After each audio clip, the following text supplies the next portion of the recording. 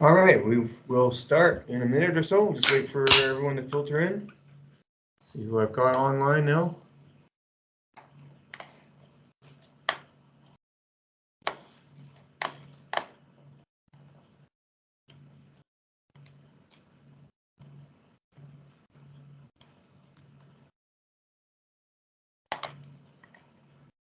Now, but that means that your computer has to have a static IP.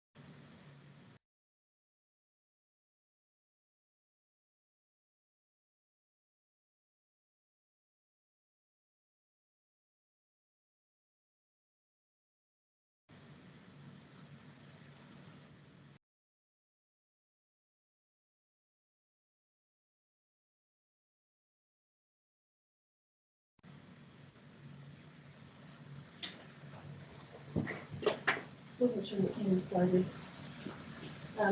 Peter called this morning. He was asking whether she put complaining on it. He says, I can't make that decision until we get. He wasn't really, apparently willing to let a master come in. But now I see the decision, because they told me he discussed it tonight, as your supervisor. But now he's just said that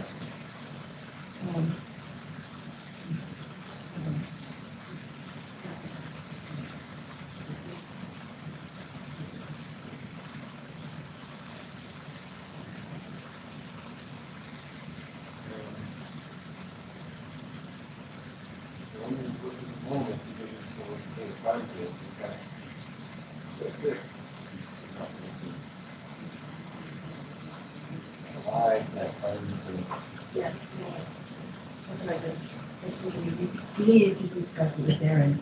Okay. Then he just sent an email saying he wants. It's just that, you know. Okay. Sorry about that. So I'm just finishing making sure keep track of who's online right now, and then we will start in just a minute or two.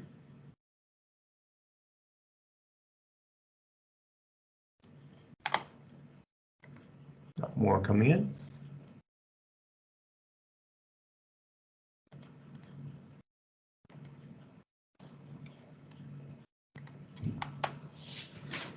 Welcome everyone.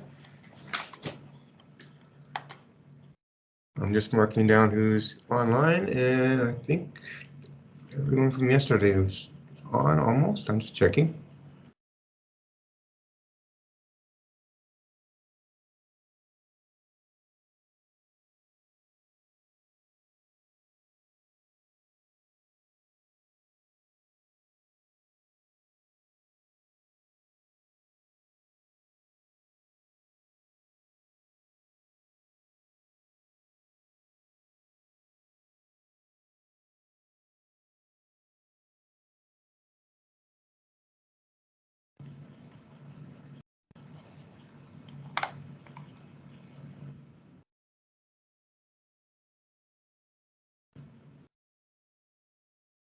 I'm gonna make like a horchata.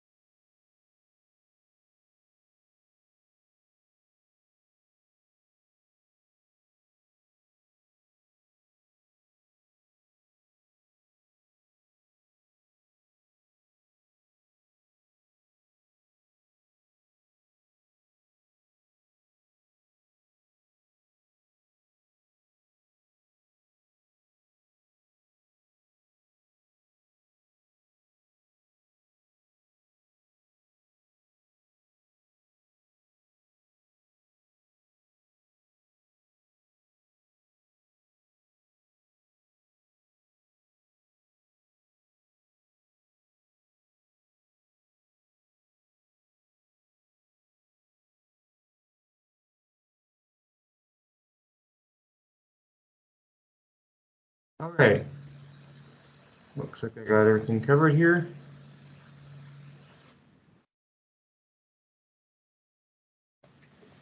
And no new people in the lobby, so we shall. Oh, I spoke too soon.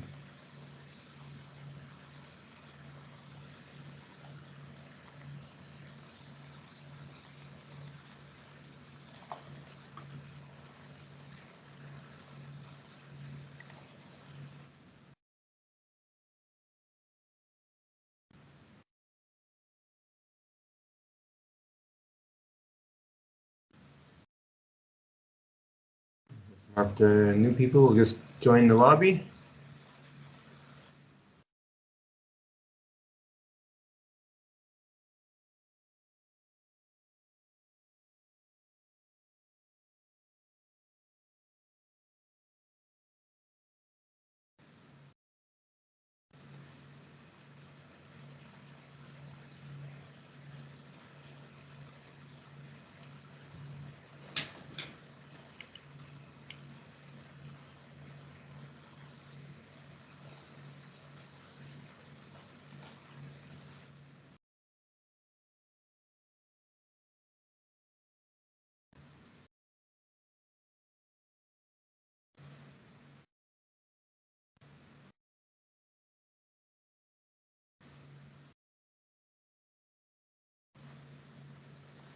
Okay.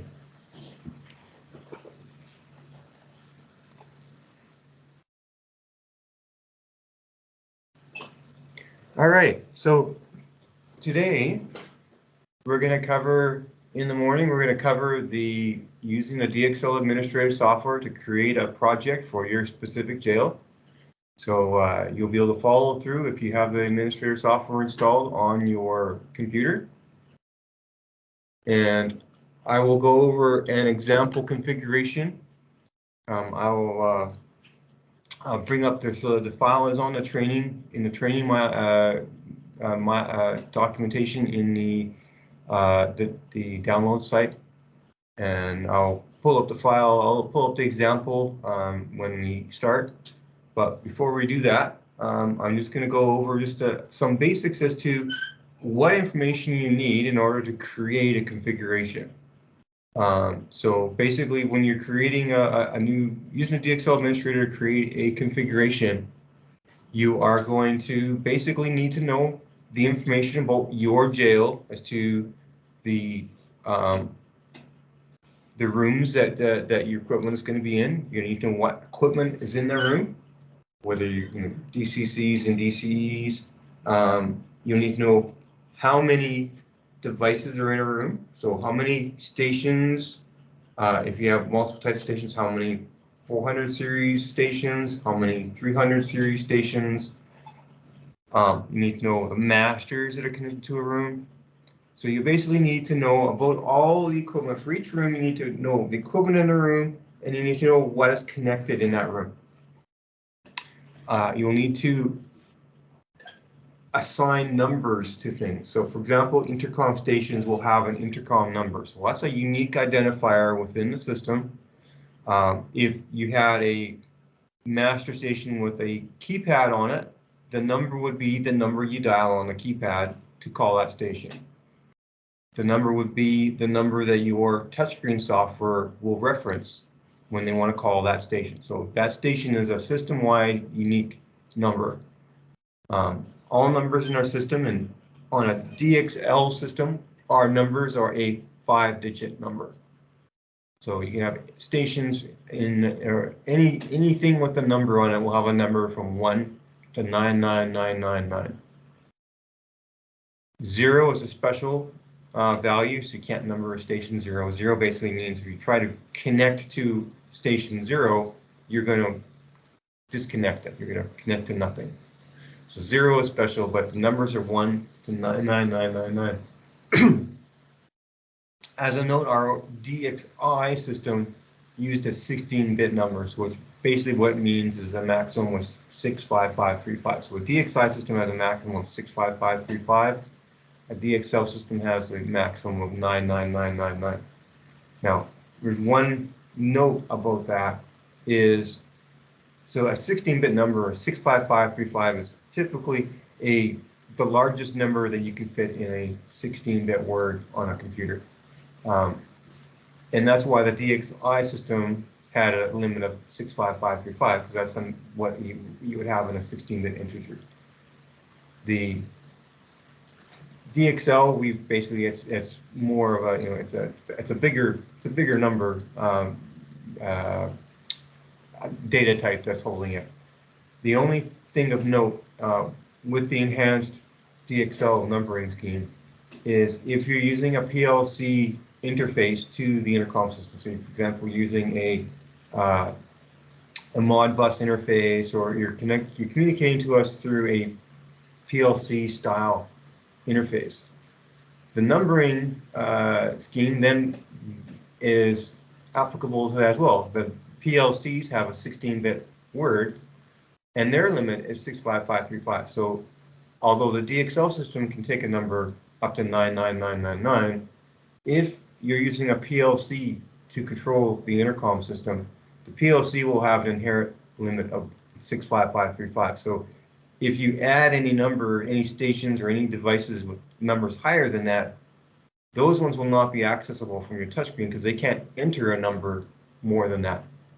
So just keep in mind that the numbering scheme, while we can add numbers more than that, you have to consider that if your PLC is using, if your system is using a PLC interface, then you're not going to be able to enter numbers larger than that. So you might have numbers in the intercom system that's larger than that, as long as you don't use them from your touchscreen. If you don't call them up from the touchscreen. For your standalone master station calling them, you can use that.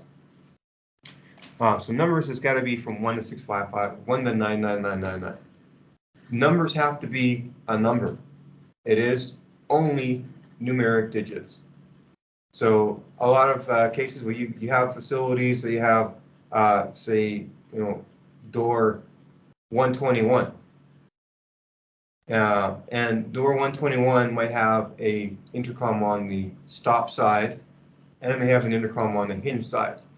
So you go, hey, okay, I want to call this station door 121S for stop, and then call that door intercom 121H for hinge. Those are numbers. You can't make a number 121S and 121H. So if you want to try to do something like that, it might be maybe 121.1 and 121.2, as long as you don't have another one labeled with the number 1211.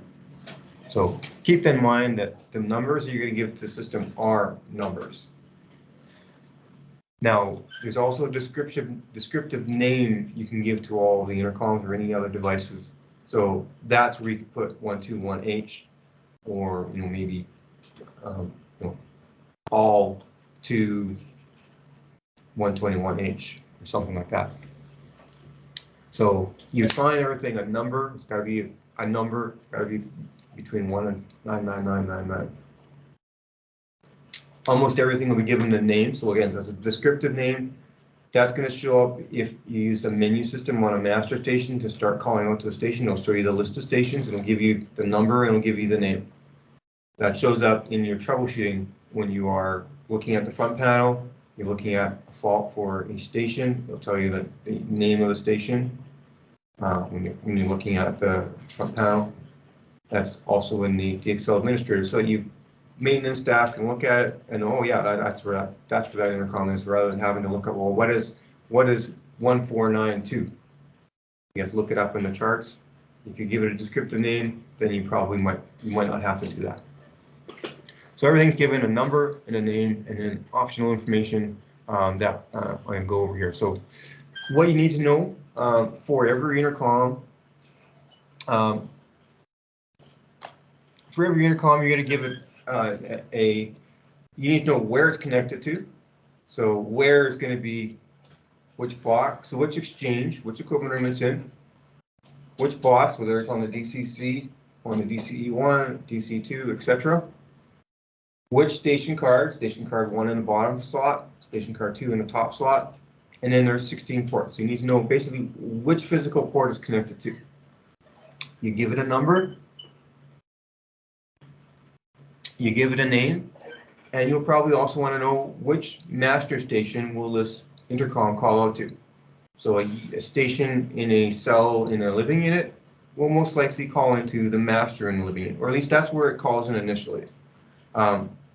If you have a forwarding scheme, that's going to be part of the masters, which I'll go shortly, but you need to know which master it's going to at least initially come into. Now, there's a lot of different ways to do that, and I'll kind of get into that as we do the example. So particularly if you're using our like a master station with an independent keypad and display like this, what you probably want to do, if this is the type of master that you've got in your unit control room or housing unit, then you have the intercoms will call into the master in that room. In a lot of cases, you have a touchscreen control system. So a touchscreen control system, instead of calling into it'll call into a computer, and your computer or your server will determine where these calls go to. So you can do it that way. So in that case, you would create, there's a few ways to do that. We can create what we call a virtual master, where all the call-ins for the facility go to one place. Your system will then determine which touchscreens should actually see those call-ins. So if you do the determination, you want to determine based on your own internal logic where calls go to, then you would create a centralized, in many cases what we call a virtual master, which doesn't actually have a speaker and microphone. It's just a place for the calls to go for your system to determine where to put them. So in that case, all the intercoms in the facility would go to this virtual master. You'll see them all. Your control system will see them, determine which workstation should show them on the screen, and then you'll do that with internal logic. If you want to do that, you can set the masters that those will call to as that virtual master. So you need to know where it calls into. So that's 4 stations on a station card or SCC card. So that's your typical intercoms in your facility or beyond station cards. Speakers on a talkback expander, for the most part, they're treated just the same thing as a station. They're a speaker that you can use to talk to, listen to. They can be part of a page zone. So a talkback expander has the same information. It's configured as a station, so it's given a station number. And then you need to know where it's connected to. So it's connected to on a TBE card. So a TBE would be which exchange, and it's never on a DCC, but it'll be on TBE number 1, 2, 3, or 4, and what port 1 to 8 on that. Given a name, so it might be hallway 1 paging speaker, but they're basically treated just like an intercom station. They're just on a different port. Just like to make note of is that numbers are, they're the station numbers are unique within stations. So stations and talkback speakers are treated as stations. So their numbering scheme, they have to be unique within that. You can't have a station numbered 5 and a talkback speaker numbered 5. They're all got to be unique numbers within that. But it's unique within that device type. So stations are a different type of call than a master. So you can't have a station number 10 and a master number 10 because they're different classes of devices. So those can be shared because there's part of when you make a call to a device, you need to say, well, what is it calling? It's calling a station, is it calling a page zone, is it calling a master? Those are 3 separate numbering domains. So stations are given a station number, masters are given a master number, page zones are given a page zone number. Each of those can be unique within that scope. All right, so going to masters. Masters need the same kind of information. Where is it connected to? What is the master number? And what is the descriptive name? Now, masters can be there's quite a few types of masters that we have. So we have the analog masters connected to an MCC card on a DCC or a DCE. So for those type of masters, you need to know which exchange, which box within the exchange, and then the master cards have 2 ports. So is it port 1 or is it port 2? If the master is a IP master, then that's even simpler because all it is, it's an Ethernet connection. There's only one Ethernet connection. So all you really need to know is you need to know which DCC is that going to communicate with. So you need to know the exchange that it communicates with. There's an optional parameter on there for port number, and really the only thing that there's no physical port number. There's only one Ethernet port. But what that is for is that there's a limit of 13 IP masters on one exchange. So basically, the port number is from 1 to 13. This is kind of a helpful hint to say, you're currently using 4 ports. So when you add the next one, it's the 5th one. So it basically goes 1 to 13, and then once it gets to 13, you can't add anymore because there's no more available. There's not any more ability to add new IP masters past 13 on one DCC. You can add it on another DCC starting from 1 to 13. So there's a port number on the IP master configuration, but it's only really to keep track of how many you're currently using.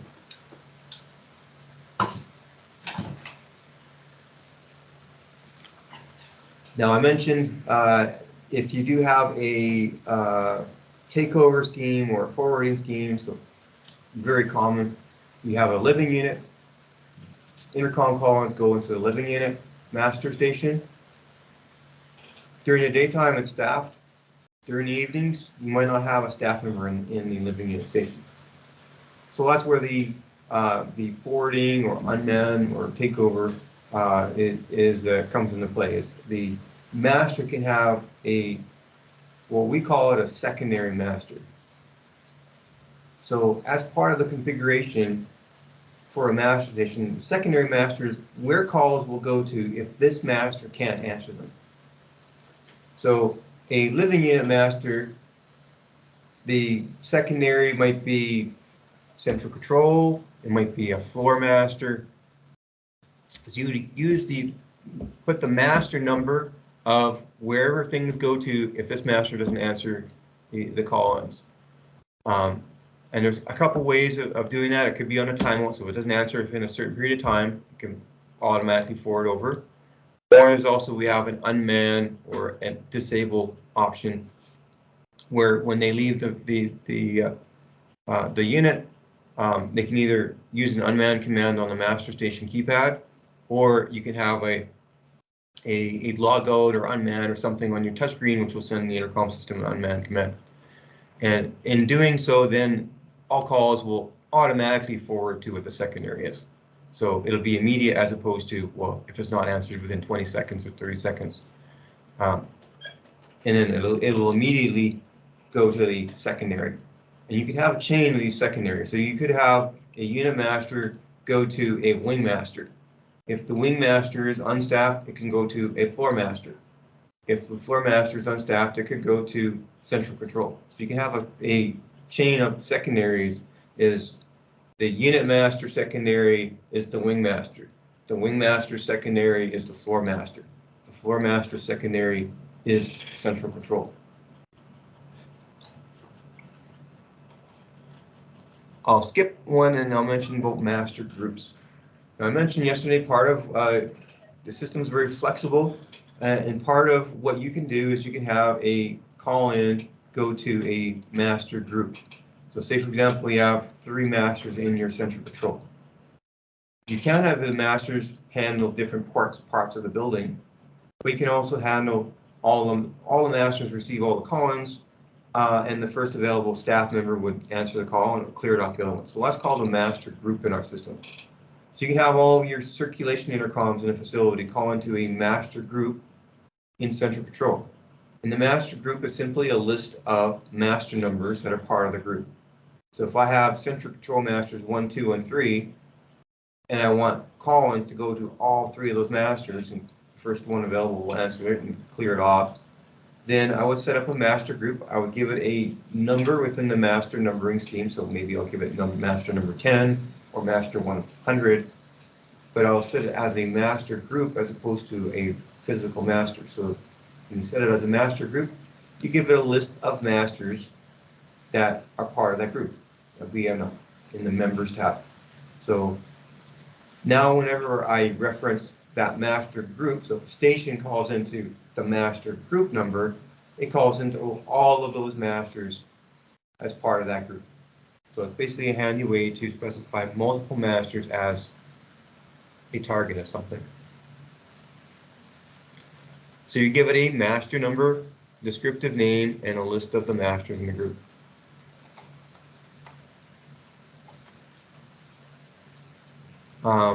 We have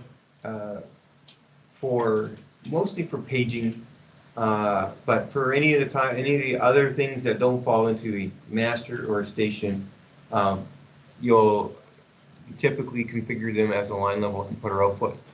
And so they'll be configured as whatever the function is. So if your line level input or output is a paging output that goes to a paging output, you're going to create a paging output. You can specify where it's connected to, which box, which card, which port. You're going to give it a unique number, descriptive name within that scheme. So if it's a paging output, you're going to create, it's going to be a paging output number, different numbering scheme. You give it a name so that people looking at it can know what it is, and any other information that you'll need on that. If you have a line level input, say for example a microphone on a receptionist desk, that will be treated like a master. So you'd be configured as a master. The master would be a line level master, and you need to give it the card, exchange card, and port, a number, descriptive name. If your line level input is a music source, you're going to create it as a music source.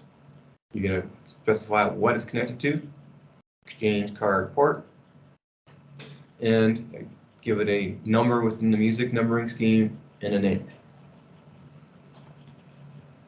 The other two types of groups are station groups and page zones. So there's two types of station groups. So number one, I mentioned the ability of the system that if you need to mix multiple speakers together. So a common occurrence of this is if you got a intercom station on the outside of a door and an intercom station on the inside of a door, you can do that a couple ways. And one is you can have that primary secondary station, so it's only one pair of wires. It's treated as only one speaker, so you can only talk to both at once. You can't talk to one or the other. So that's treated as a single station. But you can also bring in two pairs of wires and bring them in as separate station ports. So you have the inside of the door is, say, station 101, the outside door is station 102, for example, and you would create a third or virtual station, which is both of them mixed together. So you might call maybe 103 or 199. So you give it a station number, but that doesn't have a physical port. We'll treat that as what we call a compound station. It's two or more stations that are going to be mixed together and treated as one. So whenever you talk to that compound station, you're talking to both speakers. When you're listening to it, you're listening to both speakers. But you can call the stations individually with their real numbers and only talk to that one speaker as opposed to both of them. So that type of group we call a compound station. So you're allowed up to 7 stations in a compound station. So you can have, the common is 2 on both sides of a door, but you might have a hallway that has a number of speakers throughout the hallway. So you can create a compound station that talks to all the speakers in that hallway and listens to all the speakers in that hallway. So that's another application for that. So that's a compound station group, and that's created as a compound station. The other type of station group we have is more for control. Common occurrence for this is you might have music on a music distribution. So you get a music source that goes in, configured as a music source. and you have cells that have 2 buttons on them, just like this one on top. It has a call button and it has a music button. Most cases are standardized labeling on it as program. So program is the music button, selection button. So the inmates will be able to listen into their music during daytime, and they will be able to select which source they want to listen to. Well, you don't want them to disturb other inmates at nighttime. So you can set the system to disable the music button and turn the music off. So you can do that individually. So you can say, oh, I'm going to turn off cell 101's music. But then you have to go, okay, well, I need to turn off the whole unit. So I got to go 101, disable, 201, or 102, disable. And so you can do it that way, but that's a hassle, and that's not something the staff are going to want to do. So what you can do is you can create a group. So all of the cells in a unit can be included in a group for that unit. So say, for example, its cells are 101 through 121. Well, you can create a station number, which is a group number. So you can take station number 199, and it's not a physical station. Instead, it's a list of stations. It's 101 through 121. So the members in that group are that. Now, whenever you want to turn off the music for all of the intercoms in that unit, you go to station 199, which is the group number, and use the turn off command. And it'll turn them off all at the same time. So that's one of the applications of a station group. Another application of a station group is if the facility wants to be able to monitor, listen into the inmates, particularly listening at night, make sure they're not going to be planning anything or trading contraband or whatever. So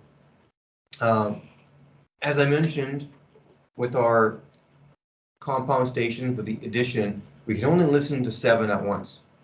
So a lot of existing relay switch facilities go, well, I want to listen to all the unit, I want to hear if there's something being planned. So they'll click on the buttons for all the intercoms and listen to all of them at once. And you won't be able to identify where it's coming from, but you can maybe hear there's someone planning something. And then maybe you can narrow it down. So we can't do that. We can't do that with the whole unit. You can do that with 7 intercoms, so you pick 7 of them to listen to, but you can't listen to the whole unit at once.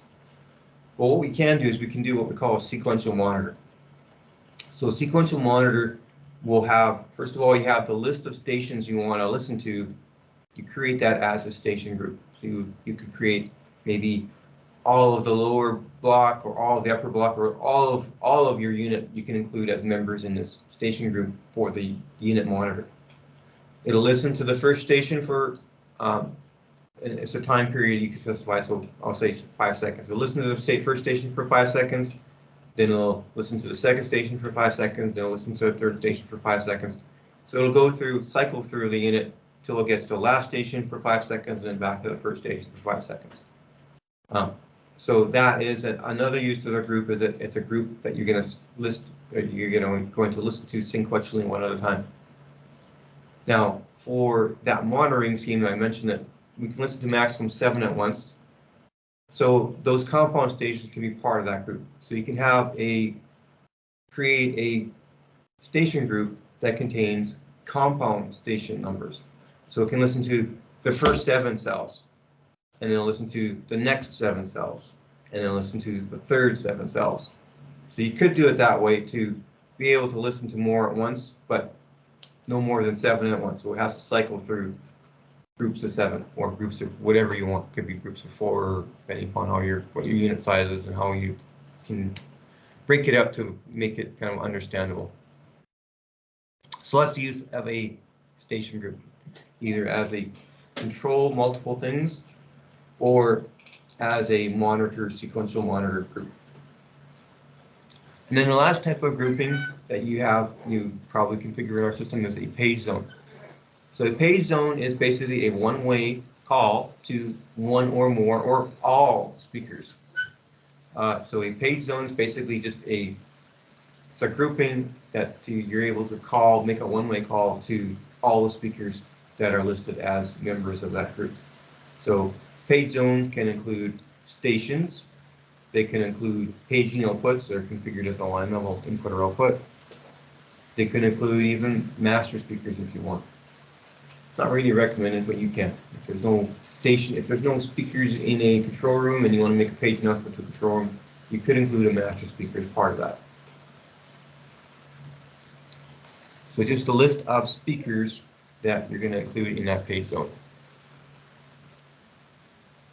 All right, so that being said, so that's what you need to configure. And typically you're going to have your, get my,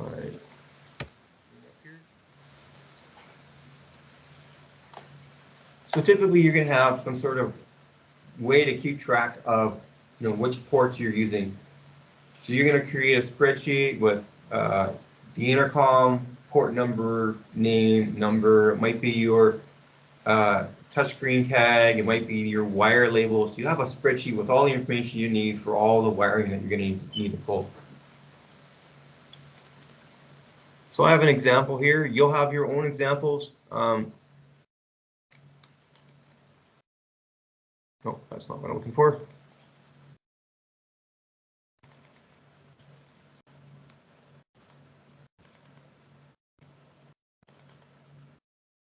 Darren, I have Yes. a quick question. Is there any way to mass import configs like a CSV file or anything like that with Excel? Yes, there is. Okay. I will go over that as we create the configuration. That's fine. If we can go over something like that toward the end. Yep.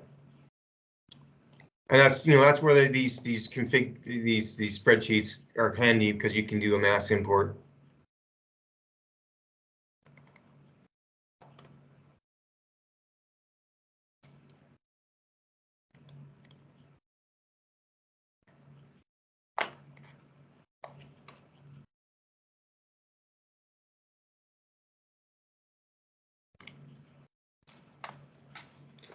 So I have some in the training manuals on the download site. There's some example spreadsheets.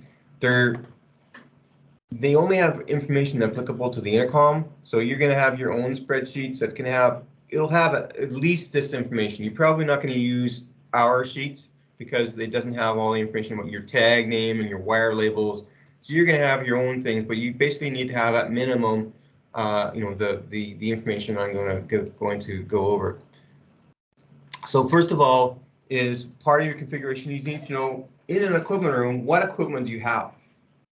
So this sheet here is an example of just, you can make a sheet for it, or I'm going to show you this little blue tag here.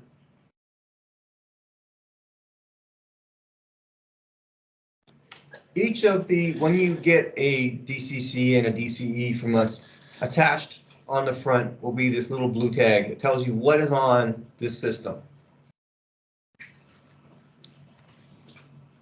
So you can use the options on that tag to indicate, what is on this DCC.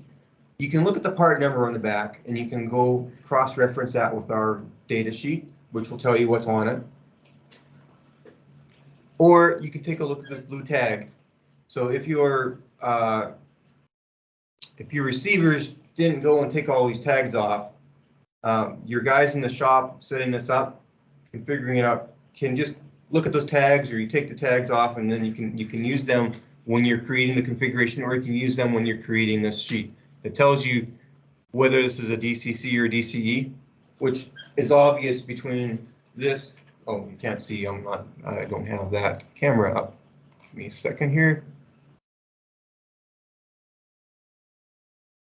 Oh yeah, you can see that name. So a DCC has the keypad and display on it. The DCE does not. But the tag shows you whether it is anyways. It tells you what kind of master it has, whether it has 2 master stations, 2 telephone stations, a combination, or no check mark for no master card. What kind of card is in station card slot 1, what kind of card is station card 2. If it has an older style audio trunk, what it has, most systems are not going to have an audio trunk card anymore. Whether it has a modem, again, most people don't use modems, so most systems don't have a modem anymore.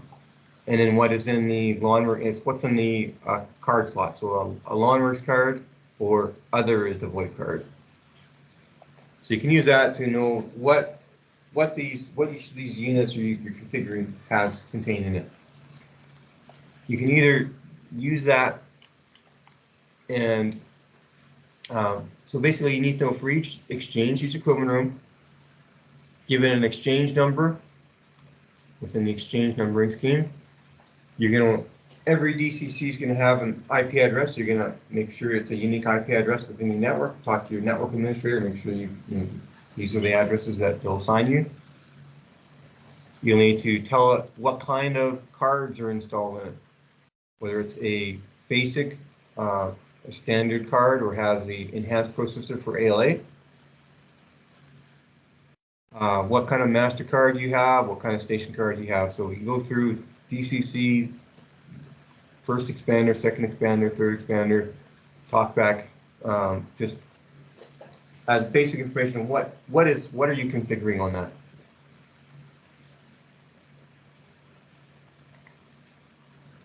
For all of your stations, so this is going to be the majority of your config charts. Is for the stations, you're going to need to know a where. So what box, what exchange, box, card, and port it's on. There's a number of ways of doing it. This example here is actually a bad way of doing it. We have a block that says which box or which card. So the header in it has the exchange, box, and card. And then there's 16 columns for port. And then you have the information you need is where it's located, exchange, box, card, port. What's the station number you're giving it? What's the descriptive name you're giving it? And which master it calls into. More commonly, what you're going to see in your configurations is you might have might have different columns. You might have an exchange, so it might be exchange, box, card, port, 1, 1, 1, and 8, 1 through 16. And then your second box will be 1, 1, 2, 1 through 16. Might do it that way, or some people just go, well, which card in that exchange? So you might have exchange, card, port. You have exchange 1, card 1 will be on the DCC, port 1, card 2, DCC port 2, card 3, first expander port 1, card 4, expander port 2. So however you decide to do your charts, you need to know where it's connected to, including the port number, and then you give it the associated information. So you need to know what the station number is, name is, etc. So you need to identify where it is on your system and the number. So you have a chart of all of your stations. If you have any talkback expander stations, you need the same information. You need to give it where is it located. So it will be the where will be exchange, talkback expander number, port. Give it a number in the intercom numbering scheme. Give it a name. They generally don't have call buttons, so the master is not really required. If you are bridging multiple channels, you could note that in some notes, saying this first channel is actually bridged with channels 1 and 2 to get a 10-watt output. Second channel, the third channel might be single. Fourth might be bridged with 5, 6, and 7, or 4, 5, 6. So you go through, create a chart, or it could be an overall chart, but overall you need to know where something's located, what's its number, and what's its name, and any other optional features. So this chart here is for all the line level inputs. So it shows you where, exchange, box, port, a number within that scheme. So these give you music numbers. So music number 1, music number 2. Might have a microphone, so that's created as a master number. So on this DCE port number 2, the line level input port 2 is given a master number 1, and it's a paging microphone. So inputs and outputs, you create a chart for those. That's for the inputs. This is for the outputs. So there might be paging outputs or call recorders. I didn't mention call recorders yesterday. So call recorders are, the intercom system can provide an output to some sort of, we don't provide the recording directly. We provide an output for a recording. So we provide a call recorder there's different types of call recorders, but the most common is a master call recorder. So whenever a master station is in a call to something, whether it's in a call to an intercom station or making a page announcement, we can have an output that will go into a third-party system that will record what the master is saying, what the master is hearing.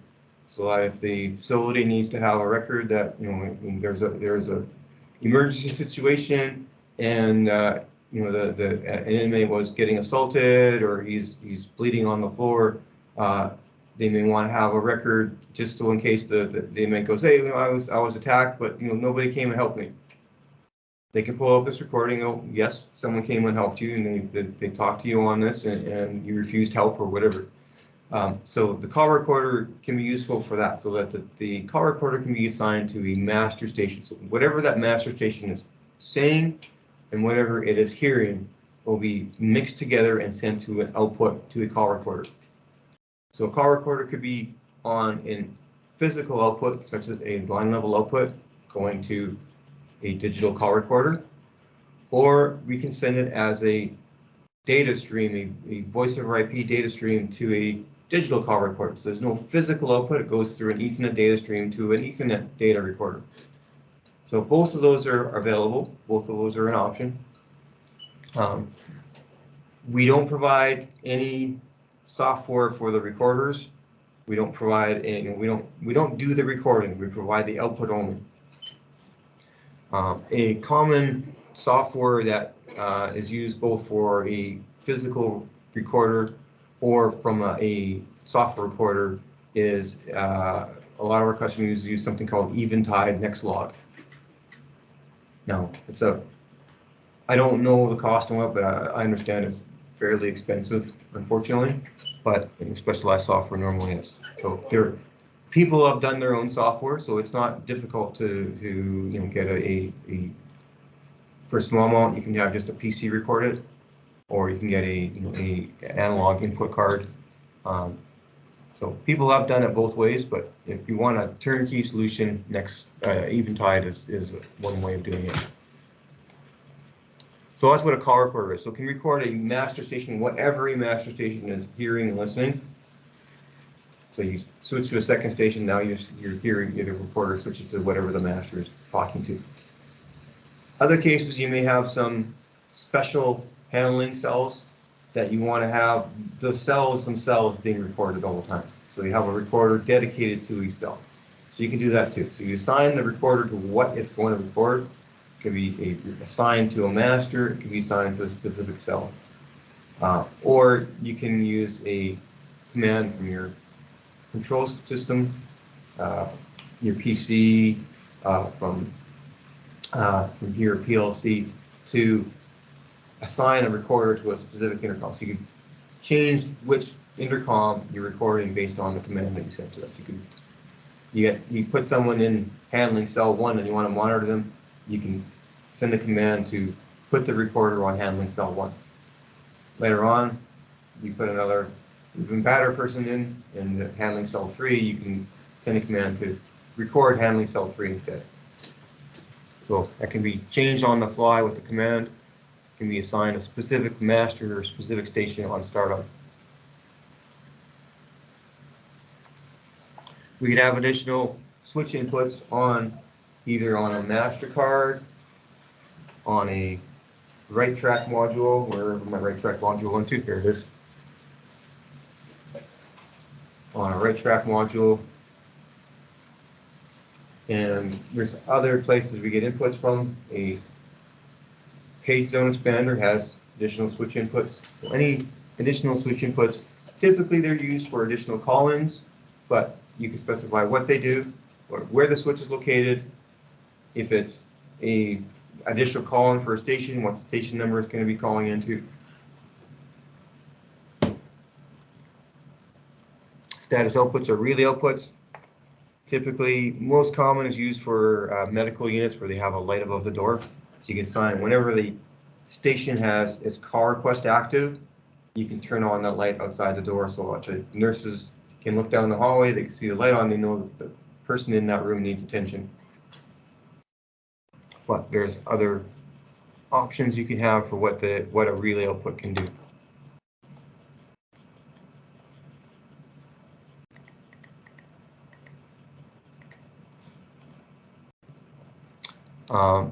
Master stations, so I mentioned you need to know, give a where, so where it's located, so exchange, box, and port. Or if it's an IP master, then you really need to know only what the exchange is. Give it a master number, descriptive name.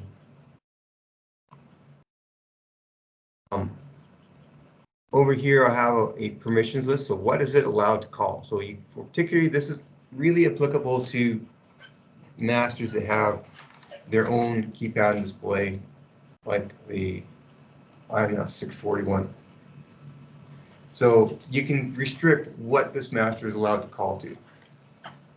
Typically for a touchscreen master, or for if you have a master associated with a touchscreen or a graphic panel, then whatever you have on the graphic panel is what it's allowed to call. If it's not on if you don't have an icon for it, you're not able to call it. So there's no real point in using the intercom system to restrict that, because it's based on what you actually have on your screen. So you don't normally need a permissions list for touchscreen control masters that have no display on them, because that's what your control system will restrict that. So which masters it's allowed to call, which stations it's allowed to call, which page zones it's allowed to call. The secondary is where calls go to if this master is unable to answer a call.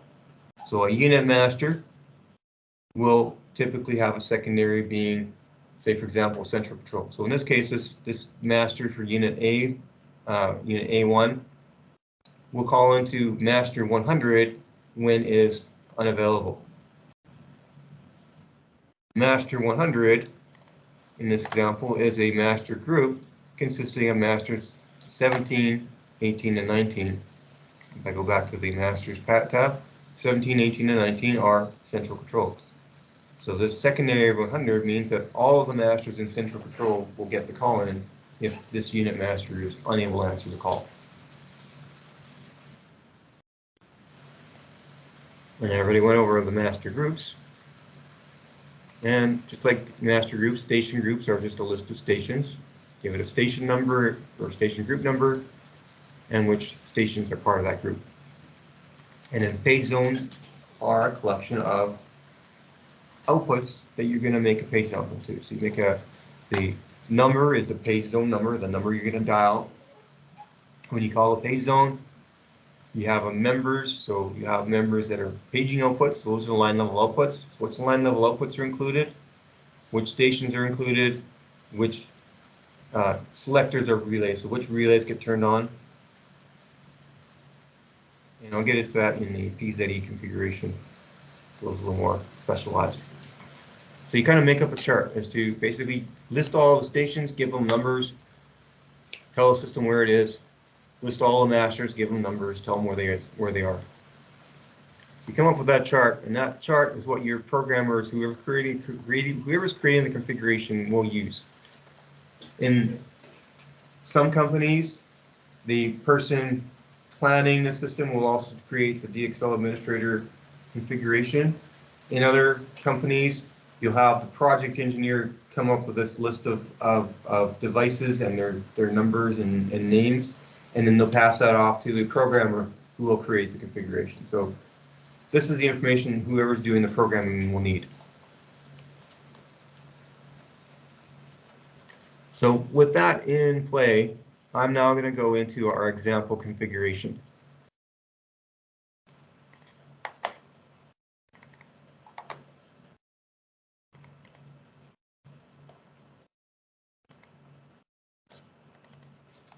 So my example configuration, I've created some charts in the same format, which is actually, a better example is going to be in the actual document here. So I created a list of important things is the stations. So I created a list of stations. I've numbered them. I've assigned them to ports. I've named them. So let's go into the configuration, which is a little more detailed.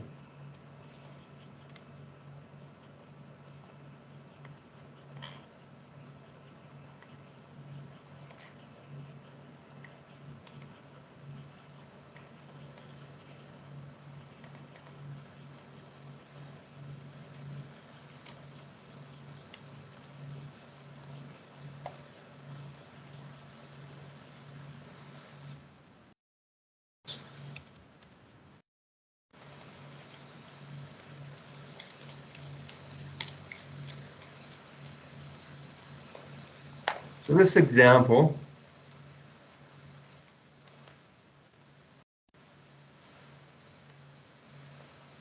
why is it not scrolling? There we go.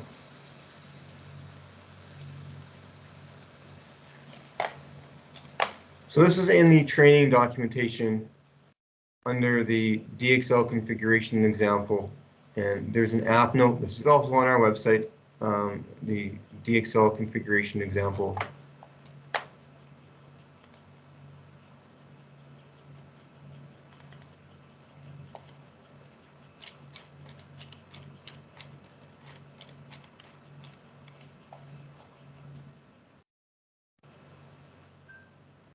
So here's a block layout of the example I'm going to go over with this. So I have a small jail that has some circulation intercoms. So I'm going to create 10 intercoms in the hallways. I'm going to give them numbers 101 through 110. They're going to be located on the first 16 ports of the DCC. I'm going to have two living units, living unit A and living unit B. And each of those is going to have 10 intercoms. So I have 10 intercoms in living unit A, and I have 10 intercoms in living unit B. And for numbering purposes, I'm going to call them number 201 through 210 is living unit A, and 301 through 310 is living unit B. I'm going to have two central control masters that are going to handle all of these circulation intercoms. In this case, I'm going to have two separate masters. I'm going to have this example is a little old, but I'm going to have a IMS 641 master as the first master control. So it has a keypad and display on it, but not quite like that. I'm going to have a TMM 641 master as the second master and master control. My living unit, I'm going to have a TMM 641 master. So this example has a telephone master, and I'll see if I've got a telephone. Actually, I do have a telephone port, so I can use a telephone port on that, or I can use an IMS master. So I'm going to create a master for. There's going to be this master in this example is going to be in a control room overlooking pod A and pod B. So it has two views into the two separate pods, so one master controlling both pods. So that's this example. So I'm going to have one master controlling all 20 of these intercoms. So I'm going to create a chart for my system. What equipment do I have? So I have a DCC. I'm going to assign it that address. I'm going to actually use a different address. I'm going to use 10.0.1.9.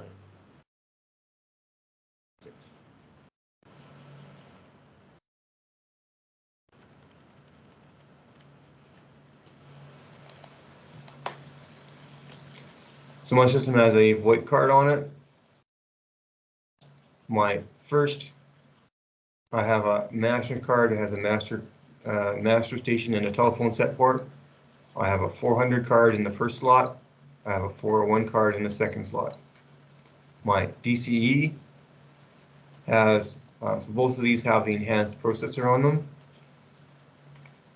My DCE has an enhanced processor card. It has one master port and one telephone port. It has a 400 card in the first slot and a 400 card in the second slot. I have skipped forward to the stations. So my stations, as I mentioned, I have my circulation intercom is going to be on the DCC. It's going to be the first 10 ports, numbered 101 through 110. Give it some descriptive names. They're all going to call into master group 10, consisting of the two central control masters.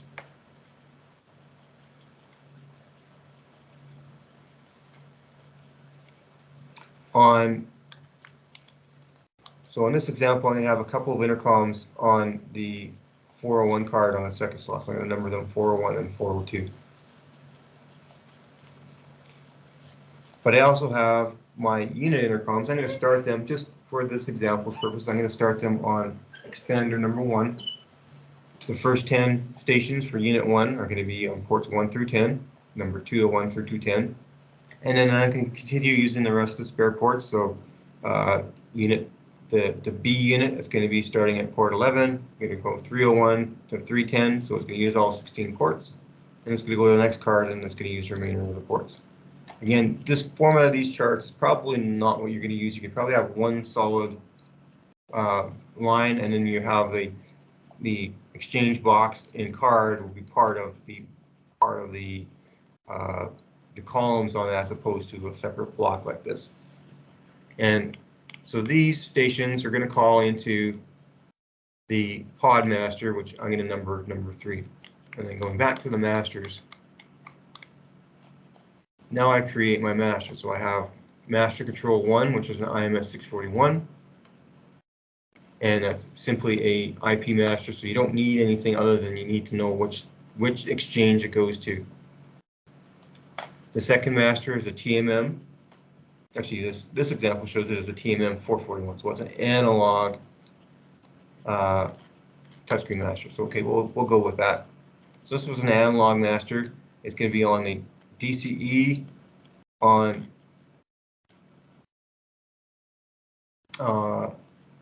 port 1. I'm going to have this example creates a telephone master for the unit master. That's going to be on the DCE as the telephone port. And then this one also has a fourth master that I didn't really mention, but the example has a fourth master, and that's going to be a IP TMM master. And this group 10 is actually going to have 3 masters. Master 1 and 2. And master 1. So that DCE1, wouldn't that be port 2 for the MCC? Yes and no. So yes, you are correct. It will be physically wired to port 2. Okay. Where it gets a little funny is how our programmers did it. So the programmers have it is even though it's physically on port 2, when you do it in configuration, it's telephone port 1. So it'd be telephone. So if you have a master card with 2 telephones on it, yes, you'll have telephone port 1 and telephone port 2. When you have a master card that has 2 masters on it, it'll be master port 1 and master port 2. How our programmers, however, didn't, when you have a combination, instead of saying the master is on master port 1 and the telephone is on telephone port 2, our programmers went, well, the master is on master port 1 and the telephone's on telephone port 1. So in the configuration, it's port 1, even though it's really port 2.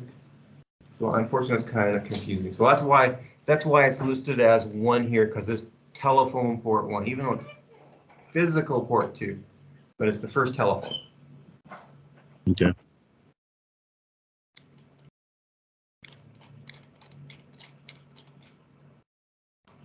So now I can go in and I can go into the configuration editor. So I'm going to go into DXL administrator. Oops, that moved too far out of the way here.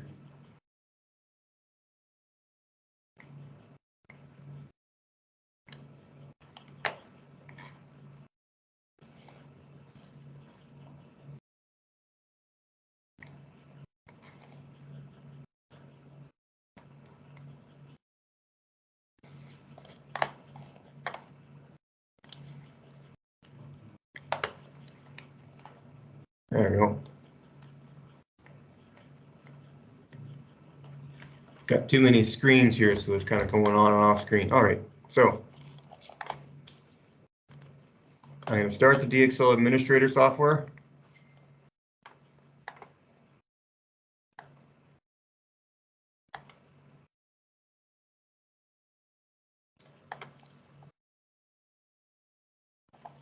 See, is this the latest version?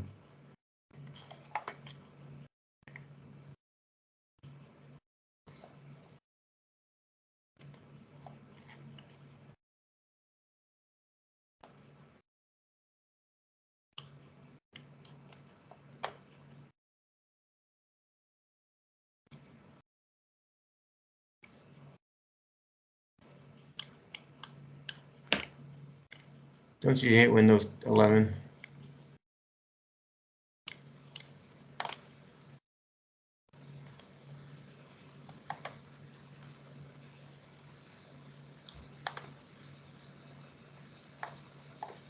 All right.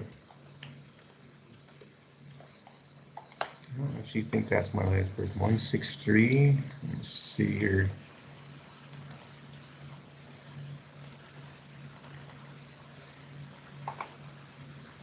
Yeah, 164. Let's install this one.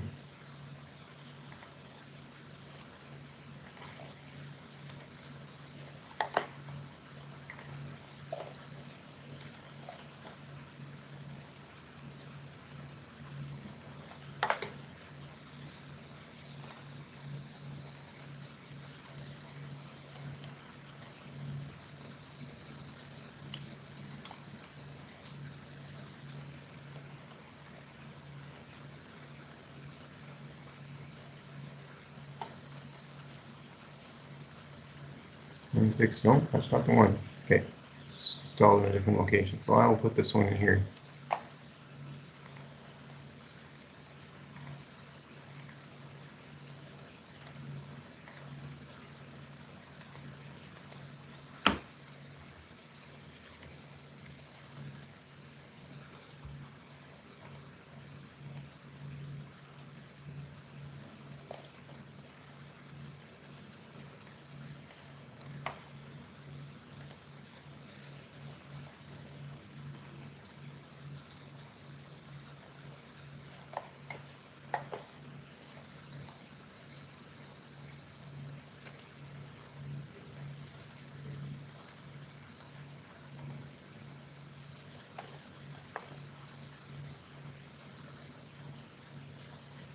Nope, it's not loading the one I want to load, so I gotta find the one I want to load.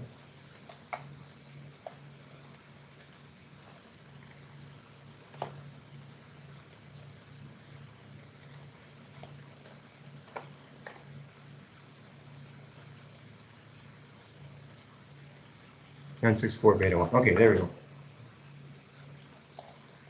All right, so you install the DXL administrator, you open it up. So at first, all the icons are grayed out. So we can't really do anything until we create a project. So a project is basically your specific facility that you're going to create this configuration for. So first thing you do is you're going to go in File, and you're going to go New Project.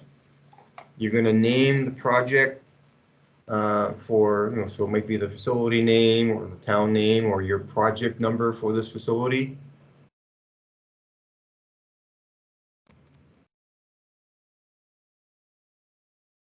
So I'm going to name it based on this is the training for October 2023. By default, it's going to stick it in your users documents folders. So it's going to create the file under there. For if you're using like a shared laptop or something, you might put this on your, in a folder on your C drive as opposed to within your users drive. So you put it wherever you want to put it, and then click on OK. Now the icons become active, so now you can do things now that you have a project open. The left icon is for creating the configuration, which is what we're going to start with. The middle icon is for logging, for diagnostics and troubleshooting, and then the third icon is also for the diagnostics. This is for logging, and this is for more of the maintenance functions on the diagnostics. So we're going to start with configuration.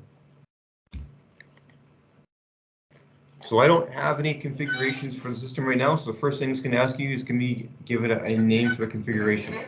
So as you create a project or create a configuration, the configuration is this specific. Basically, as you work on the system, you might have some change orders to add additional stations, or you may need to change your numbers, or you may need to change some settings. So this is basically this allows you to keep a history of all the changes you've made. So every change you make will have it as a different configuration name, so that you can, if you did something and you find that what you did was incorrect, you can always go back to an older one to start from that one and undo things or make changes or whatever. So this is kind of just a history of the configurations you've made for this project. So you'll need to give it either like some kind of a date number, some kind of date information, or maybe version number information. So I'm going to use a version number information. One demo 100. So I'm going to give it a number, version number. So once you do that, the DXL Administrator software has three main portions of the window. Let's shrink this down.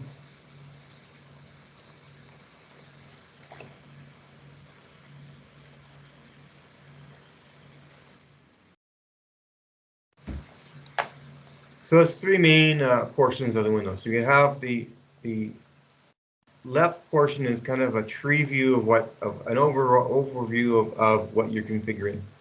This little window over here says what you're configuring. This pull down. So this is what what part of that system you're gonna configure at this time. This is a tree view. You have your details over here as to what you're looking at. So this is your list of devices, and then you might have some additional buttons or functions down there. So right now we have an empty configuration. So what we're going to do is we're going to create, you basically go down this list. This pull down list will go, you start through the top, you add all the types of things that you have in your system, going down the list. And you may need to go through a second time and fill out some details. So for example, you're going to create the equipment, you're going to create your master stations, you're going to create your intercom stations, etc. After you create your master stations, when you create your master stations, you don't know which intercoms, you haven't configured the intercoms yet, you haven't created them yet. So you can't assign the permissions, you can't tell it which stations to call when you haven't created the stations yet. So you're gonna go through this list basically once the first time to fill out all the items that you've got, all the devices that you have. And then you're probably going to go through a second time and fill in detail. So once you go through the second time with the masters, now you have already created the stations. So now you can fill in what stations this master is allowed to call out to. So you probably have to go through in 2 passes through this, creating everything and then filling out details. And in general, it's laid out, you go top down, creating everything that you need. So we'll start with hardware.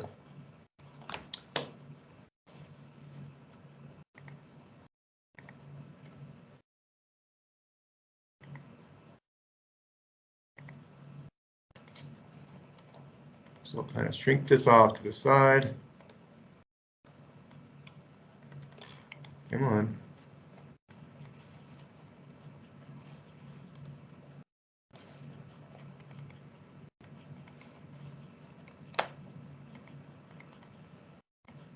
And why can't I click on it? You have a prompt on the screen that says save, don't save. You need to close that out first. Oh, there it is. Why is it on that screen?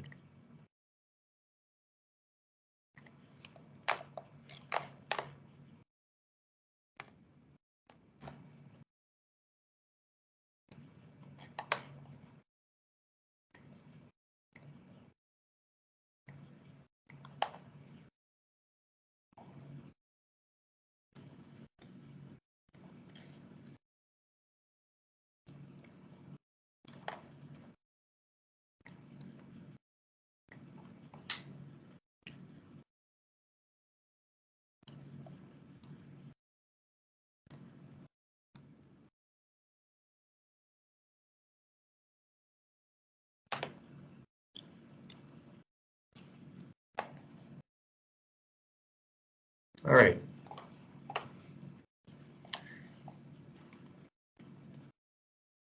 Actually, you don't really need to reference this, but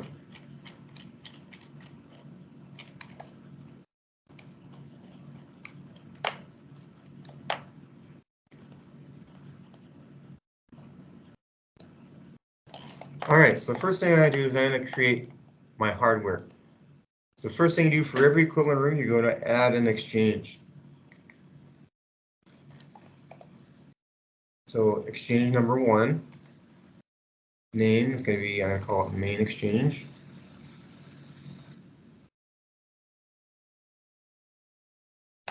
And what is the IP address of the DCC? So I'm going to call this one 10.0.1.96.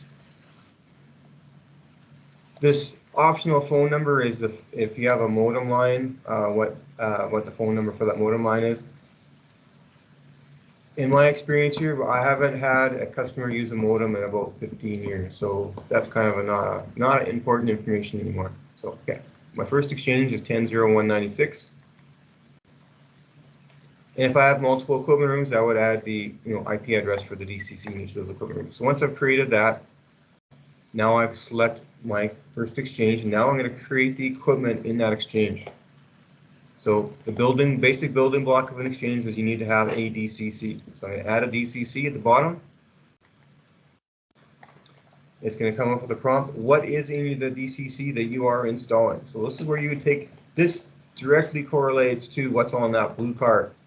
So you can either, if you've got this written down on a spreadsheet, you can take the spreadsheet information, or you can reference the blue card as to the blue tag as to what's in that DCC. So the DCC I'm going to configure as the enhanced ALA, so I'm going to check box on that. I have the VoIP card. Almost all new ones are going to have a VoIP card. It has no modem, so that's unchecked. The master card I have is a master and a telephone. So I'm going to say it's a master and a telephone. This section here is if you are using the switch inputs, you can have them either as a contact or what we call supervised. So you can have 2 switches on 1 wire pair. I'm going to get into this on the troubleshooting what a supervised input means. In this case, I'm not really using these switches, but I'm going to set them so it's basically a switch. It's basically a short or an open. So I'm going to say this is unsupervised, so it's a simple switch. What is the station card in my first slot? It's a 400 type series. What is the station card in the second slot? In my case, I have a 401 series. Verify that that matches what's on the tag or what's in there. That's what I want. Once I've added a DCC, now you can add an expander to it. So you can add a DCE expander, a PZE expander, TBE expander, or a RT10 expander or DIO, discrete IO expander. So My system here actually has a TV, so I'll actually add that one later too. I'm not configuring it right now, but I'll add it. So first thing I'll do, I'm gonna add the DCE. So I'm gonna click on Add DCE. What's on my DCE? It's enhanced. It has one master and one telephone. I'm gonna uncheck these. And it has a 400 series and another 400 series. So yep, that's correct. It's good to have this information when you first start it. It is harder to change it after you've created it. So if you created something and you found, okay, I created as a system with two 400 series cards and they're actually 300 series cards, it's doable. But basically, if you created stations on those cards, you can remove those cards. You need to add them back in. So I can remove the 400 cards and I can add them as a 300 card. But in doing so, removes any stations that were on those cards. So any work you've done on those will be undone when you delete the card to re-add it. So it's good to have to know what you're creating when you go to get to this point. So get this sheet as to what's in there or the tags as to what equipment you've got. Because if you have to make changes, then it may you may have to undo some work. All right, so now I've created my DCC. I've created a DCE. I'm going to create my talkback expander too. So I'm going to add a talkback expander. You specify this is a 25 volt or a 70 volt. So I have a 25 volt talkback expander. And really, there's no need to configure anything on it. There's no masters on it. There's no other cards on it. It's just simply 8 outputs. All right, so I've created my hardware. That was easy. Now I'll go next down the list. So I created the hardware. So creating the hardware created the exchange. So part of the first thing I did is what was my exchange. I created my DCC's address 10.0196. All right, next step on there, audio trunks. So audio trunks is only relevant if you have the older digital audio trunk system. You would specify what kind of audio trunks that you have, and you would include all of the DCCs in the system. So basically, the only thing that we really add is you add a audio trunk, say whether it's wired or fiber optic.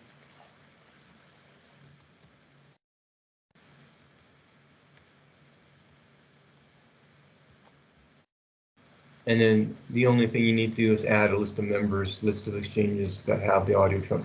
I don't have any audio trunk systems with audio trunks, so I can't select anything. So this really you don't need to do with an IP system. So I'm going to just go delete this. On an older system, you need to make sure that all of your DCCs will be listed in this in this trunk. Master stations.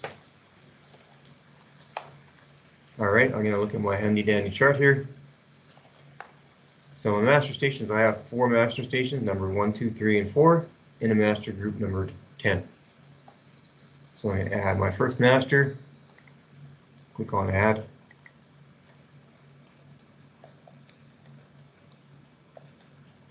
Master number 1, I'm going to call it master control. What type of master is it? So it's an IMS 641. So that's this type pull down. So that is configured as an IP master. So that's IMS 641 is an IP master.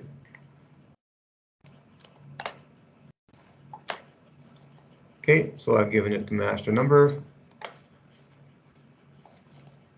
Now I have on here a secondary. So that's this. There are a number of different additional information. So I can fill it in later. I can fill it in now. So secondary on the secondary tab. So this has no secondary master. It doesn't. This is the end of the line. This is the central control. So it does not go further than central control. So that's good. So that's master number 1. I'm going to add master number 2. That's my touchscreen master. Master number 2.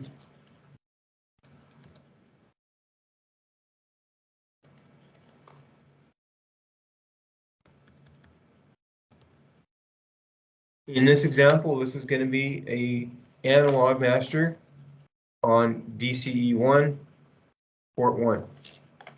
So this is going to be a TMM analog master.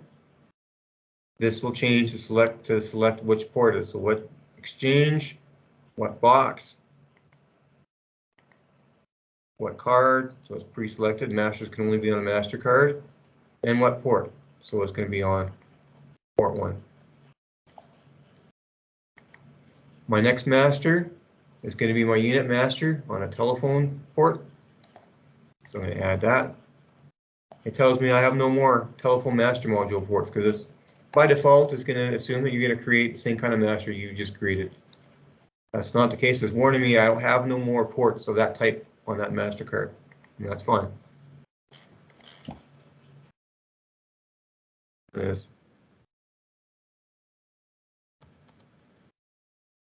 And name it. Actually, I'll give it a more descriptive name and say this is the unit master. What kind of master is it? Well, this is going to be a telephone style master, telephone set master, TSM, telephone set master. And where's it located? So it's located on DCE1. It's on the first telephone port. Now, good catch that it is. When you wire it up to tip 2 and ring 2.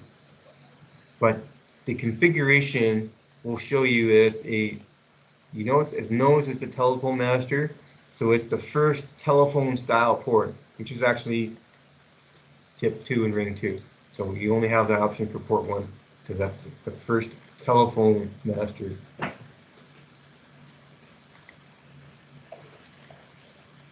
Now I can fill this in the second time around, but I'll fill this through the first time around. On this one here, I have a secondary that it will call into group 10.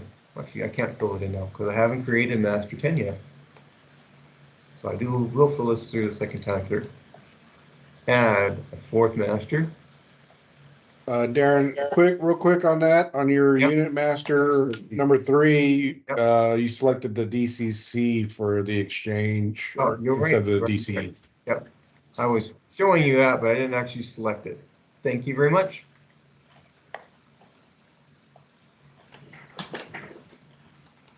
Making sure it's DCE port 1. And that's just basically how the cables I've got organized. That's how this set up. So I could create it on the DCC, but then I'd have to move my cables around. So thank you for that. And then I add a fourth master. This is going to be my IP touchscreen master module as an example.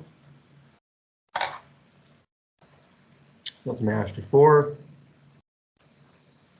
Yeah, I'm going to give this is TMM 641.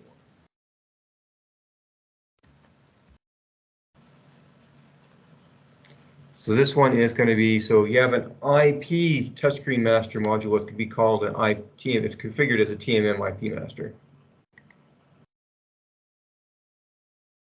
And where's it located? So it's an IP master. So really the only important information is the exchange. And it shows me right now, it shows me port 2. So this is the second IP master. So this basically is kind of a number from 1 to 13 as to how many masters that you've used so far, how many IP devices you've used so far. So this is the second IP device. There's no physical port that's associated with it, just a kind of a counter. All right, so I've created my 4 masters, an IP master, IMS 640, a TMM 441, telephone, and a TMM 641. Next, I'm going to create a master group, which is created like a master. So I'm creating another master. I'm going to say that this is a master group type. And the options shrink because there is no physical port. So there's no need to put a physical port on it. So I say this is master group in the master numbering scheme of number 10. This is going to be central control. And since I've already created them, I can fill in more details now. So I'm under the members tab. Which masters are part of this group? So I'm going to click on add. Shows me a list of masters that are created and configured. So you can click them one at a time and click on add, or you can use the Windows. Where did you go? Where did you go to bring that up again? I clicked on the add button in the master. No, I'm talking about the whole. Before that, if it's possible. Yeah, the whole start. So I went to the masters screen. So I'm still under the configure masters on top. I go to the bottom and click on add another master. It shows me the same prompts I had before. Now I'm going to select under the type. It's going to be master group, which shrinks the options down because there's no longer a physical port. Is that what you're asking? Yeah, exactly. Yes, Thank you. Okay. So now I'll give it a number. So this is a number in the master scheme. So it's a master number 10 or a master group number 10. And I say this is central control. And then under the members tab, which masters are part of that group. So right now it shows there's no masters part of that group right now. I'm going to click on add. And then I can either click one of them and I click on OK. And I go add another one, click another one, and click OK. Or you can use the Windows multi-select. So if you hold the control key down and you click something, it selects an individual master. Or you can do arrange by hitting the first one and then hit shift. And then the last one will select the whole range. So I click OK. Those are the ones I want to add. Click OK. And now they show up on this list. So these are the masters that are part of that group. Actually, I don't want to have that one. So master 1, 2, and 4 are all part of the central control group. So anything goes to central control or to master 10 will really show up on all three of these masters. Click on OK. So now I've created my master group. Now I'll start creating stations. Next one, okay. Next one on the list is station templates. Station templates are a very handy way to create a bunch of things in the same. Basically, it's a way to have the ability to change. So in this example, I have intercoms that are in the hallways. The circulation intercoms. They're all the same kind of intercoms. They're all in the same kind of environment, and they're all going to call into central control.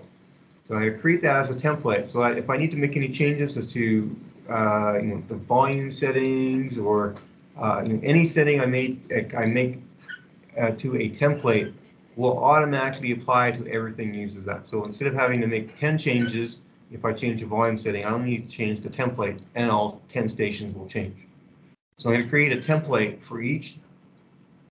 So cells may have a different audio characteristic than circulation intercom. So you want to create, you might want to create a template for each different unit for the cell. So the template indicates the audio settings, and it also associates what the switch does. So the circulation template is going to be intercoms in the hallways, and they're all going to call into master group 10.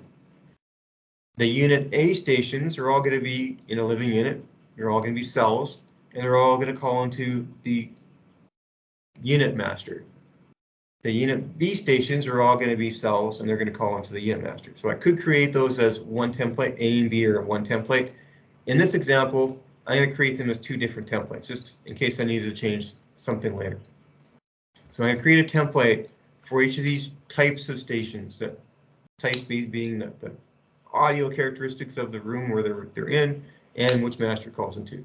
So most facilities you can have all central control. If they're going to be some kind of hallway, it's going to be very similar audio properties. So, and they're all going to call into central control. So anything calls into central control, you can use the central control template. Anything calls that unit to unit 1, you're going to use the unit 1 template. So I'm going to create a template, and this basically allows me to make changes really easily. So I'm going to add a station template. And I say step template number 1. This is going to be the circulation intercoms.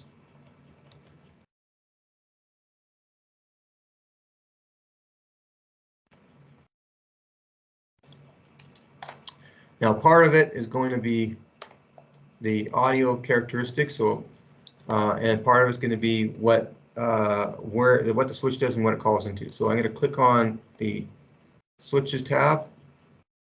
Actually, one more thing here. I mentioned to put this compound in. So I mentioned compound stations where you can take two stations and you can listen to both at once. So common in circulation intercoms, you might have an inside and an outside intercom, and you want to call it as a single intercom. So when someone goes through the door, they press the call button, you talk to them as on one side of the door, they'll walk through the door, and you can still continue talking, and you're still talking both speakers, so you're talking out the outside of the door as well. So if they go through the door and they forget to close it, you can, in the same call, you can say, oh, go behind and close the door behind you, please. And so you don't have to, they don't have to switch to the other intercom to do that. So if you want to do, so this compound member means that you can select these intercoms. It doesn't mean that you make them automatically, but these are selectable when you create a compound station. So I'm going to do that for my circulation intercoms because they could be grouped together. There's a possibility that there could be an inside and outside on the same one that you can group together. So I'm going to include that.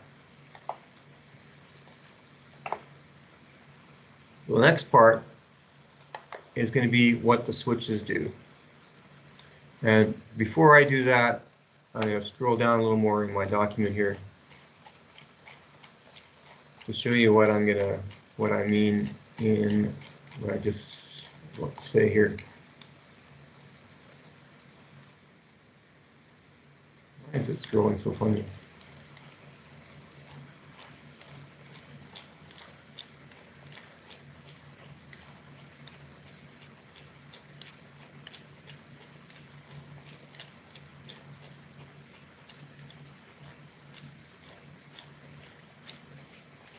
There we go. All right, I mentioned that our intercoms can have up to 2 buttons per intercom. So here they are. You got button number 1 on the top and button number 2 on the bottom. That makes sense. But what happens when we have a 1-button intercom? Well, the most convenient place, the most logical place to put a button is in the bottom right. So that's where you normally see a 1-button intercom has a button in the bottom right. But our intercoms all have capability for 2 buttons. So button 1 on top, button 2 on the bottom. If you only got 1 button on the bottom, button 1 on the top, it's not there, but you can still have a button there. Button 2 on the bottom. So a single button station, when you are looking at the configuration and configuring the button, this button over here is button 2 because there could be a button 1 up here. So keep that in mind. Almost all stations are going to have a single button, and when you configure it, it's going to be button number 2.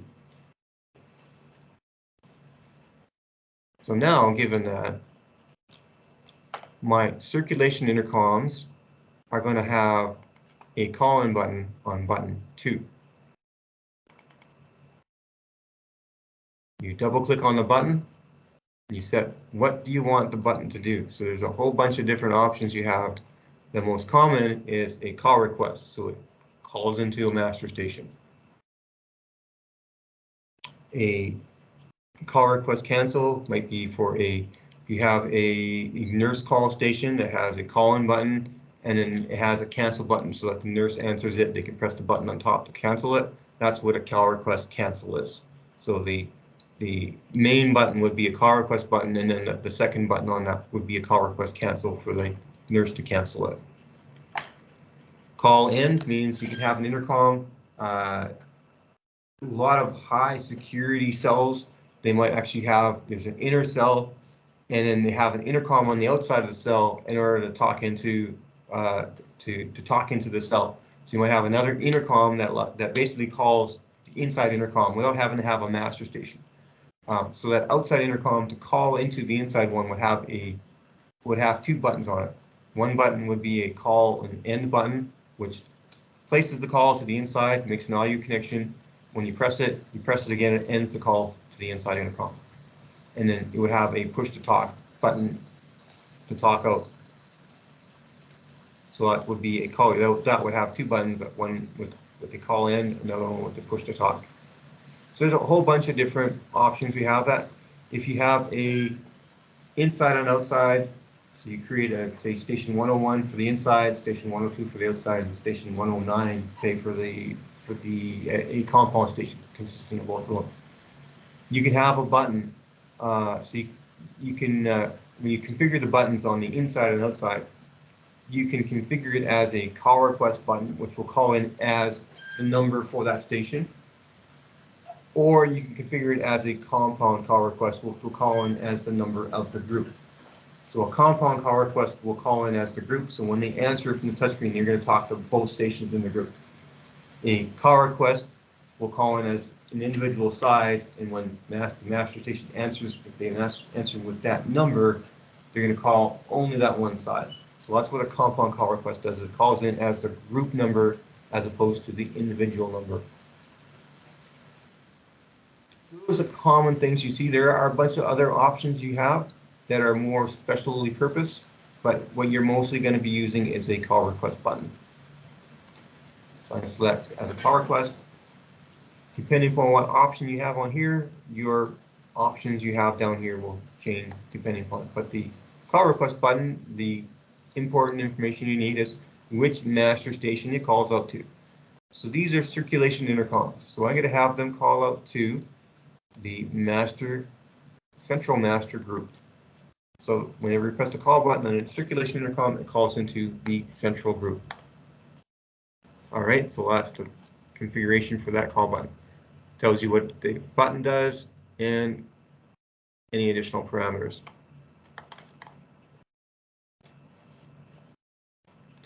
Now there's some additional settings that I haven't really configured yet. So I'm going to come back to this template a little later and fill a little more details. So this is kind of the important information.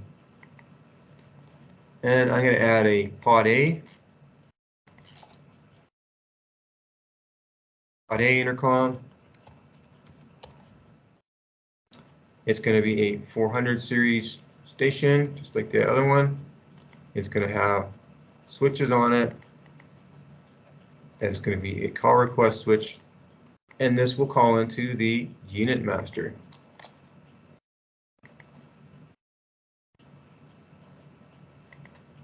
And then I create a pod B intercom.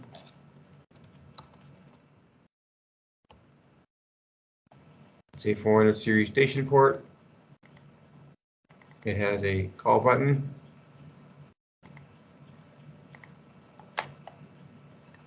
And it calls into the unit master.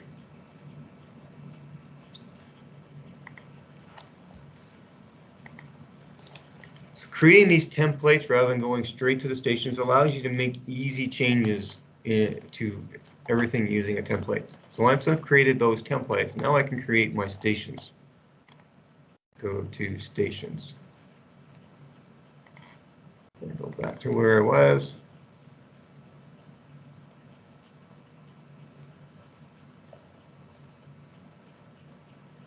All right, here's my chart of station names. So I'm going to add a station. So my first one is going to be circulation station, so it's number 101. And I've created a template for my circulation intercom, so I'm going to use that. Doing this will select all the settings from what it did in the template.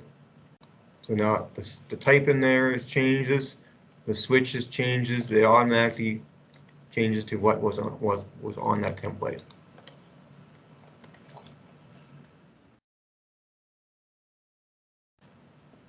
Door intercom 101.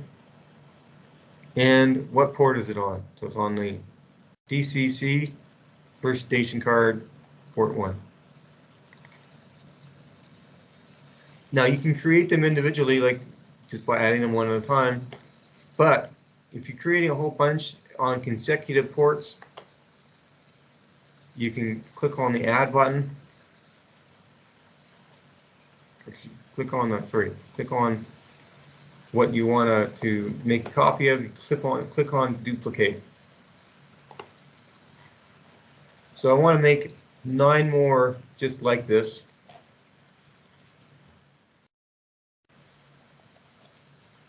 Now this is kind of a contrived. I can basically, if your naming is consecutive, you can just put. So it's going to start at door IC 102. What port is my first port I'm going to put it on? I'm going to put it on this. So this shows you the first available ports. DCC, station card 1, first available port, port 2. I can't select port 1 because it's already in use. And this checkbox says that if you have more than will fit on the exchange. So it'll add ports. It'll go to the next card. It'll add more ports. It'll go to the next expander. It'll add more ports.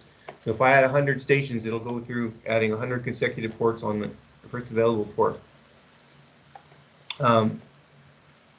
With this checkbox unchecked, it'll stop. So if it has to use a port on the next exchange, if this is unchecked, it'll stop. It can't add any more stations in this equipment room because you'd have no more ports available in this equipment room. So that's if this is check marked. If this is uncheck marked, then it will use the ports on the next DCC. So some equipment rooms you may have more than 160 intercoms. You need more than one DCC. So you can continuously add ports. It'll pick the next DCC, add ports. So if you've got multiple DCCs in the same equipment room, you can uncheck this. So like I say, I want to add 9 more starting on port 2. Bang, bang, bang. There we go. 9 more. 102 through 110.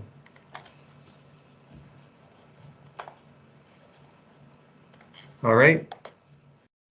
My next step is I want to add, let's go add these ones here. So this example shows I have a couple more stations on station card 2. So I'm going to add.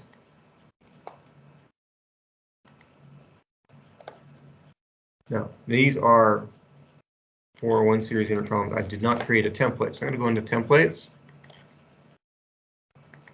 create a new template. I'm going to say this is a LED intercom. So this is going to be on a 401 card. It's an LED station type. Switches, I'm going to create a switch. It's going to go into call request. It's going to go into central control.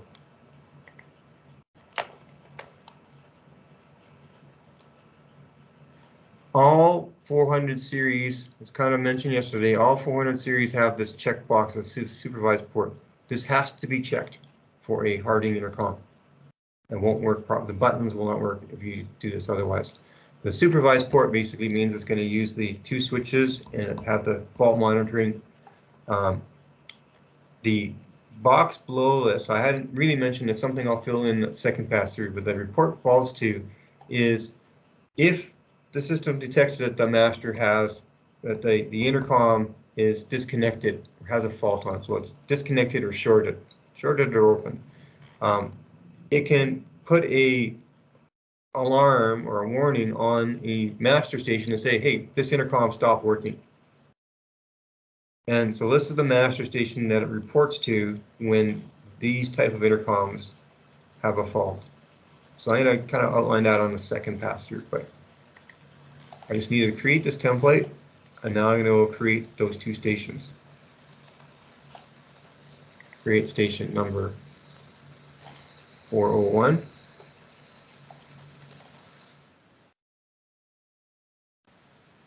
So intercom 401. It is a LED template. The first available LED port with the 401 port is on station card 2, port 1. Yep, that's where I want it. It won't let me select anything on station card 1 because it's not a 401 card that has the capability to use LED stations. So it only shows me, because it's an LED station of 401 type, it will only show me cards of 401 type. I'm going to duplicate this. I will need one more.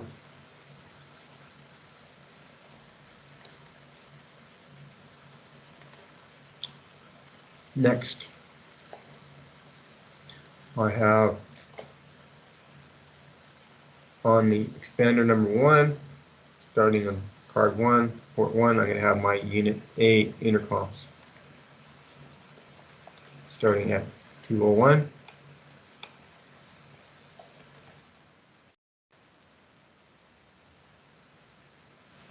What kind of intercom, what template I'm using? I'm using it on A intercom. I'm going to select where I want it. So it first shows me the first available port. So the first available port is actually on the station card 1, port 11. But my example, I'm going to have it on the expander, first station card, port 1. Okay, we're good on that. selected. I want to duplicate. I want to make 9 more. 9 more, starting at 202 on expander, card 1, port 2. Yep, that's what I want. And I'm going to do the same thing for the B cell intercoms. Add 301.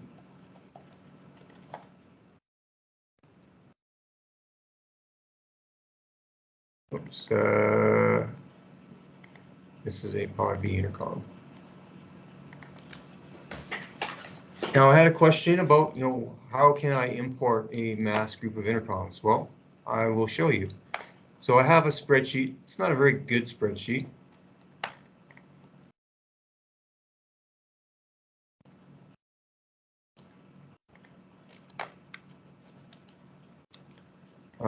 Okay, yeah, I actually had a.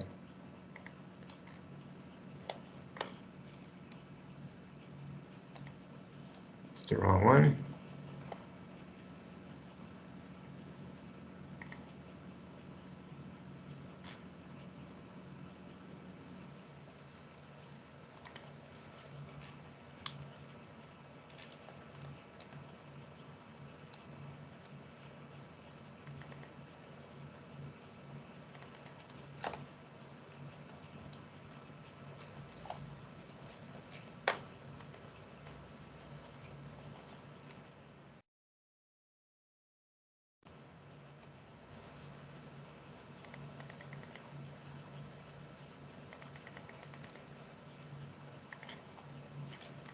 So here's my config charts.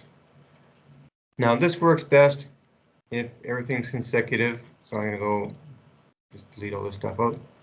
So now I have a chart that has the port numbers, which actually I don't need the port numbers. So I have the port numbers, the station number, the descriptive names. So what you can do is you can export to a CSV file. So I'm just going to copy this.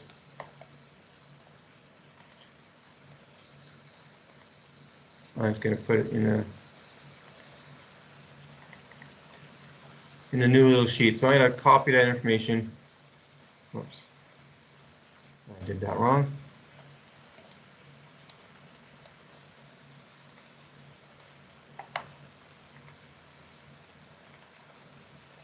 Copy this.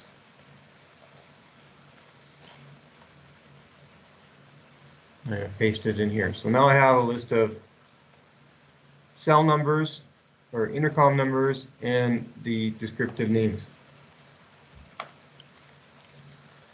Now I've already created 301 as the first station, so I'm going to actually delete this.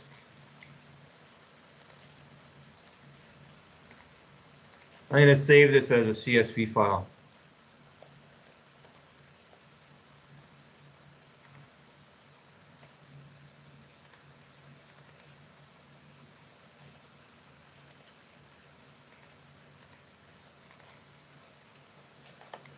So when you have a save as option in Excel, you have a number of options. So the first option you see says CSV UFT8. Don't use this. That adds additional characters. You want to go CSV comma delimited down here. So I will save it basically just as a list of name or number comma name, number comma name, number comma name.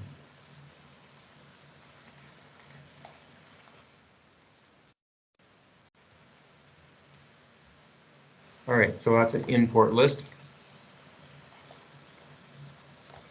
So it's basically a number and name, number and name. If I was to look at it with a text editor,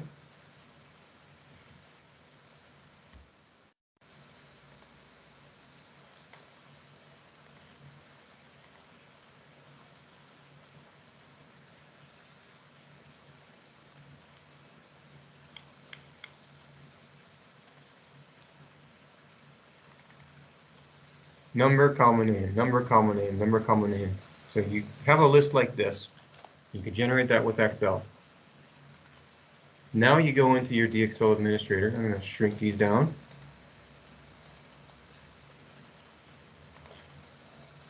All right. Step number one is you have to create the first one in that group at the very least. So I've created 301, which is going to be on port 11. All right. Nope, it's actually incorrect. It's going to be on the expander port 11. Good thing I checked. All right. Step one, create the first one on the first port you want to use. Step two, click on that, click on duplicate. Now, I previously said we're gonna do 9 more just like that, first available port. If you want to use the numbers and names from a spreadsheet or from that CSV file, you click this box first. Import number name. So instead of using consecutive numbers and consecutive names, now it's going to use numbers from the file and names from the file. Click on that, click on select CSV file. I'm going to go to my desktop, import. Oh, currently in use. Okay, right, I got to save it first. So go into my Excel, close that file. All right, let's try selecting it again. Import. So you're going to see these gray fields are going to be showing you the information from the file. So the file says there are 9 intercoms in that file. The first number in that file is 302, and the first name in that file is cell V302. So you go, yeah, that sounds about right. That's what I wanted it. So now I'm going to click on duplicate and click on OK. And now it's going to use the numbers and names from the file rather than consecutive numbers. It happens to work out that these are consecutive numbers because that's what I copied, but they don't have to be. So let's take a look at, let's say 310, make sure we got it okay. It's going to be on, should be on port 4 of station card 2. Expander, station card 2, port 4, cell B310. Yep, that looks like what I put in the file. So just the sanity check to make sure everything is okay. So that's how you would import multiple intercoms from a spreadsheet. It's not directly easy to do, but once you know what to do, it's not actually that bad. All right, so now I've created all my intercom stations. Now I go through and create the rest of what I need. So a station group is a way to control multiple stations at once or to monitor multiple at once. I'm not using that feature, so I'm going to skip that. A visiting booth is using a handset that you can connect a handset in the visiting portion of the facility to a handset in the inmate portion of the facility. That would a visiting booth is a fixed pairing of 1-to-1 for a visitor handset to a fixed handset to a fixed handset. So that will be a face-to-face visiting booth. So you have a handset and a sheet of glass and another handset. You configure the handsets as handset stations, and then you would create a visiting booth, which is the fixed pair 1-to-1, and that's what a visiting booth is. I'm not using that. A speaker line and speaker line group is using a page zone expander to have a relay switched page zone. So you create each of the relays are a speaker line, and each bank of relays on a TBE is a speaker line, or PZE is a speaker line group. So you create the speaker lines for all the relays that you're using, and speaker line group for all of the banks you're using. The PZE installation manual has details as to how to set these up. So I don't have a PZE, so I'm going to skip that.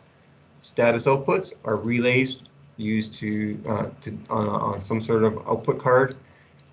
Commonly used would be medical units that have a light outside the door. So I don't have any outputs to do that. I'm currently not having any amplified paging outputs on a line level output, so I'm going to skip that. Right now, I'm not configuring page zones. I'll show you that later. I don't have any call recorders. I don't have any music sources. Program groups are lists of music that you're allowed to listen to. So I don't have any music, so I don't have any groups. Tones. I am going to configure tones. So tones are, you can have the intercom system, very common and very helpful, handy. So one type of tone is when you call intercom from a master station, the intercom can beep, indicating yes, the call, someone just connected to you. They talk and listen, and at the end of the call, you can have a beep to indicate that the call has been ended. So that's a call, we call that a call announce tone. So that's one way you can, one tone, one feature that you can use with the system. A second type of tone that's commonly used is a call assurance tone, is that when they press the button on intercom to indicate that yes, the button was recognized, the intercom system can play a tone. It can repeat that tone also as long as the call has been answered. So you can have a repeat on 30 seconds. So you'll hear a tone when you press the button. If the staff is too busy to answer it in time, if it hasn't been answered in 30 seconds, it will repeat that tone and okay, yes, you're still in the queue. And then once it's been answered, you'll hear the answer tone. And once it's been ended, you'll hear the end tone. So I'm going to create two tones, one for the answer and end, and one for the call button. So I'm going to create, actually even before you do that, we have a library of simple tones, but you can also add your own announcements or tones or whatever you want with the edit sounds option. On the left-hand side shows what's on your PC. On the right-hand side shows what's in the configuration right now. So I don't have any sounds in the configuration, but I have some preloaded sounds on my PC.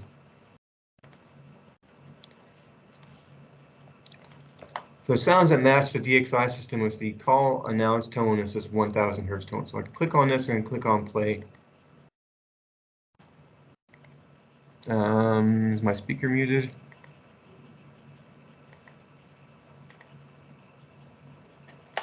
Is my speaker on?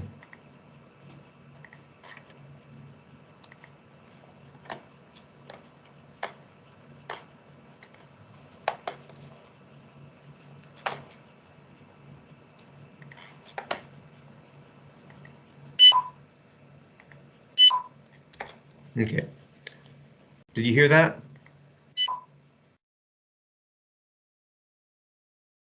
Yes. Okay. Yeah. All right. So you can select the sound. So these are the predefined sounds, but you can also add your own. Now our sound files, in order to use a sound file, you have to first convert it to a WAV file.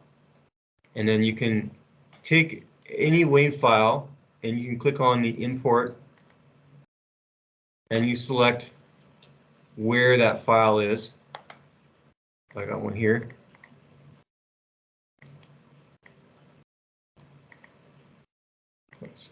So I already got it in my system here.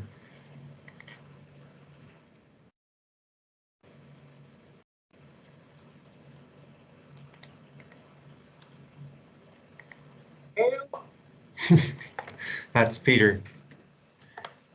All right, so you can import your own sound files. And then once it's imported, then you can use that in the tone step. So you can take your own sound files and use them. You know, some integrators, they take Star Trek sounds. But you know, whatever you want, you can, if the jail staff wants a particular sound for the call-ins or adding the intercoms, you can do that. So you import all the sounds that you need to with this sounds editor, accessed with edit sounds. Once you have the sound files you want in the system, now you can go into configure tones. So I'm going to create two tones. One is going to be played at start and end of a call.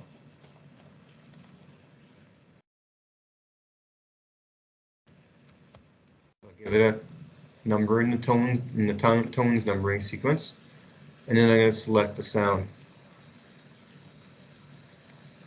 So right now I have nothing in configuration. This is on the right hand side of that previous screen. This is the left hand side of the previous screen. So I want to select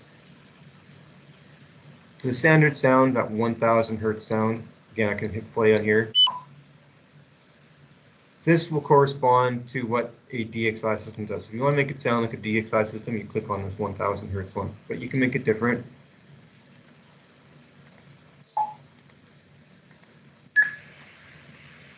I select the 1000 hertz.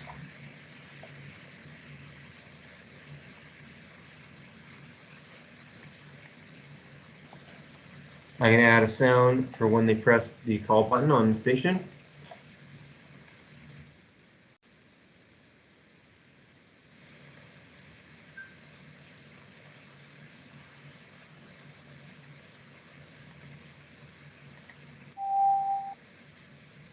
Okay, I'm going to use that simple ding sound. Oh, whatever, at this one here. No, I'll use this one. Now, for the sound that plays on the button press, you can have it play only on the button press and not have a repeat. But we find that having the repeat is helpful to indicate that yes, you're still in the queue. You know they're busy, but you're still in the queue. So if you want to have a repeat, this additional settings page shows you, it has the information on how it repeats. So by default, it'll play once when a button was pressed, and that's it. The continuous means it's going to always play that sound until they answer the call, which is very annoying. But this repeat, particularly the periodic repeat, means that if the call hasn't been answered yet, repeat it every, in this case I have selected 30 seconds. So it'll beep once when you press the button, and until it's been answered, it'll beep every 30 seconds until it's been answered. This repeat count here is it can go, instead of just having a beep or just a ding, it can go, you can have, it'll play 2 dings. So it'll go ding ding, and then after 30 seconds it'll go ding ding. So that's what this repeat does. It plays the same sound this many times.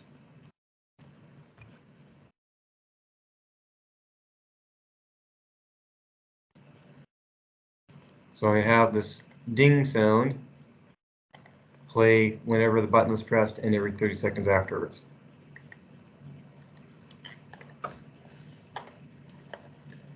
So I've created the tones here, and now I can tell when I reconfigure the stations, I can reuse those tones. So I've created them here, and I continue down my list.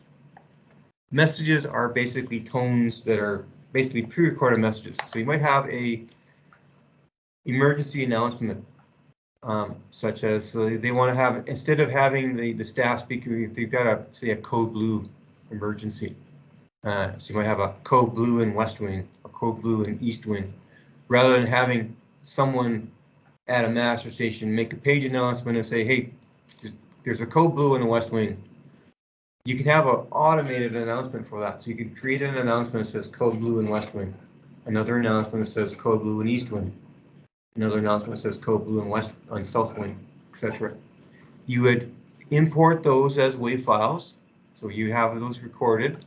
The edit sounds actually does have the ability to, if you have a microphone on your laptop or you're on your PC, it does have, in addition to import, it has a record. So you can use the microphone on your system to record an announcement, and then you can save it as one of these files.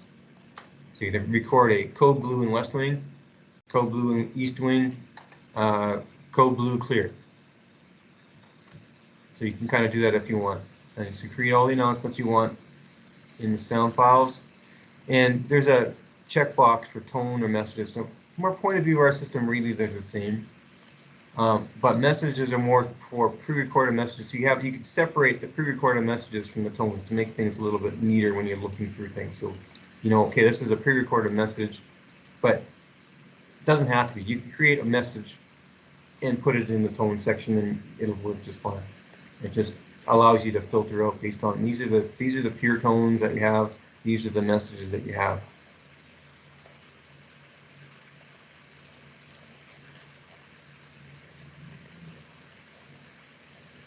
So the messages are basically they're essentially the same. Just we categorize them like that, just as a to filter things out. A signal is so a lot of cases you have like a tones is something like I'm going to use for the call buttons and the connect and end buttons. A tones or messages can also be played as an announcement. So it could be so you can have a button on a wall or a trigger on your touchscreen to play a code blue message I just mentioned. So a signal is a tone or a message played over a specific zone.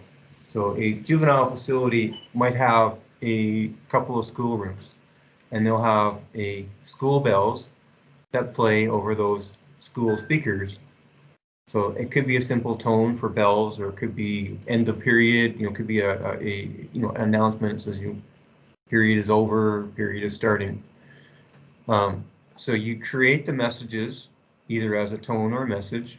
So it could be a school bell recorded as a tone, or a message recorded as a message. And then a signal is a tone played over a zone. So a school bell will be the school bell tone played over the school bell, over the school classrooms. So you would create a signal. You give it a number. So this is a trigger number, or a signal trigger number. So whenever you trigger signal 1,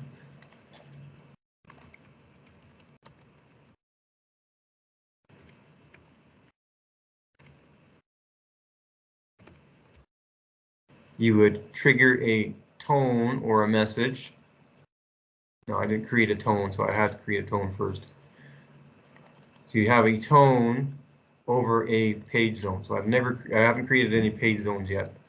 And so when you trigger signal 1, it's going to trigger that tone or message over that zone. So that triggers the school bell tone over the school classroom speakers. And you can have it set as a schedule, so you can have it played over on weekdays at 8 o'clock, 10 o'clock, 2 o'clock, or whatever. So you can have a schedule as to when those play, or you can trigger them manually. So that's what a signal is for. I'm not going to go into details on that. Schedules is very similar. You can do things at certain times. So you can play a signal at a certain time.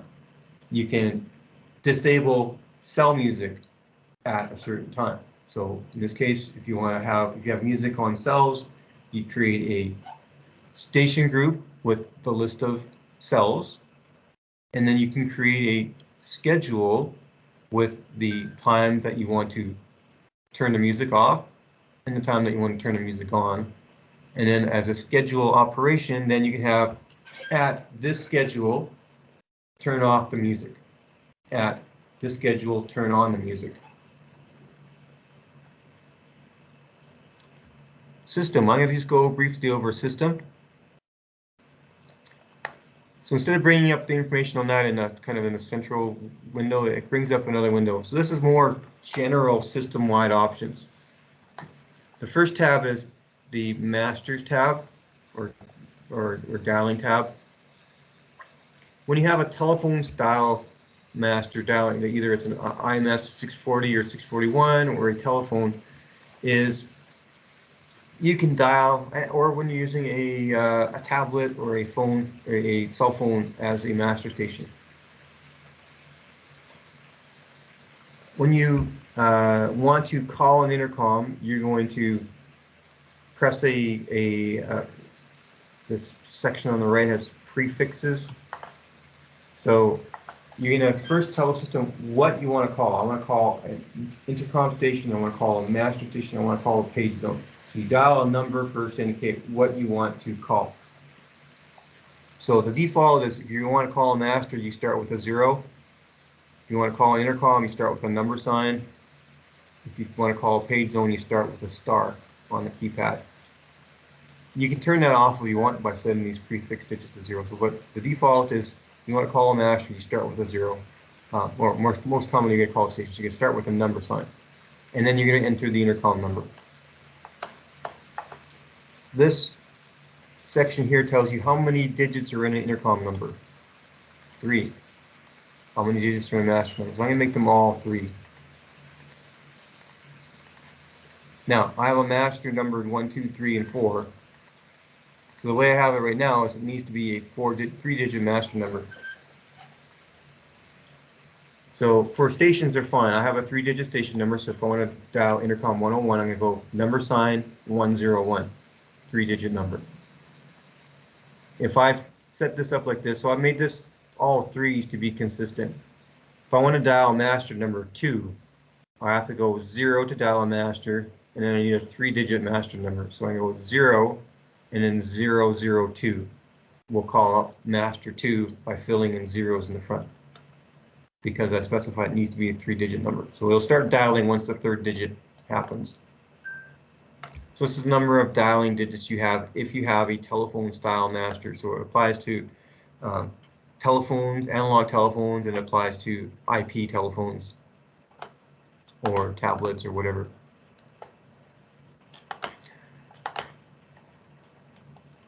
So that's this first page is what if you you can do a bunch of features with it, but the default is you call a master, call a page zone, call a station. But you can change those numbers, or you can remove numbers entirely. So if you only have stations if you only have paging zones, and you're only to call paging zones, and you don't want to have to dial the number sign, the star first, you can set the prefix digits to 0, and then you set everything. You delete everything except for the page zone. But I'm going to keep it at this way. We'll have so you can call it a master or a station or a page zone. The second page is not very rarely used. The important part on this is the defaults and the permission checks. So I mentioned this, when you're using a master station with the keypad display, such as an IMS 641, if you're using a telephone, analog telephone, or a tablet, you may want to restrict what this master is allowed to call to. So it will normally have a permissions list of these are the stations that you're allowed to call. These are the page zones you're allowed to call. It won't let you call anything else. But normally when you have a touchscreen interface, you have whatever's on your screen is what you can call. So you don't normally need to restrict it in the intercom system, because if you don't have an icon for it, you can't call it. So this checkbox, the way it is right now, disable host command permission checks, this is the default. You don't normally need to change it. Having this checkbox basically means whatever's on your touchscreen, it's allowed to call that. You don't need to specifically add permissions. I strongly suggest you keep that checked. Doing that, then a command from the touchscreen also has to be in the permission list. So if you wanted to be able to call the unit A intercoms, if you have an icon for it and you have this checked, it's gonna, if you send the command to do it, it will always do it. It doesn't have to check any permission list. If you uncheck this, then you have to, if you're going to call it from Central Control has to have call permissions to call the Unit A stations. It has to have call permissions to call Unit B stations. And maybe you wanted that initially, but now at some later time, you've added a couple more intercoms. If you don't have this checked, if you uncheck this, then that means you're going to have to go in and add those intercoms to your Central Control Master permissions so that your touchscreen can call them. So keep this check mark. So this check mark means whatever the touchscreen sends, you'll act on. You don't need to have permissions for anything the touchscreen sends. So keep that. Now, On the converse is if you don't want to have restrictions on your telephone masters and you don't want to have to go in and add all the permissions for that, this box on top, disable all permission checks, means that it's not going to check it even for telephone masters. So all the telephone masters can call everything. Here a beep.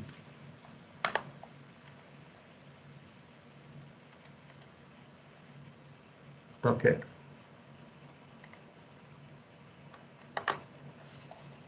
So this is the opposite, is it allows everything to call, all masters can call everything. So I recommend to use the default that keeps everything. If you're sending a command from a touchscreen, it'll act on it. Otherwise, if you have a master with a keypad, you have to make sure it's in the permissions list. And that's the next step I'm going to show you. So that's basically on the dialing length, the master permissions. Keep it as it is. That's probably all you want. You can have the DXL clock update from a local NTP server if you want. So you click on your NTP server address over here.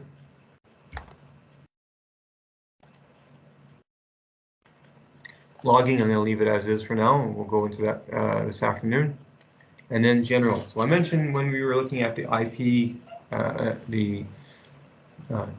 the IT staff and the VoIP networking. As I mentioned, by default, the system, if you make a page announcement, it's going to use the broadcast type to send the paging audio to all the speakers necessary. So that's the default here. This is on this general tab. So this broadcast basically means you're going to use broadcast mechanism for these paging announcements. So it's simple, but it's not very efficient on your network, and it doesn't cross across a subnets. So if you can, you might want to talk to your IT administrator, find out what you need to do that. So the broadcast works, but multicast is better. So you have to go in here, change multicast, and there's two things you have to do. First of all, you have to pick an IP address in the multicast address space. So you'd enter that in here. So your IT guy would give you this is the multicast address I want. Now I have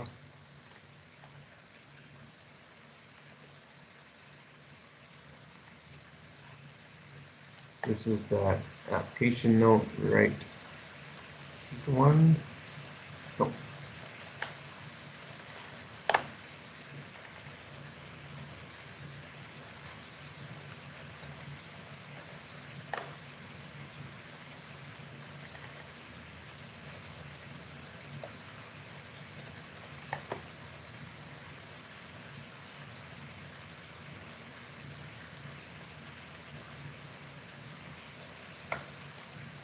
Two of 4, 2 of 5.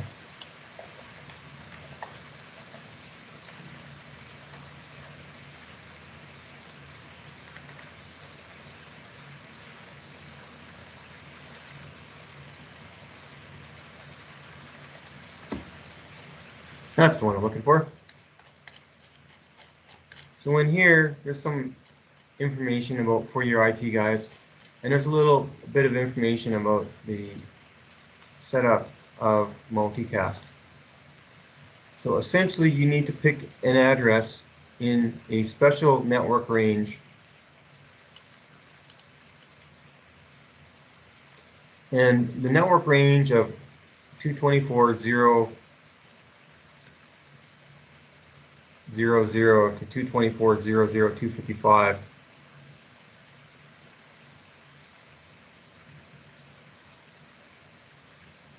So I'm going to use this one, 224.0.5.129.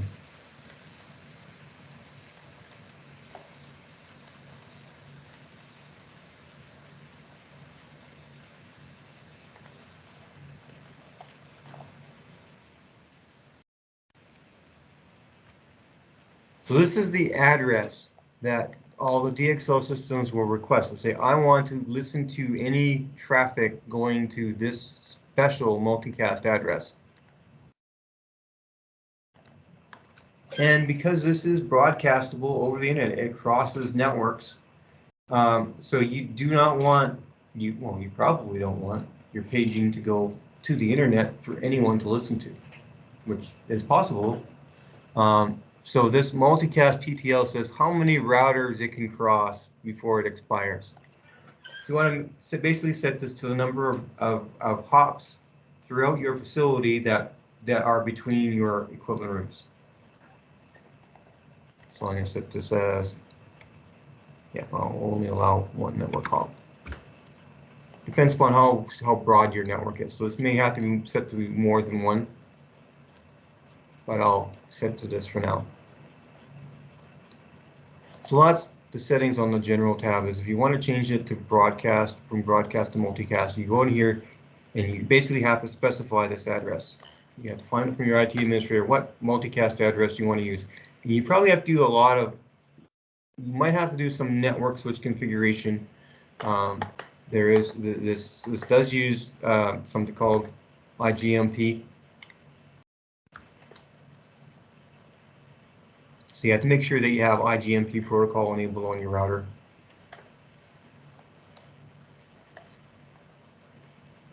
So that's on the general tab. Click on that. Or on the system tab. Host ports are the communication to a host control system. I'm going to create one temporarily. Well, we're not going to really use it here until tomorrow morning. So I'm going to create a host interface, which is communication to and from a control computer. So I'm going to create host port 1. I'm going to give it a text host.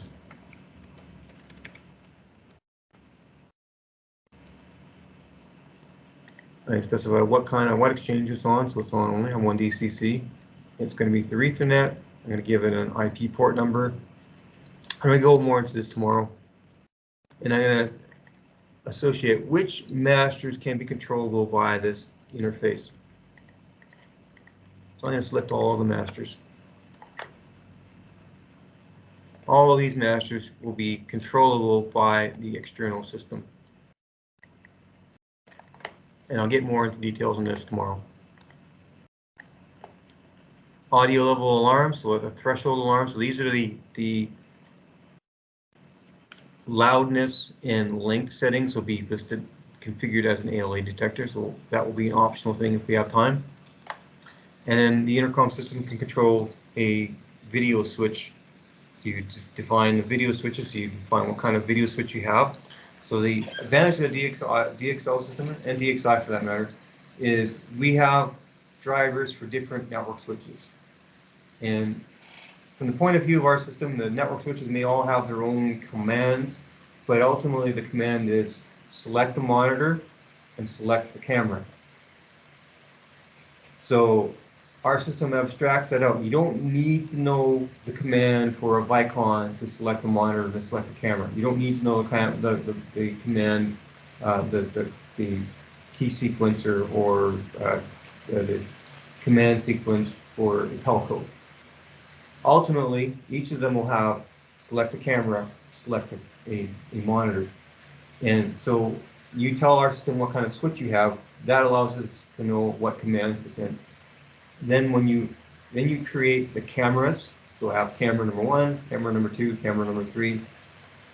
You create the monitors, monitor number 1, monitor number 2, monitor 3. And you say this on the telco switch port 1, telco switch port 5.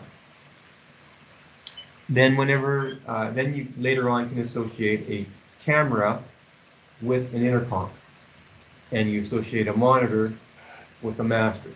So now the system will automatically, when a particular master calls a particular station, it's going to show the camera for that station on the monitor for that master. So it's going to automatically send the commands to your camera system without you having to know any of the commands.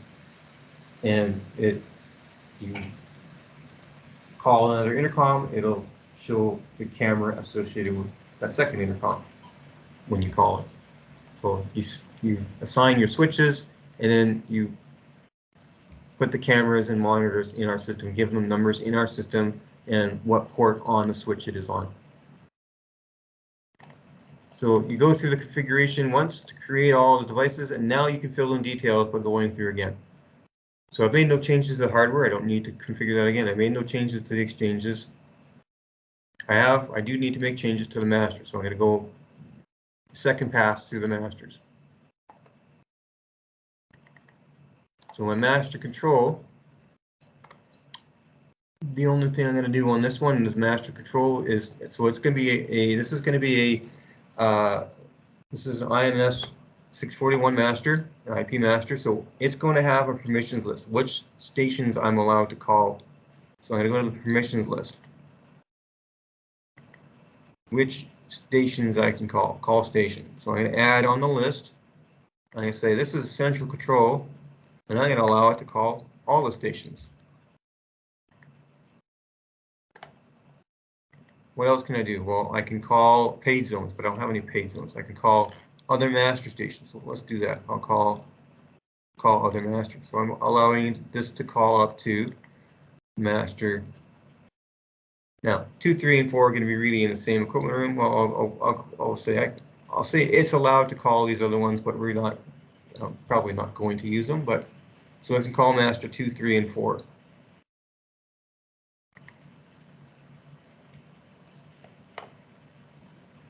You don't necessarily need switches, but the switches on a IMS master are the 14 speed dial buttons on the side. So you see most of them are unused other than number 14. So the 14th button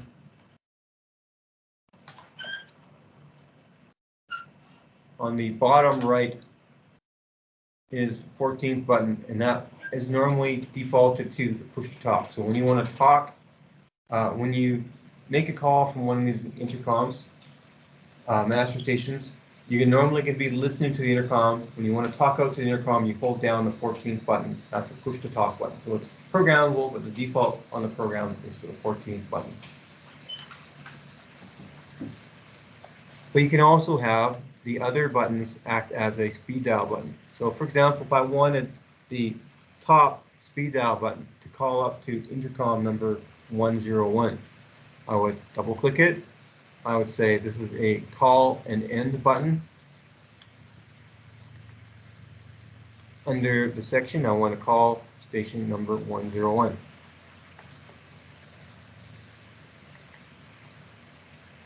So I can define the speed dial buttons on an IMS master with this switches tab. On the tones tab, on the right hand side, if a call-in comes to the master, by default, the master is going to have a little quiet beep beep as a call-in comes into the master. So you can turn that off if you want. If you don't want that on the master, if you're going to handle tones on your intercom or on your touchscreen, then you don't need to do that. You can uncheck that. But you can have the default tone, or if you don't want the standard beep beep tone, you want something else, you can create a tone. You can select it in this list, so either the standard tone, which is the built-in one, or you can change it to one you've created.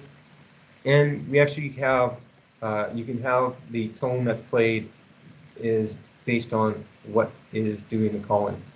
So by default, it's all going to be the same beep beep tone. But you can have a different tone play when a standard intercom calls in, when you have an audio threshold alarm trigger, when you have a panic button or emergency button. So you might have a big red button on intercom that generates a different kind of call-in. So it generates a call-in, but it generates an emergency call-in. So you can differentiate it from a regular call button versus a emergency call button. So you can have a different tone play if an emergency call button calls in, or you can have a different tone play if a master station is calling you and requesting a master-to-master call. And then the slider below it is the volume level of the tone that's going to play. So you can make it louder or quieter than the default of mid-range. The left side is when you make a call connection, you can have a tone play at the start of the call, and that's this call announce tone, and a tone play at the end of the call. The reminder tone is not necessarily used for a master station. But this plays throughout a call. I'll discuss this under the station. So I'm going to have the master, just so that you can confirm that the master is connected and the master is ended. I have a tone play at the start of a call on the master speaker and at the end of the call on the master speaker. And I've added the permissions on that already.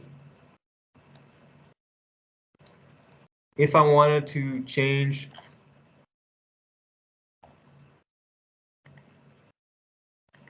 the levels tab, allows you to change the standard speaker and microphone volume. So this is the speaker on the master when it's listening to something, so I can make it louder or quieter than the normal. And I can change the microphone, so I can make the microphone louder or quieter than normal. But I leave that at this as a central settings right now. The master station does have a volume buttons on it that allows you to adjust the volume above or below this level.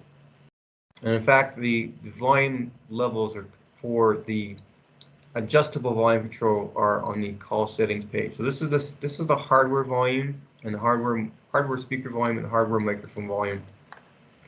And then under the call settings this is the setting when you use the volume adjustment on the master. So on an IMS master, there's a plus and minus volume key or a louder or quieter volume key on the bottom. So adjusting that will adjust this initial volume as they press the button. This setting on the DXL administrator is what it starts at. So it starts at the middle range, and adjusting the volume up using the volume button or the volume knob will go up from this, and putting it down will go down from this. So this allows you, this is the setting on startup is mid-range.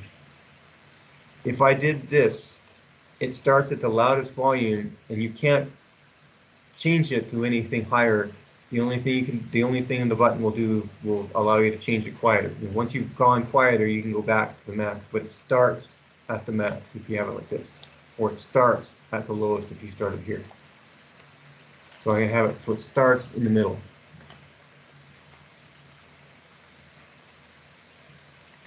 So that's the IMS 641 master. This is going to be my analog touchscreen master. It has no speed dial switches, so the default are just the switches that are part of the master.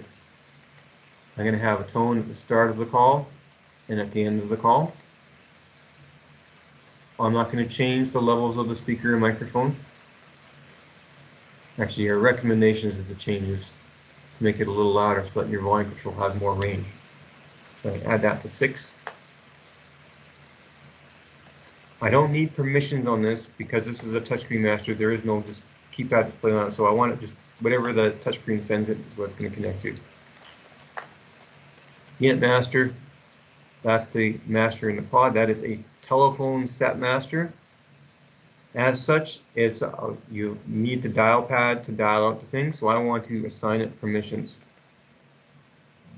So I want it to allow it to call only the pod intercom stations. So I'm going to add not all of the stations. I don't want to allow it to call all the door stations. It only wants to call just the cell intercoms. And that's all it's allowed to do. I'm going to set it so it cannot call another master station. So on their call master station, I'm going to give it no permission, so it cannot call up the central control. It can only call up to its intercoms. Tones, optionally I could put a call tone and a start tone and an end tone on it, so that when it places a call, you'll hear the beep start and end. Many people don't use that, but I like to use this just for demonstration purposes and to know when things are working. Volume, I leave the volume settings the default on this. Oh, the other thing I have to do. So I mentioned the secondary. So when this master is not able to answer a call, I want it to be answered by central control. So under the secondary for the unit master, I'm going to have this set to central control. So if the staff member is walking around doing a head count and a intercom button is pressed, it'll ring on them on the master station. If it is not answered in 60 seconds in this case. So I clicked on this enable secondary timeout. So it basically means if it's not answered within this time frame, it will then forward to the secondary master. So after 60 seconds, it'll go to central control. Typically, when you want to have when a unit is unstaffed, if you don't do anything specific and you only have this, a call comes in, central control isn't going to get anything until 60 seconds after it was originally pressed, because it's going to be ringing on that local master, and if there's nobody there, it's just going to be ringing there until that timeout happens.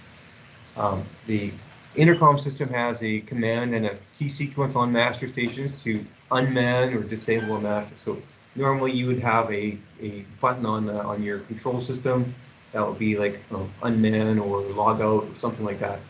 Doing that would do whatever its local things to shut down and then ask for password protection for the next guy logging in, but also would send the intercom system a command to unman that master. Unmanning the master or disabling the master will then, when you do that, if you get any calls come in, calls will immediately go to the secondary rather than having to wait for this timeout. So I created the secondary and I've set a timeout so it will automatically forward in 60 seconds, or if you unman it, it'll go immediately. Touchscreen master module.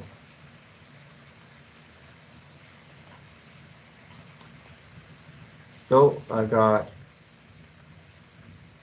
tones. I have a start and end tone. So this is a TMM 641, so I want to give this one permissions as well.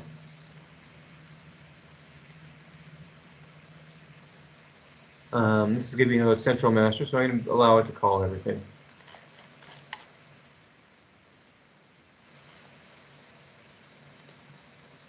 And call other masters.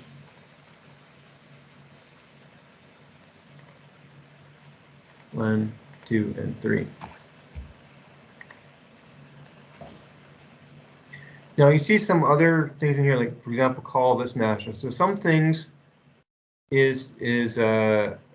for example, master 1 can call all the masters and master 4 can call all the masters. So if I look at call this master, so having master 1 be able to call all masters basically means it can call master 2, call master 3, can call master 4. You can look at that from the other side of things as to, if you're on master 4, which masters can call me? If master 1 can call master 4, then that shows up on this list. So you can make changes in two places. You can say master 1 is allowed to call master 4 on master 1, or you can go to master 4 and say master 1 is allowed to call me. They both do the same thing. They both change the same setting. So you'll see that in both places. If I go to master 1 and see what masters is allowed to call, 4 will be listed. If I go to master 4 and say what masters are allowed to call me, 1 is listed. So there's a few things that you see in our system that you'll see the same setting on both sides of the equation.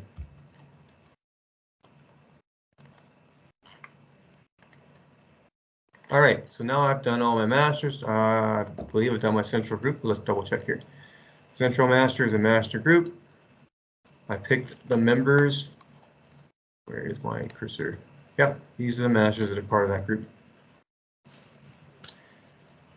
Now, master groups have a special meaning for a secondary master. So a master station, for example, this unit master. If this unit master is not staffed, then it will go to master 10. The master group has a special meaning for secondary. So master group right now consists of masters 1, 2, and 4. So anything that would have went to the to master 10, so intercoms that are in the circulation area, they go directly to master 10, which consists of master 1, 2, and 4. If all of those masters will see that call in, the first one to answer it will clear it off the other one. So if central control, the touchscreen, or the IMS master number 1 answers the call, it will disappear off of master 2 and master 4. because it's been answered. In complex circumstances, you might have, say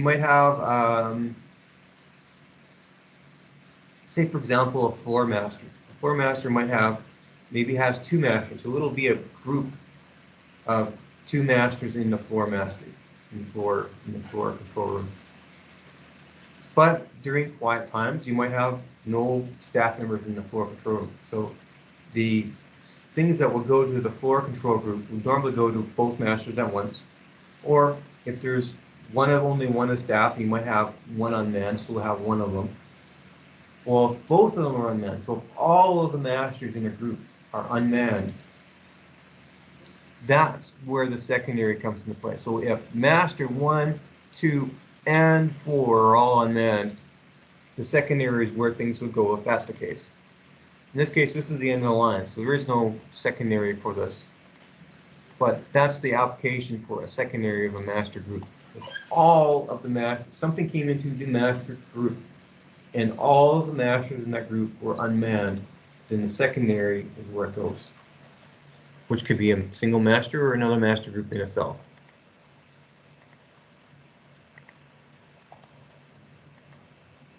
Any questions? All right, well, I've gone a little bit. I'll give you guys a break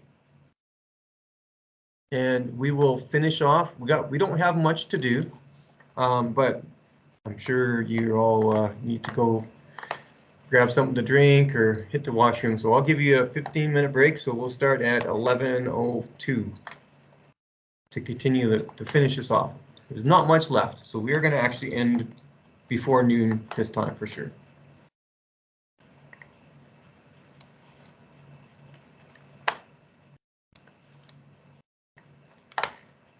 All right, grab something to drink. If you got any questions for me, now's the time to ask them.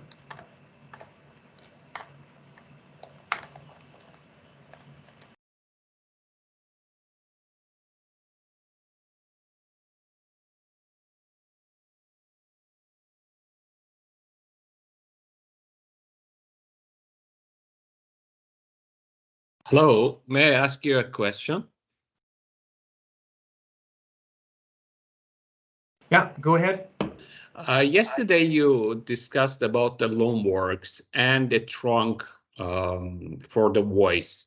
It was kind of confusing for me.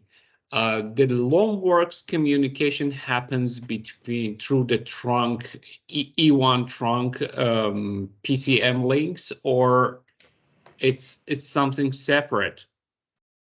It is something completely separate. So there are 3 networks on a old style system, or up to 3 networks. I'm just going to bring up that page again.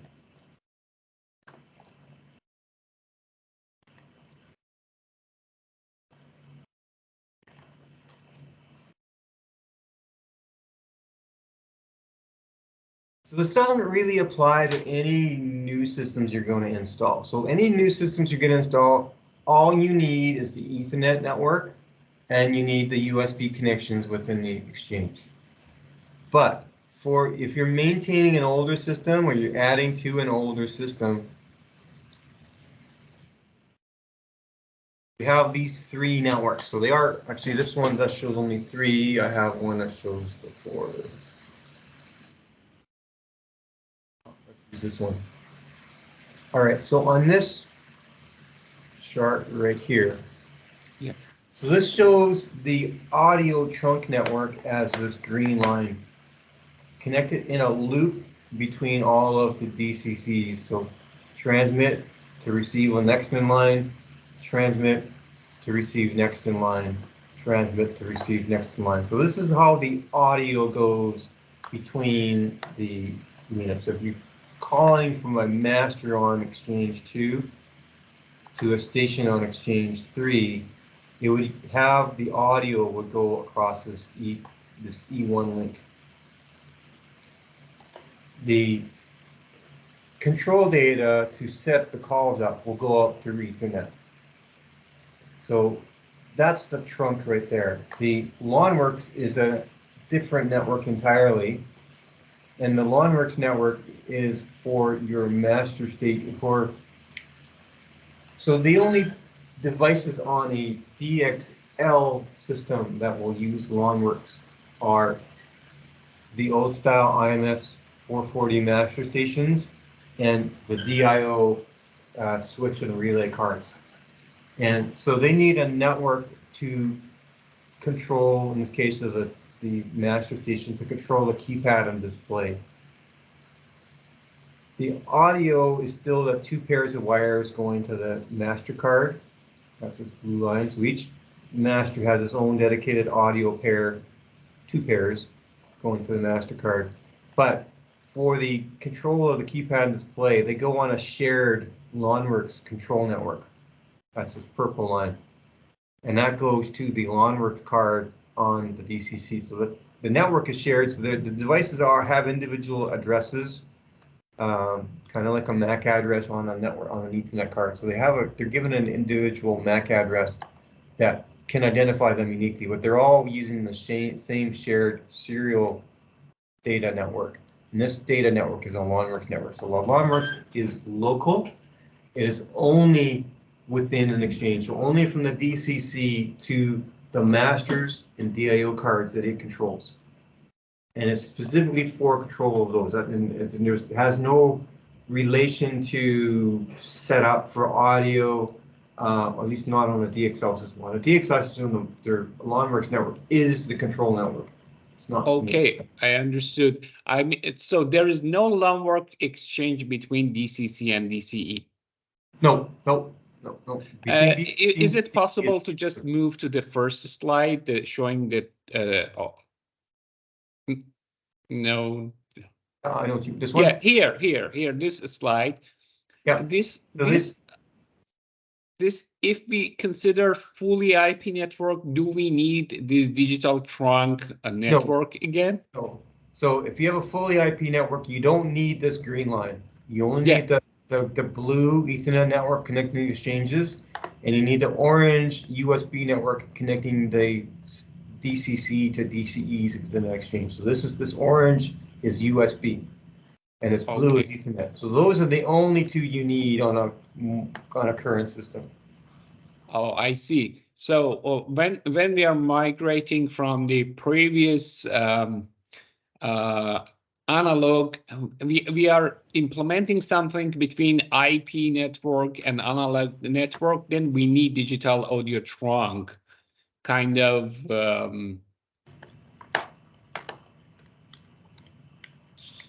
synchronous loop between all of these DCCs. Which job are you working on? What job are you thinking of? I'm part of automation. Yeah, but are you doing a DXI to DXL conversion, or what's your application for that? So normally you wouldn't. My security application, and it depends on the projects. I'm still in learning phase, just out of curiosity, asking these questions.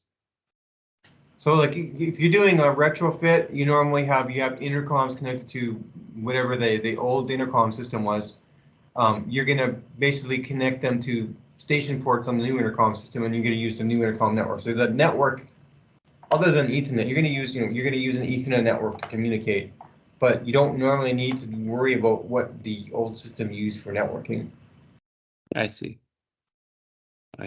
You connect the station ports instead of going to the old system. The stations now go connected to equivalent ports on the new system, and then the networking is just basically you need an Ethernet network between the systems, and you need the USB connections, and that's really all you need to worry about with a modern system.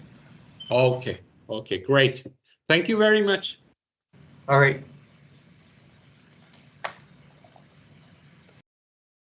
Sir, I'm with the Monterey County Sheriff's Office, and our new jail continuously has issues with KL block dropping all of its intercoms, and our resolution has been powering off the DCC and DXLs and rebooting them up in sequence. What would cause this section to continuously lose intercoms.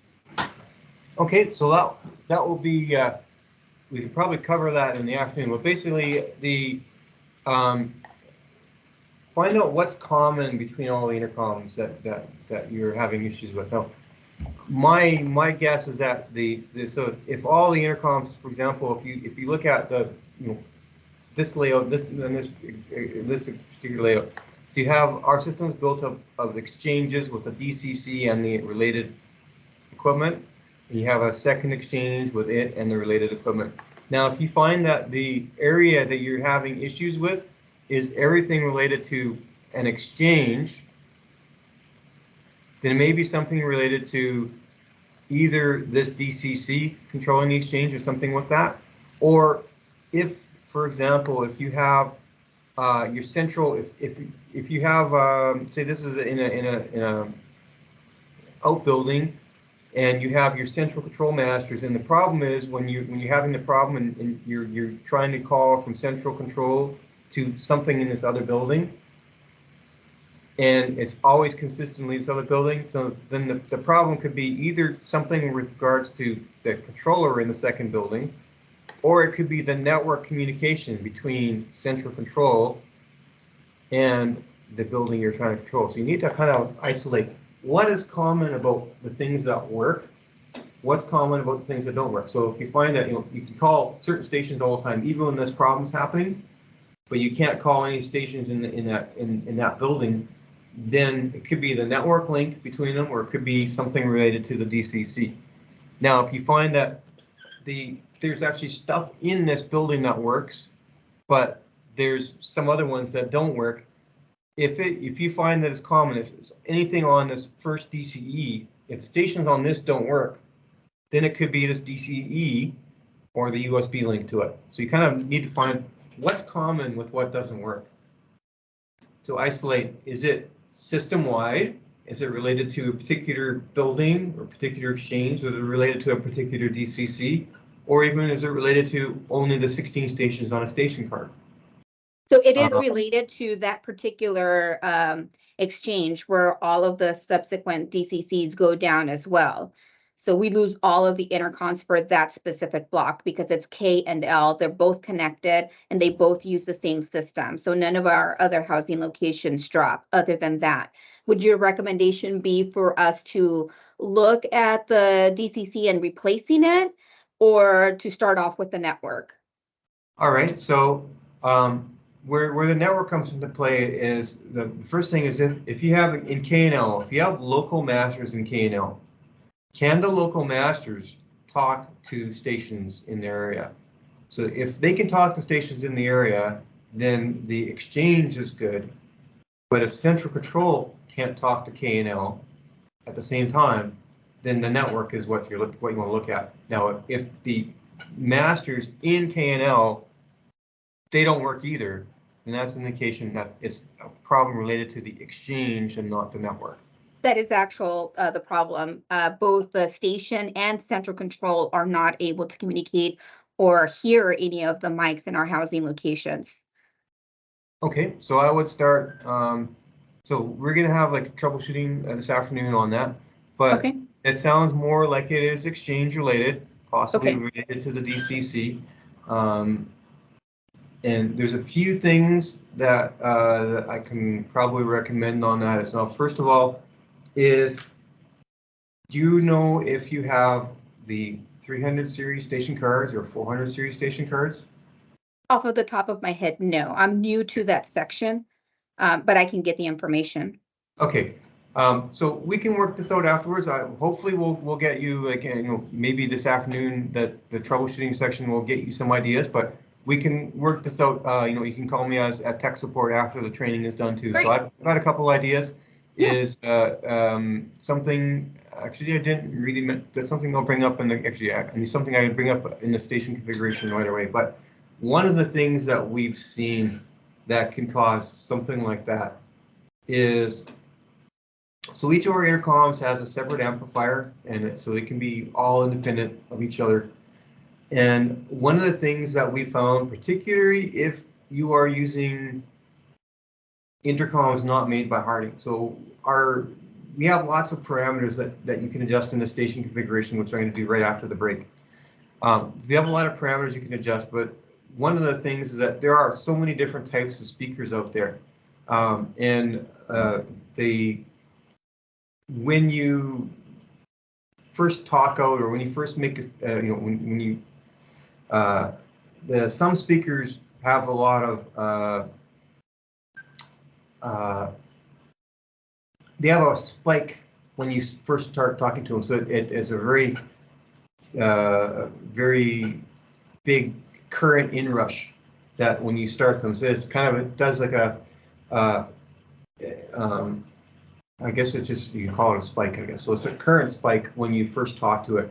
And if you have a bunch of stations, if you're calling, for example, a page zone, a bunch of stations are going to draw a lot of current, right, just at one point in time, and then they're fine. We find that there's some settings in the station where the filter settings. I didn't go over that yet, but I will go over after the break. That one thing that could trigger that, if a whole bunch of stations are called at once, so a page announcement is a very common case for that. If a page announcement is made to one of these speakers that has high inrush current on it, and that you don't have a filter on it, then what that can do is that can cause a very large drain on the current on the DCC or DC that it's on, and it can actually cause it to lock up or reset. And changing the filter settings,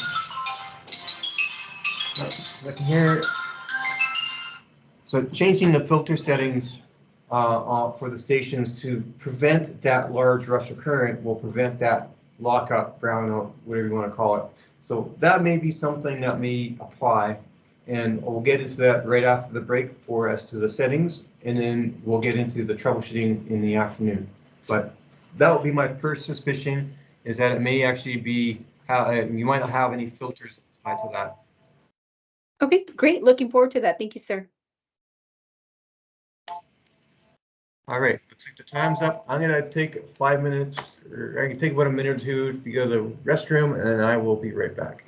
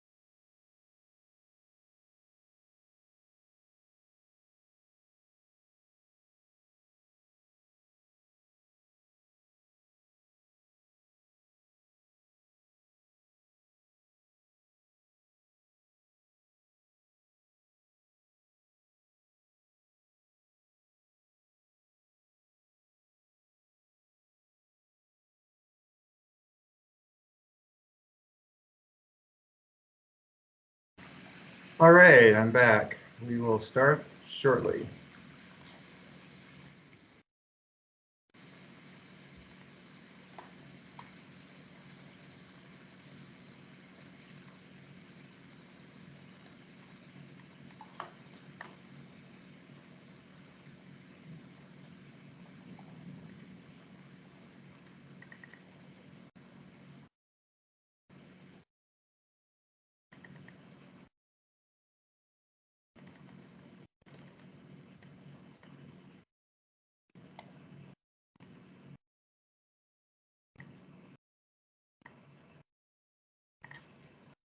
All right, we ended up in finishing the second pass on the master configuration. So next step down is the stations and station templates. So I was mentioning that the station templates, you create a template for common settings for the audio characteristics and for which master the call button calls into. So I will do a slight, not really a detour, it's just an elaboration about audio characteristics. So we have a document on our website and included in the training materials called the DXL Audio Settings Guide.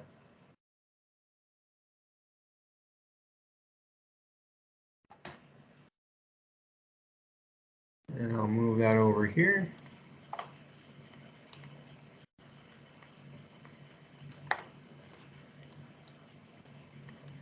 So as I was kind of mentioning at the break, with a possible lockup issue with one particular system, is so our now Harding, we developed our intercom system. So initially we had our intercoms, our 100 series and 400 series intercoms, and we make them.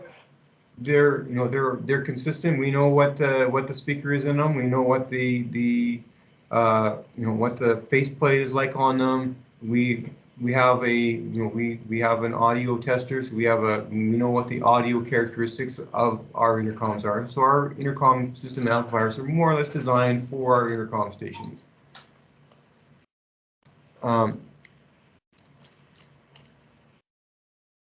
So our intercom system, no matter whether it's a digital intercom or an analog intercom, ultimately you have an audio source. So you have your microphone or a speaker, and it's going to go through and it's going to have a volume adjustment. If you have a non-Harding station, you're going to have a volume adjustment kind of based on every type of intercom is going to have a different, you need to adjust the volume differently. So there's going to be a volume adjustment. It gets converted to digital, and then it can be manipulated within our system. So you can have a filter applied within the system digitally. You can have a volume adjustment digitally. It goes through the system to where the master is, or wherever the speaker is. So the microphone gets amplified, converted. You can make adjustments to it. Then it goes to the speaker. So this might be a station microphone going to a master speaker, or a master microphone going to a station speaker. But on the other side, it goes through our system, gets switched, gets sent to wherever it goes to. You have a digital adjustment. So it could be filtering, it could be an adjustment in volume. It gets converted to analog, it gets amplified, and it goes to the speaker. So you have a digital adjustment of volume and filtering, both on the microphone side, on the device that has the microphone, and then when it goes to the system, that adjustment is done on the device with the speaker. So on the, make sure I don't. Okay. So when we were looking at the master volume settings, there was a speaker volume. So that's this adjustment on the speaker side of when the master is used as a speaker. And there's a microphone volume, which is this adjustment made when the master is used as a microphone. So each device has a independent adjustment for volume for the microphone, and a filtering for the microphone, and a volume when it's used as a speaker, and a filtering when it's used as a speaker.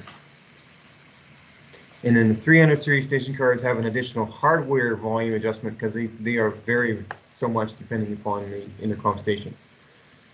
So we have some recommendations. Is when you're using our intercoms, that the settings are fairly standard because we make the intercoms. We know what they sound like.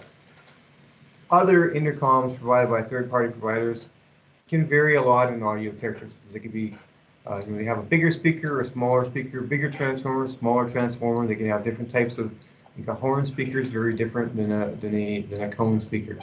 So we have this settings guide that tells you kind of, these are the basic settings that we find for typical intercoms that make it sound best. So the filter settings make it sound the best, and the volume settings are the best for this type of intercom.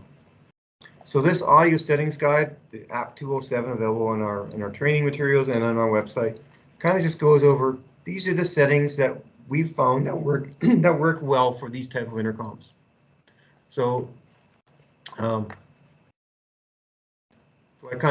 going over these with the configuration right now, but you have your speaker setting is how loud this is going to be when it's used as a speaker. The microphone setting is how loud this is going to be used as a microphone. There are filter settings, so you can apply a filter when it is used as a speaker, as a microphone, the input filter, and you can apply a digital filter when it is used as a speaker for when you're talking to it.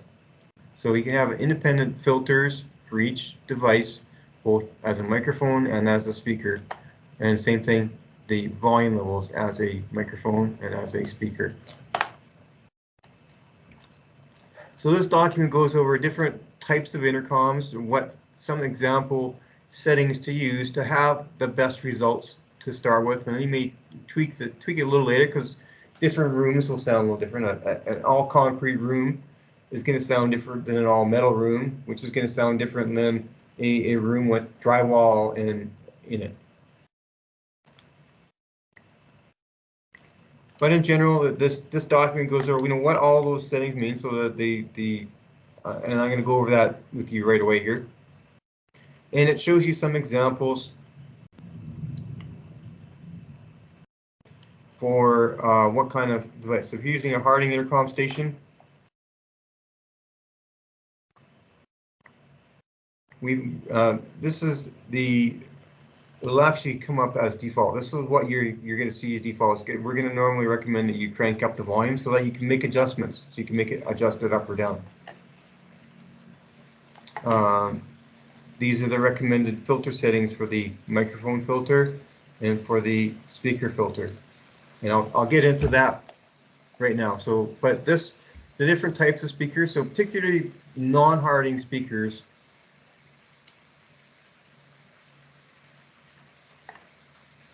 there's a couple of adjustments that are important, particularly from non-Harding speakers on 300 series station ports.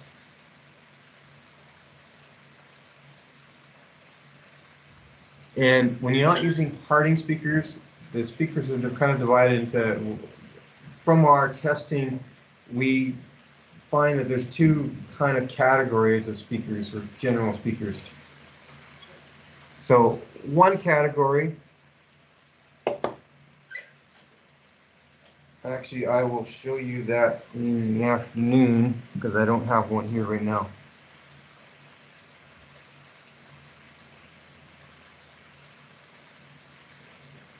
One category is intercoms with a small transformer. So if you look at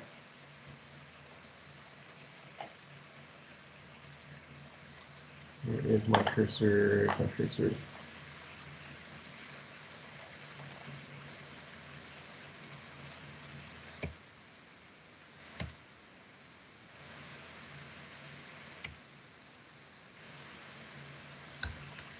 So this is a Harding intercom.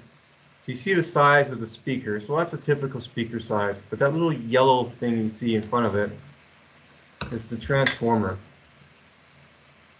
So we classify this as a small transformer. So a speaker with a small transformer, we have a particular set of settings that are good for a speaker like that. A speaker that is more the size of, or a transformer that is more the size of maybe what you see like green on the circuit board. So if you see a larger transformer that's about the size of that, we call that a large transformer.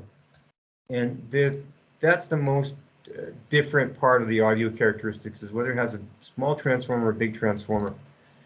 And getting back to what we were looking at, that has the biggest adjustment on the volume level that you need and the filter settings.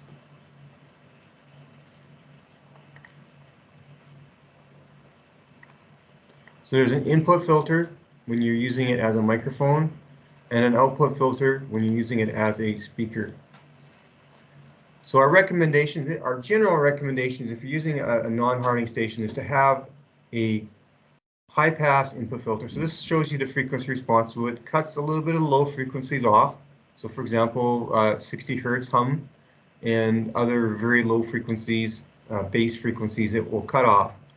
And this is important for, I was mentioning that during a call startup, there is a transformer saturation.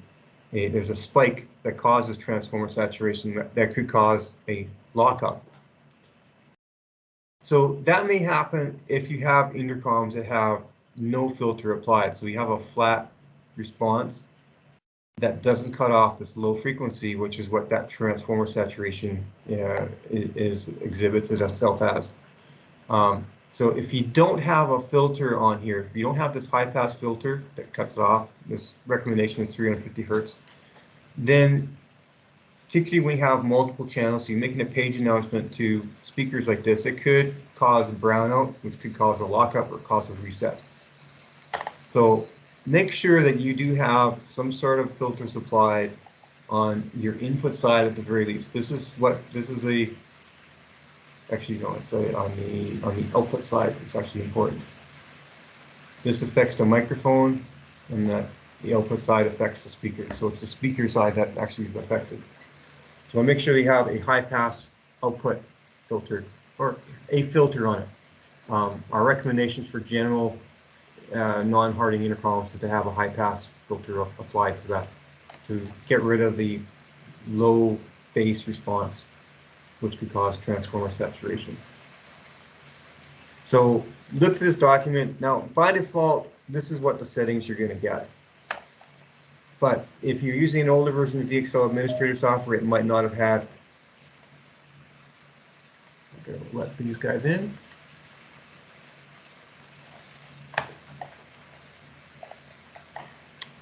So just when you're doing stations, in particular station templates, the filtering is sometimes important, or it will make it sound better if you use our recommendations to start with. So I'm going to kind of keep this document kind of in the background here as I add intercoms or change my intercom settings. Move that off to the background for now. So I don't need this anymore. So I'm going to close this off.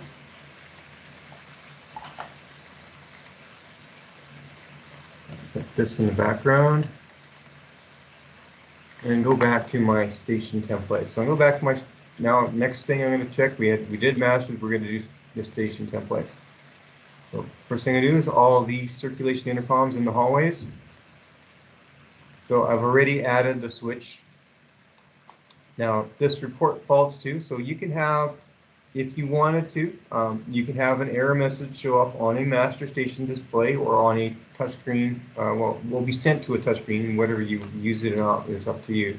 But if you want a fault to report on a station, you can click on this report faults, and I would say any faults with the circulation station, I want to report to. I can report to a specific master, so I'm going to do that. I'm going to report it to master number 1. We'll see all of the problems related to intercom faults for the circulation intercom. I'm going to go to the levels tab, and by default, it gives you the recommendations for hardening intercoms. So the recommendations for hardening intercoms is going to recommend that you bump up the volume a little bit to make it to make it, you can always turn it down from there. This is the initial recommendations. And I'm going to go, so the microphone doesn't need adjustment, but we're going to make the speaker louder just so it has a more broad range. And I'm going to go into the filters tab. In particular, the output filter, I want to have a high pass filter on there to get rid of any low frequencies caused by like AC wiring, transformer saturation. So that's when it's used as a speaker, when it's used as a microphone. Now our Hardy intercoms, actually there's a better curve to use. This is the standard curve for our new software. You can make it sound even a little better than that using the 300 series. So here's our recommendations for 400 series intercoms. I'm going to just move it over here a little bit. So 400 series intercoms, it recommends 12 decibels of speaker adjustments. We already have that. It recommends an output filter on the output side, 350 hertz. So that's what we have right now. What we don't have right now is this input filter. So by default, you're going to have an input filter that looks very same as this. It's going to cut off the low frequencies. What we find with our intercoms is the low frequency response is good. So there's no need to cut it off, but now it's probably hard to see on this.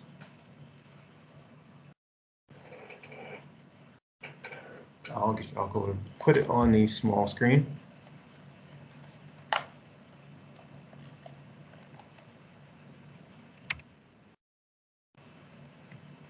So our intercom, if you look at the holes on the intercom, there is a plate.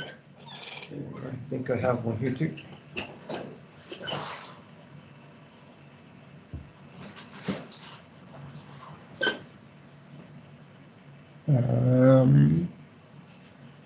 Be right back.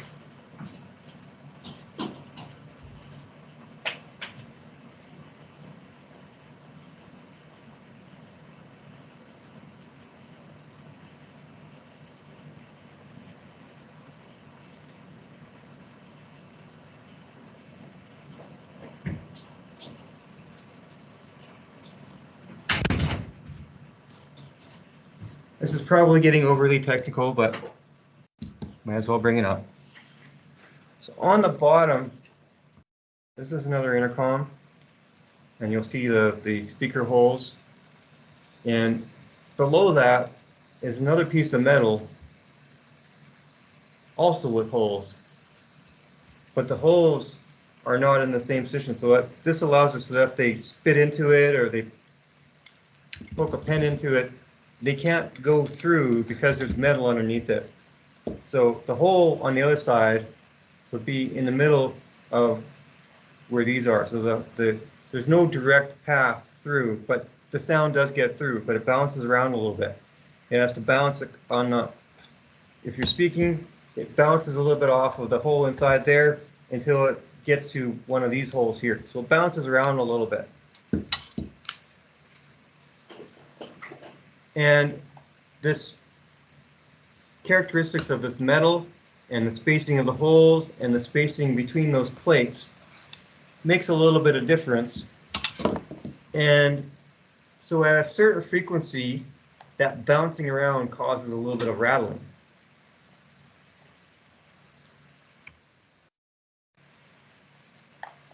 Which is a fairly low frequency. So the low frequency curve, if we had this low frequency, it would cut out that rattling, but it also cuts out some of the low volume, low frequency response. If you know the frequencies that cause that rattling, you can add a band stop filter which cut out just those rattling frequencies. And so for the cleanest audio quality on our stations, because we know how this is constructed, we know the frequency that it rattles at, and we can put that band stop filter so that it sounds great, and it just cuts out just that one frequency. So this is kind of optional. You can still leave it at the default and it'll sound fine. but this sounds a little better. And this is where tweaking comes into play. So different intercom manufacturers, they have a different way of doing this. Sometimes it's a little, sometimes it's not offset hole. Sometimes it's a little, like a little screen in front. So the manufacturer of these might change a little different. So if you know specifically this band pass, this band stop gets you the best response. But if not, using a generic low pass filter works fine as well. And so that's what our stations will do this, because we know the exact frequency response. But third-party stations, we recommend that you put a low pass filter on there, just like what you see here, and that works just fine.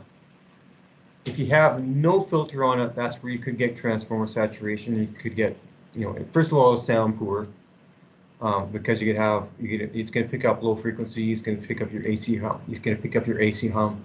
And secondly is when you make a page announcement to multiple speakers at once, it could cause an overload, transformer saturation, which could cause brownout. Anyways, I've probably get into way more details than you wanted to know, but I'll just let you know this audio settings guide has some example references for non-harding stations that make things sound better. So use the defaults, it'll sound okay. But in particular, because of the very wide range of third-party intercoms that aren't manufactured by Harding, some have a large transformer, some have a small transformers. So some of them, if it sounds really quiet, you're going to want to change. You're going to want to turn up the gain.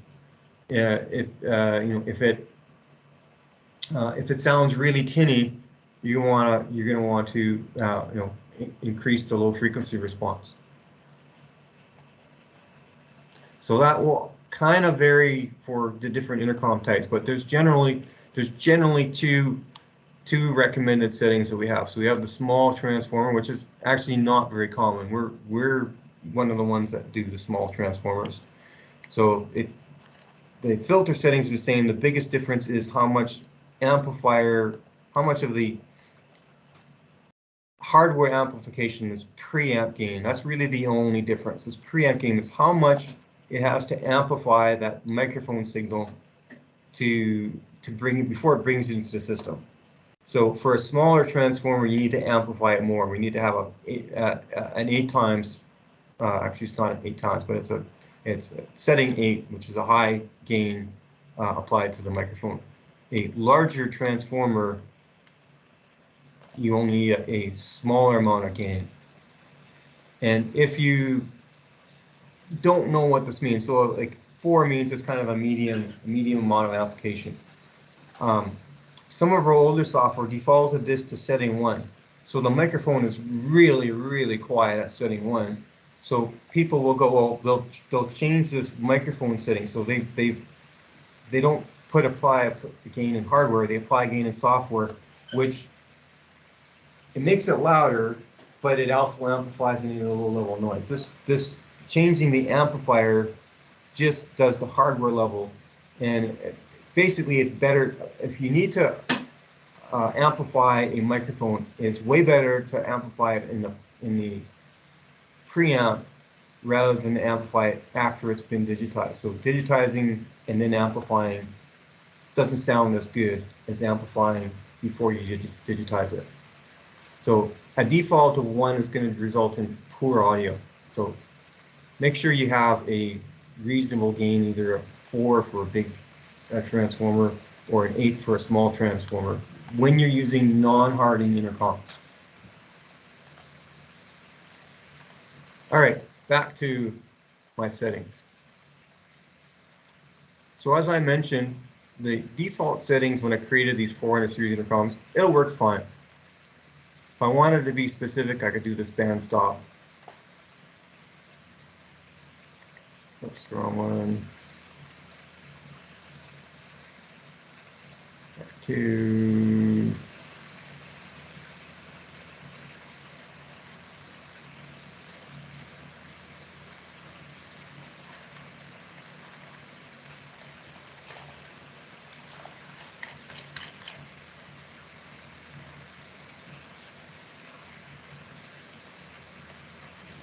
400 series intercoms. I want to have a band stop 350 0.5.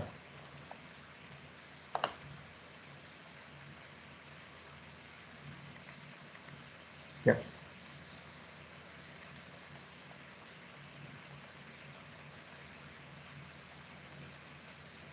And stop. Oh yeah, no, band stop 352. Yeah. Oh, and half of that. Yeah.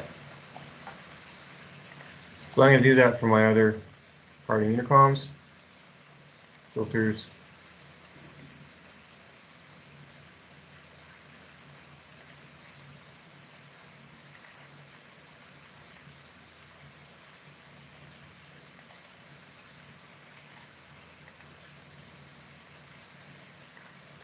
And our LED intercoms are a little different. They recommend a different setting, most with regards to the output because of the way it works. So I'm going to have a bandpass 1000.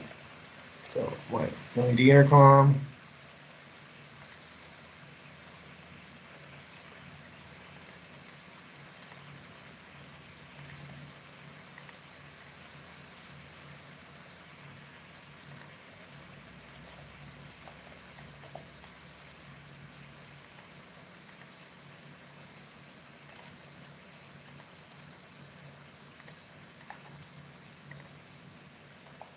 So this just makes things sound as good as it can be. If I was to have a 300 series intercom, now I don't have any 300 series ports on this, but I'm going to create a template with that. So the standard, when you create a standard template, it's going to use it's going to have a filter, so that's good.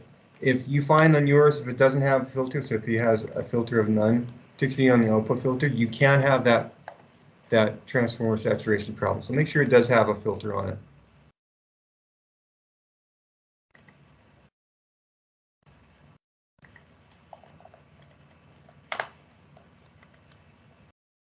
So I got a high pass on the output, high pass on the input, and on the levels tab, this is where the preamp gain. This only shows up on a 300 series station card port. And so this is the amount of hardware amplification before it gets digitized. So we recommend 8 for a small transformer station or 4 for a large transformer station. With older software, it defaulted to 1, which will make the microphone really, really quiet. And you would adjust this upwards to make it louder, which doesn't result in the best sound quality. Adjusting it here is better.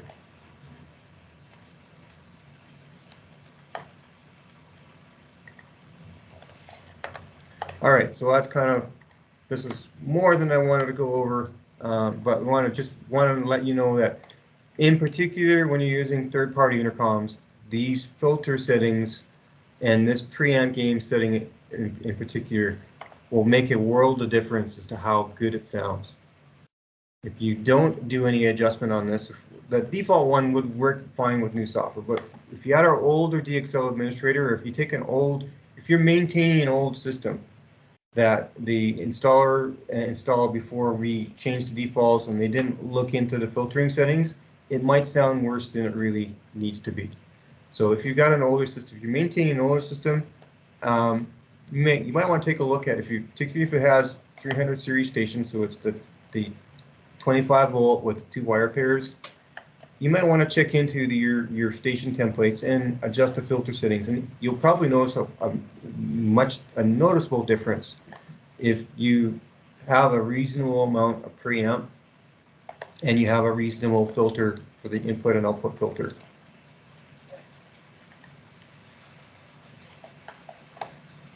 So I'm going back to the intercom. So I've adjusted the filters already, and the levels were the recommended. So I'm going to adjust, so I've already created the switches, so I did that in the first pass. I didn't have the tones configured when I did the second pass. So now it's this second pass, I'm going to have, so the call announce tones are, this is the tones that play at the start of a call and the end of a call. The call request acknowledge is the tone that plays when you press the button. What I didn't discuss so far is this monitor announce tone and this reminder tone. So start with the reminder tone. I'll actually start with the monitor announce.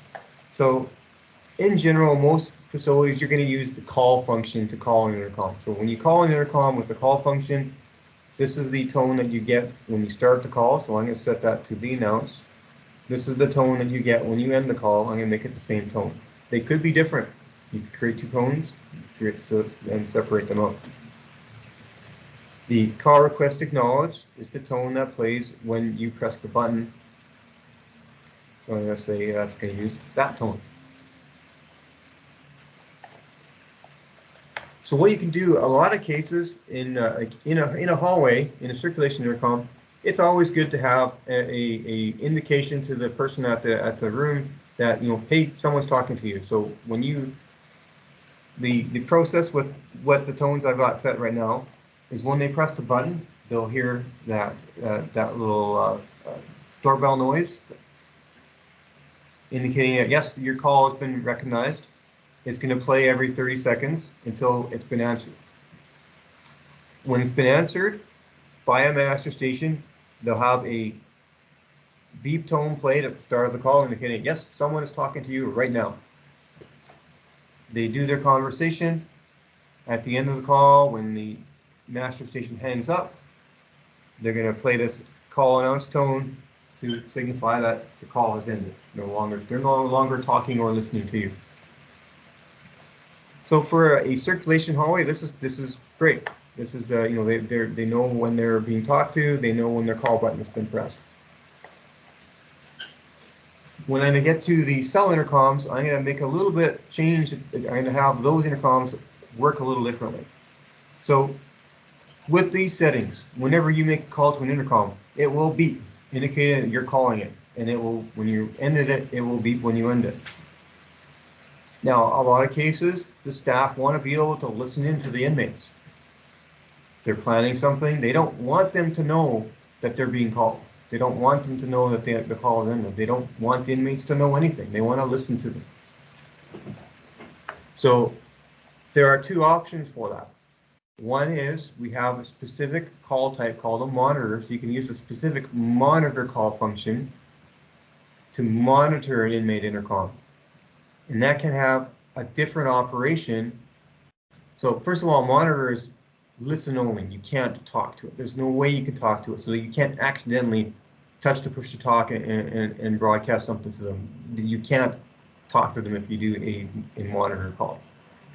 So you can specifically specify if you want to do a monitor call, you say, I don't want to have a tone. I don't want to have an end tone when I monitor it. And then, so you can have, if you call it, you get the tone. If you monitor it, you don't get the tone. One thing here.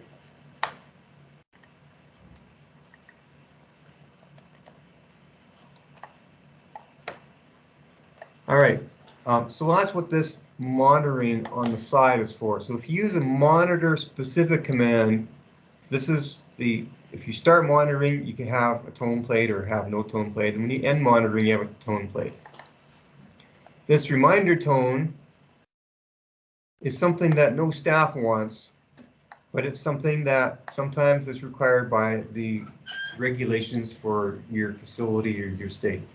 So there are some state telephone laws, privacy laws, whatever you call it, is some states or provinces or facilities require that if someone is being monitored, they have to have a tone played at periodic intervals indicating, yes, you're being monitored. So this is might be common on like phone, if you're recording a phone conversation. Some states require that when a phone conversation is recorded, you need to have a beep or an announcement or something played periodically indicating that this call is being recorded. And that's what this reminder tone is.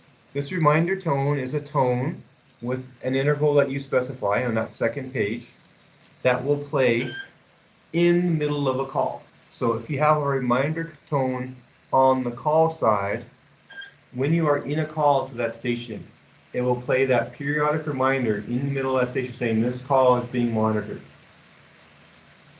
Likewise, we have one if you're using specifically the monitoring function, you might have to have a tone indicating that this call is being monitored. This is nothing, the facility staff don't want this because you don't want them to be, they don't want them to know that they're being recorded, that they're being monitored, because they're not going to discuss their plans for the riot or their contraband or whatever.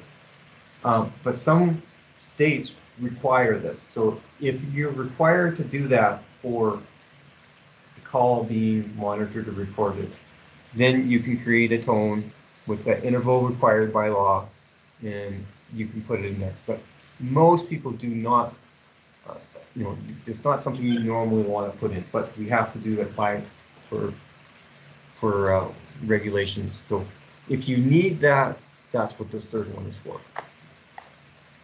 So in any case, so the way this is set up right now, if I use a call command to call these circulation intercoms, I'm going to get a beep at the start and end.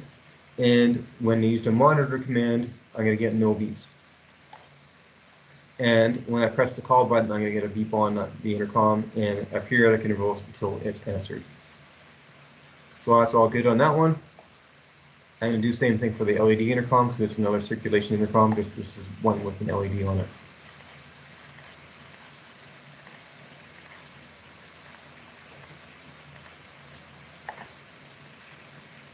All right, so now I have my pod intercoms. Now, a lot of facilities and a lot of our integrators, they don't want to have a specific command to monitor an intercom. So first of all, having this beep play when they press the button is always a good thing. So I tend to use it. You can turn it off if you want, but I have it set to if they press it, it beeps. I'm going to leave these set as none, so that when you call a cell intercom, there's no beep heard on the cell intercom. When you end the call to the cell intercom, there's no beep on it. So the staff can use a call function to listen into an intercom without the inmate knowing. And the nice thing about our system is that it is digitally switched, and every intercom has its own port, and it's always on. It's not that a relay clicks and hooks up that intercom to an amplifier. Instead, it's always connected to the system. It's just whether or not we're listening to it or not, but it's always an input into the system. And the advantage of that is that with the relay switch system, so if you're not listening to the intercom, if you're not connected to the intercom, the intercom has, its wiring is going nowhere. It's going to a relay that's turned off. When it's connected to an amplifier, now it's connected to when it's switched on, it's now connected to an amplifier, and you're going to hear a little bit of a click and might hear a little background hissing on the intercom whenever it's connected to a master amplifier. So if the inmate has his ear up against the speaker and the staff decides to listen in, they might notice the difference and shut up. Our system, if you connect to our intercom and you don't put a tone on it, they don't know. It's no different because it's always connected. So that's the advantage of one advantage of our system. So if you set it with no tones, they can use the call function and listen into the inmates and see if they're planning something. So that's why I have on my pod intercoms, I've turned these tones off so that the staff can listen in without them knowing.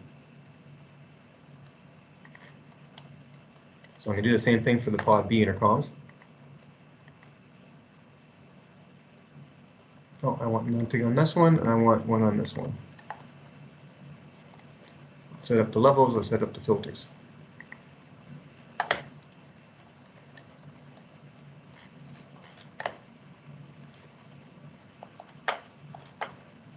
All right, going down the list. So I've changed the station templates. In doing so, I've changed the stations. And that's the advantage of using templates. If you make a change, you only need to make a change once. I can go into any of these pod intercoms and I can look at these are the settings I've changed. They've changed automatically when I change the template. Now you can, if you need if a particular intercom is a little bit different, maybe you have one cell in a unit has a padded room, for example, and so you want to have different sound settings.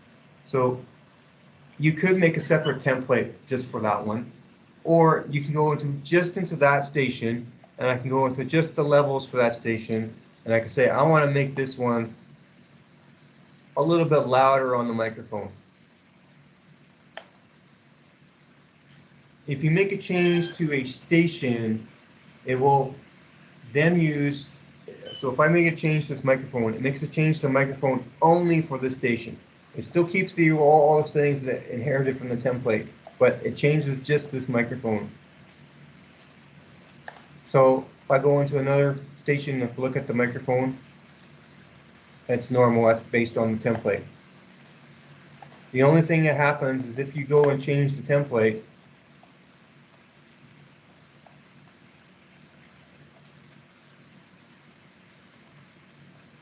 and if you change the template down, so I'm going to change this just as an example, we'll change it to -9. The station that you manually changed it on will still remain at what your manual setting was because you changed it. Now if I can remember which one it was.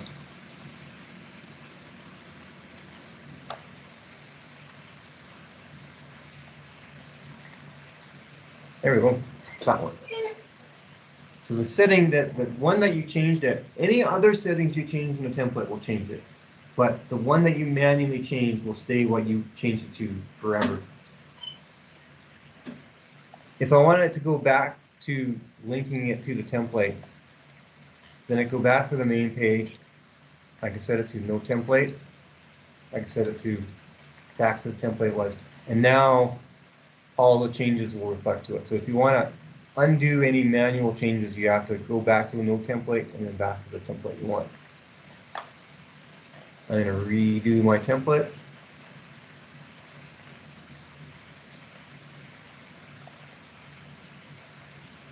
Undo that change I made to -9.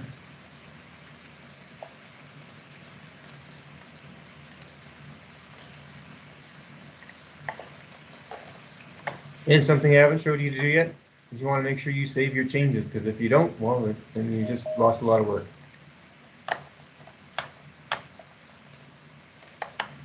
All right, so I've gone station templates. I've go down the rest of it. Stations, I've changed, as changing the templates will change the stations, so I don't need to do anything further on that. Going down the list. And that's pretty much all I needed to do, is I just changed the station templates, changed all the stations, so now everything is as what I want it to be. And this is what we wanted to cover this morning. So we are actually done a little early. I'm just going to do a couple other mentions on the DXL Administrator Configuration Editor. Is something I didn't cover yet, is I covered the sounds.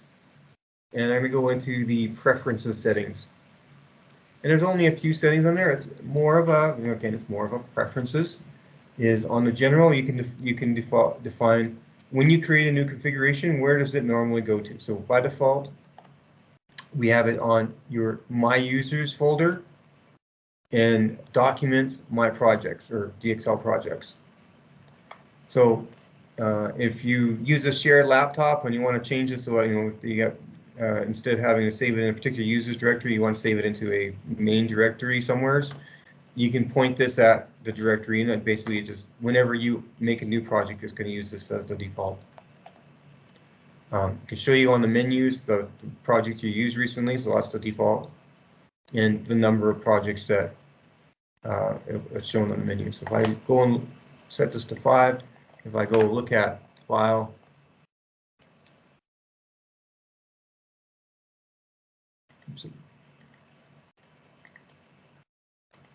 close this project. So that shows you how many files are in the recently used projects.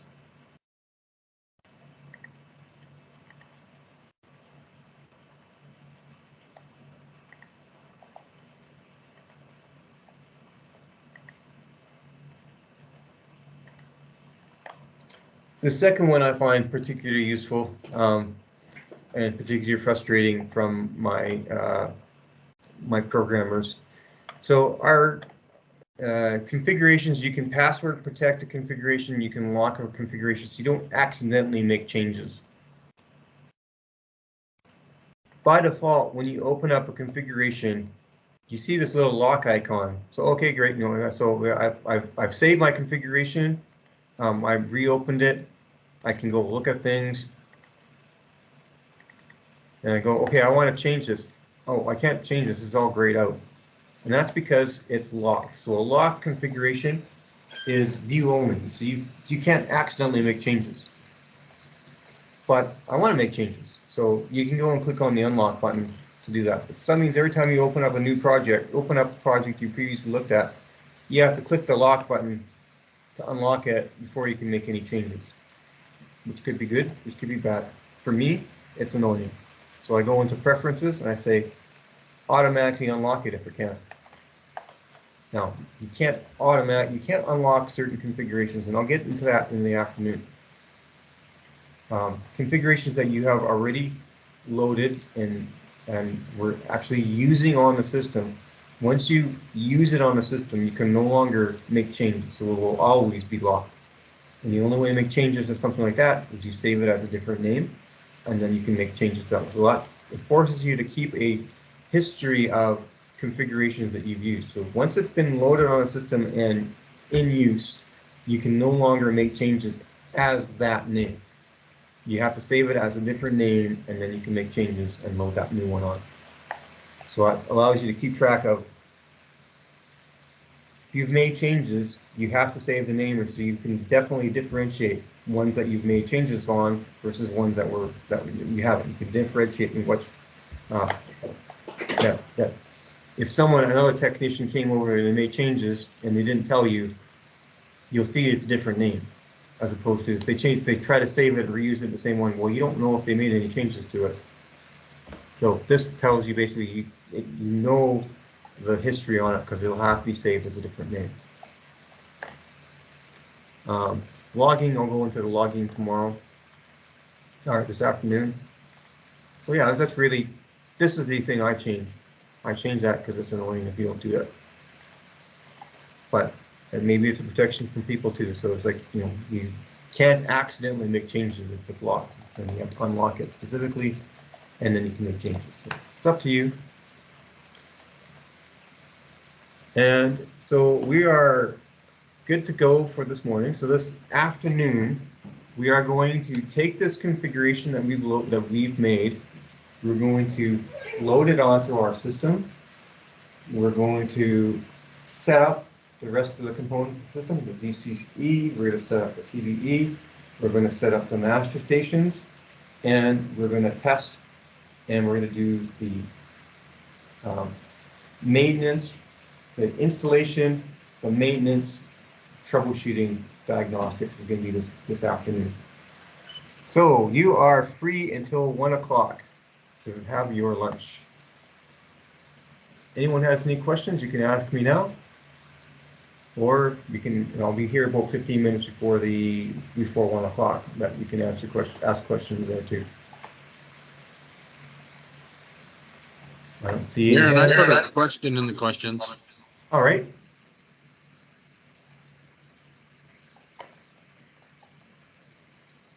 Go ahead. I wrote one in the question and answers. Oh. Okay, just a moment. I'm gonna go and set the timer up, and then I will look at that. Is there a way to monitor the health or status of the DCC from a PLC or touchscreen?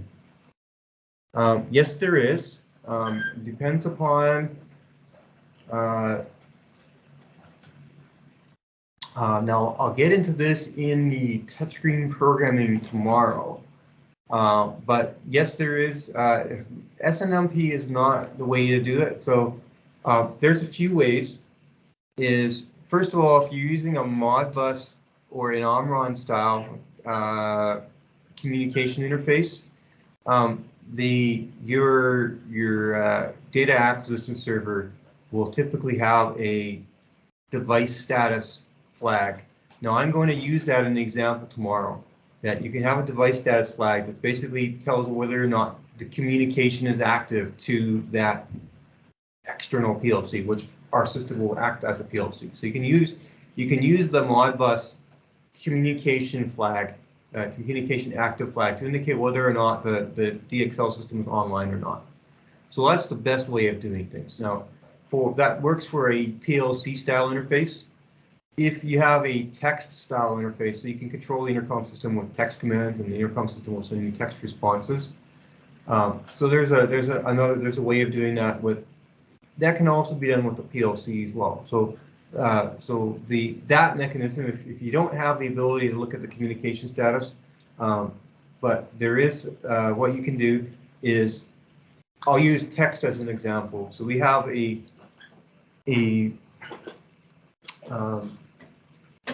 so we can send a periodic message to your control system. The message specifically is NOOP, no operation, basically. And so basically, the intercom system can, on a timer, and you define how long the timer, so it could be a 10-second timer or a 5-second timer or whatever.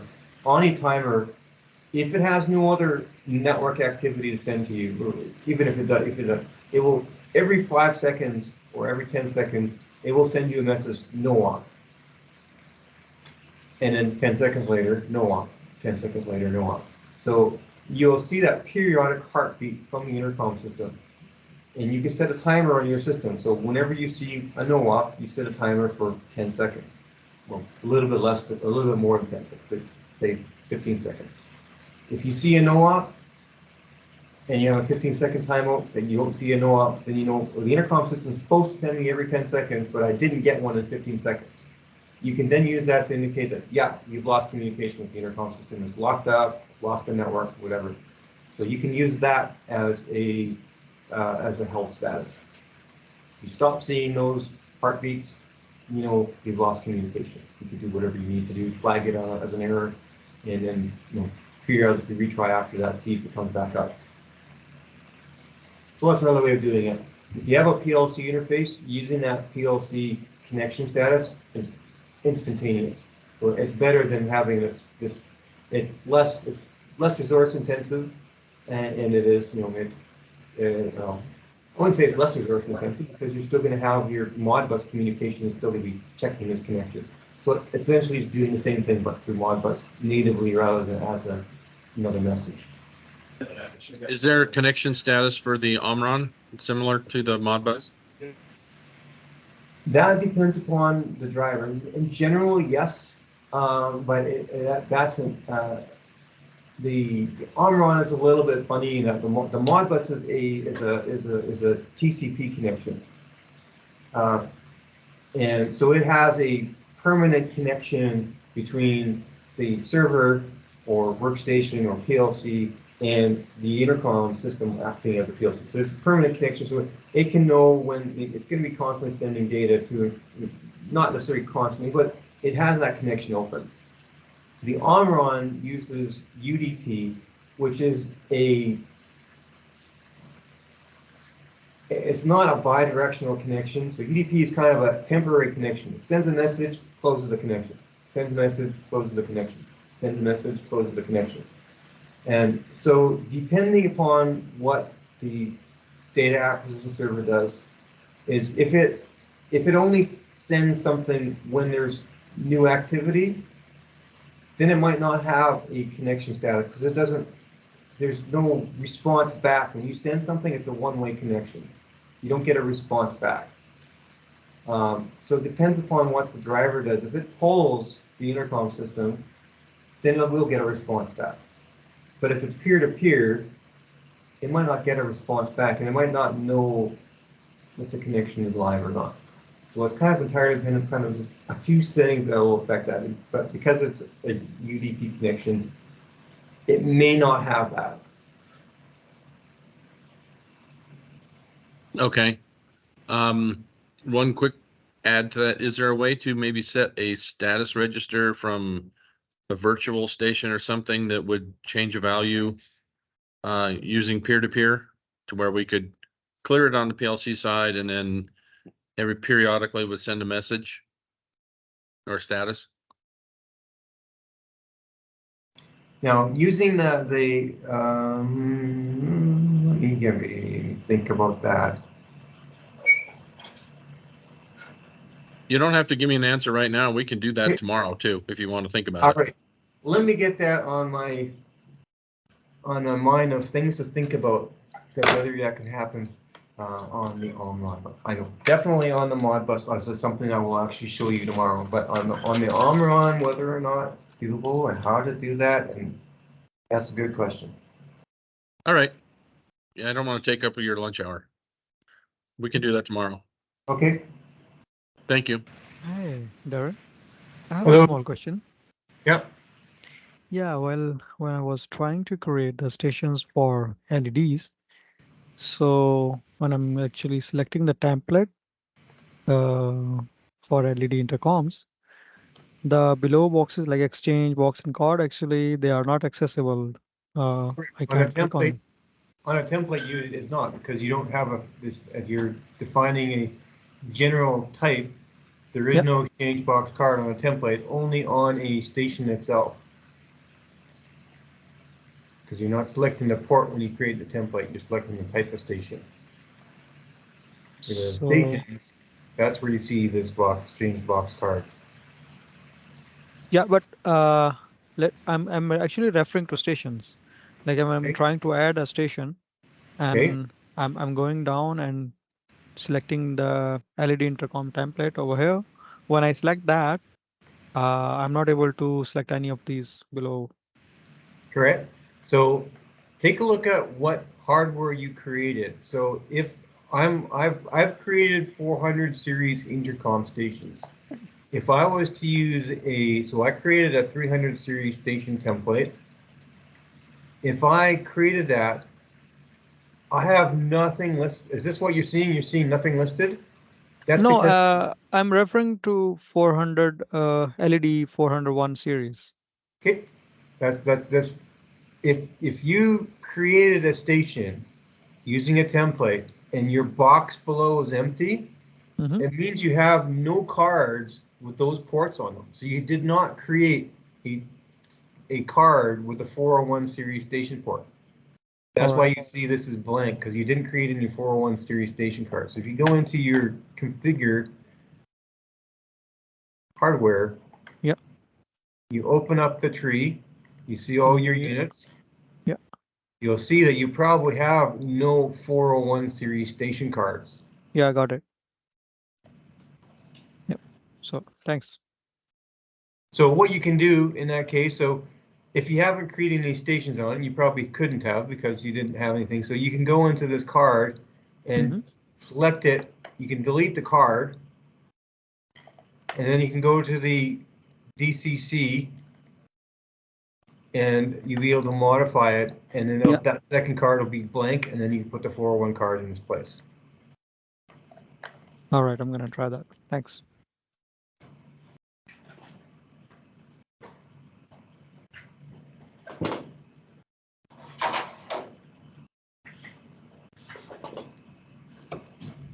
All right, so we're getting ready to do the installation of the configuration we created. I'll go open that back up. I'm going to do another couple of minor changes to my configuration before I send it. So I had questions about how to use a third-party tablet or interface. So I'm going to create another master station for that for later reference. So I'm going to go to masters. So I'm going to add a fifth master, which is going to be, I'm going to use it as my phone. So I'm going to take my phone and make this into a master station.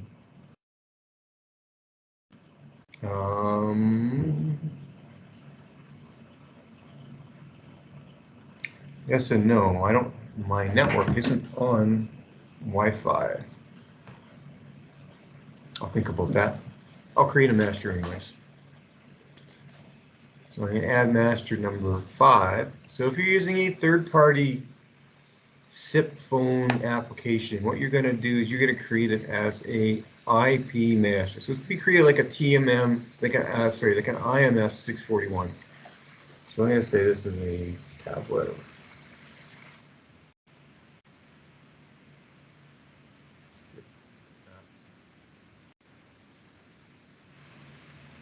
So it's going to be master number 5. I'm not going to put any announced tones on it. So really there's nothing much to do other than make it a master.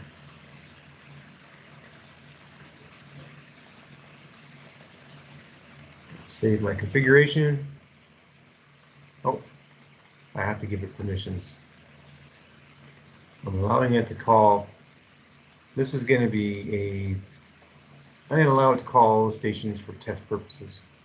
You normally wouldn't do that.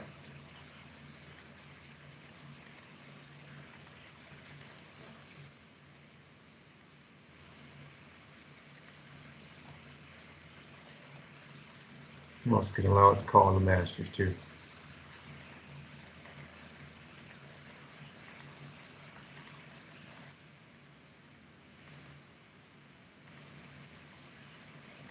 Okay, I'm going to save my file. So this is the point where if you didn't check, or if you didn't allow your firewall permissions through, this next step is where you might have some difficulties. So I'll just make note of it and make note that you need to make sure you have your firewall permitted to access, go through your firewall through the DXL system. All right, so I've got my configuration open. It's still open. If I close it, I want to reopen the configuration. You can go, this next step uses a DXL Administrator File Manager. It's available actually in 2 places. You can either go to your configurations, you go File, and then File Manager. And that's actually also available in the Diagnostics section, File Manager. So it's available both places. Before I go look at this, I believe I said this exchange is 10.0.196. Remember that address. Take over here.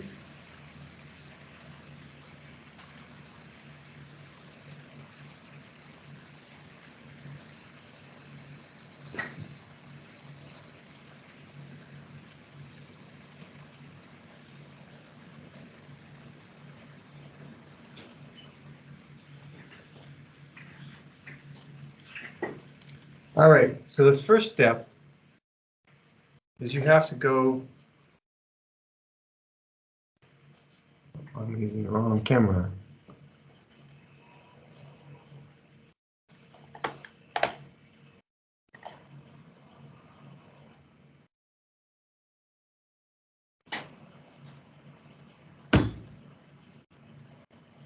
Now, don't worry, you don't have to see what's on the screen. I'm just going to point out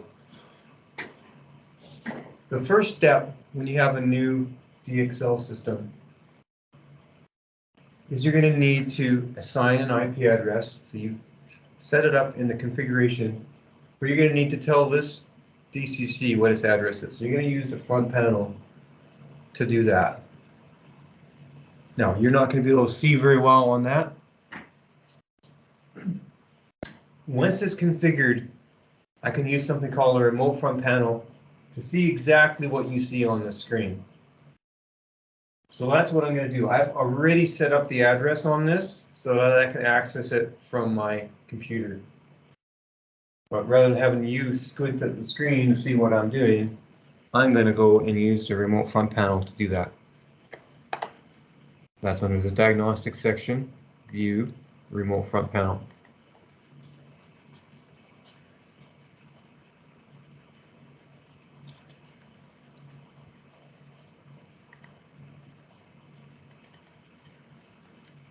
All right, so I'm gonna go bring this up over here.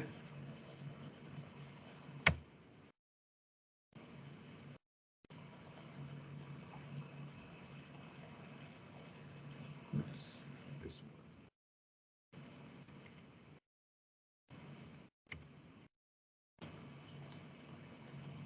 one. All right, so what you see on this little window is exactly what you see on this screen. So the first step is you're going to set the IP address of this DCC. So you can use the real keypad or the on-screen keypad, or there are keyboard shortcuts. So this is the up arrow, down arrow, left arrow, right arrow, page up, page down, backspace, enter, and then function key 1 is setup, function key 2 is fault, function key 3 is status. You'll see the LED status corresponding to what the unit is actually doing. So the first thing I'm going to do is I'm going to use the setup function. I'm going to click on setup. I'm going to scroll down to Ethernet, IP, and mask. I'm going to hit enter. So your cursor, the little flashing star is you can move up and down to move your cursor. So I'm going to go to the IP address. It tells me the MAC address of this DCC.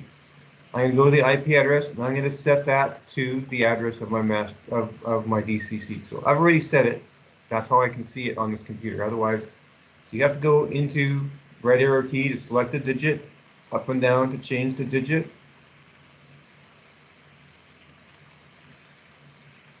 $10 000 001 096. So I'm going to actually just quickly change it to something else.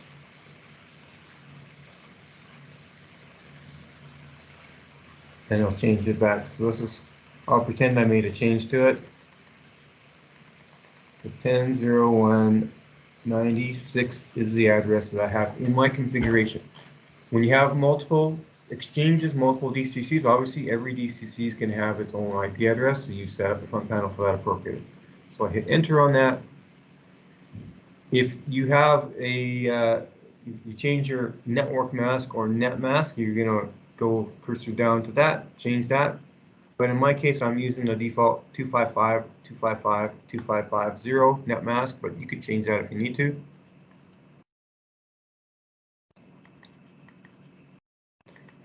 You'll see this PPPF and PPPL IP addresses. So this is kind of more historical. You're never really going to see this. You're never going to really use this. But our system is accessible through a modem connection. And this PPP network is the IP address of your modem connection. One of them is the IP address of the DCC operating as a server, and the other one is the IP address of the modem on your PC. And so the only thing you need to worry about that is this address, particularly the starting part of that is 192.168.0, what I have in my system right now. If you need the modem to work, which most people not going to use the modem, but in order to work, this first part of the address corresponding to your net mask has to be different than your Ethernet address. So if my Ethernet address is 192.168.0 something, then I'll need to make my PPP address different, 192.168.1 something, for example. If the modem address is on the same network as your Ethernet address, the modem won't work. You won't be able to make an internet connection through the modem. It's not going to matter for most cases. All cases, it's not going to matter. But that's what this is for, and that's the only thing you want to make note of is this first part of the PPP addresses shouldn't match the first part of your IP address corresponding to your net mask. All right, so I made that change. I'm going to hit enter to accept the change there, and I hit previous to go back to the previous menu. If I would have changed the address, if it was different than what it was originally, once I hit previous, it's going to come up with a prompt saying, do you want to reset? The changes you have to reset to make changes take effect. So if I look at this again, I will set this to 10.01.86, and I hit enter, and I hit previous.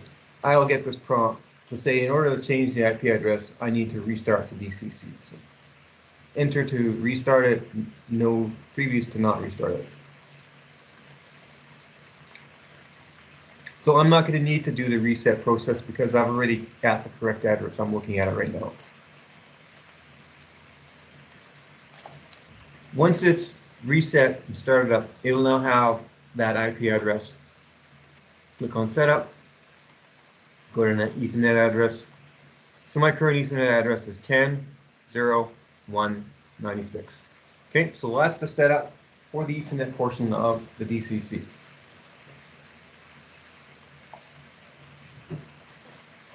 And actually, I'm going to redo that because this DCC has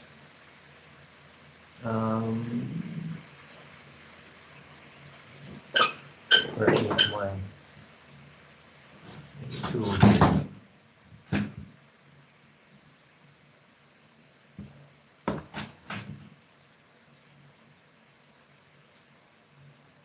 So I've previously loaded a configuration and an application on this.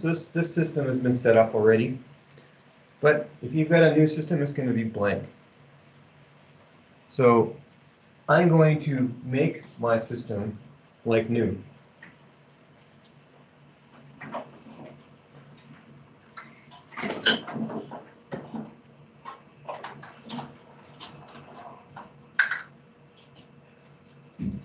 At the back of the DCC, this top end is my DCC. There's a small hole next to the Ethernet port that is labeled as boot mode. And that's the factory reset button. I'm going to use paperclip bent up into a straight note. I'm going to power down my DCC.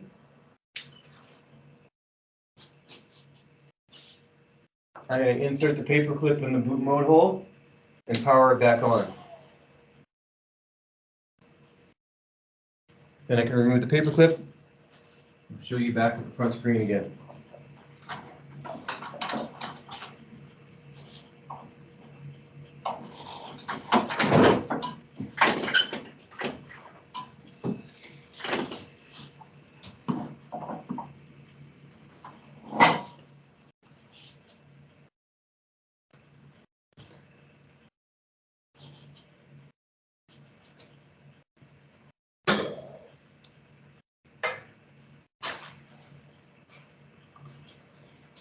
Oh, my cable doesn't quite reach.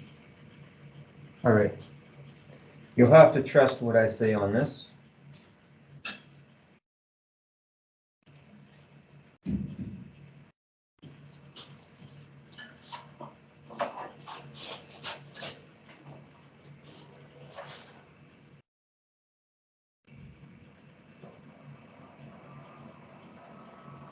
Okay. That one is.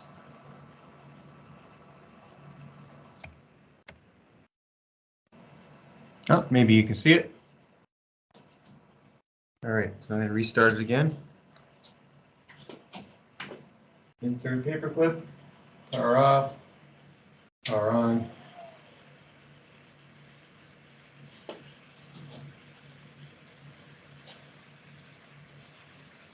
So you see it has a new menu system on there. It says clear IP addresses, clear all, do memory test, select application. So I'm going to select clear all to check mark it.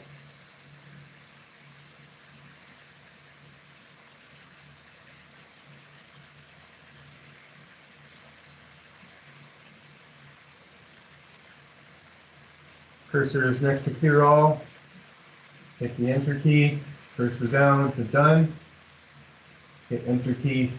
And now it is clearing my system. Should be, maybe I didn't press it right. Check here. No, I didn't do all. Do this one more time.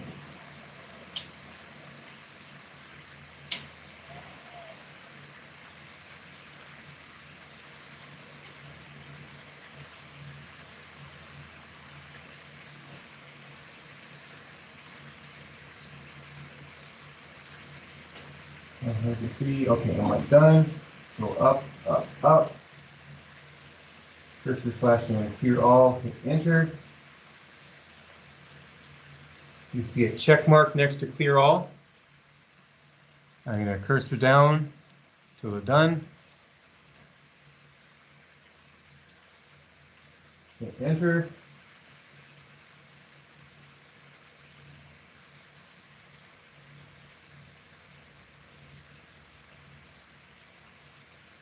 All right, so everything is now cleared up.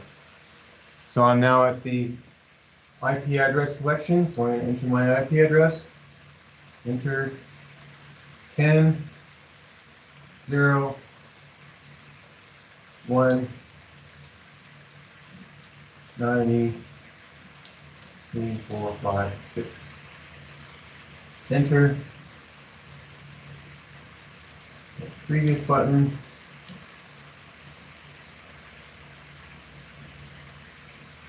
Sticky keypad here. Darren, there's a quick question. Yep. How much space does a DCC have for like logs and everything else? Current ones, I believe, are 64 megabytes.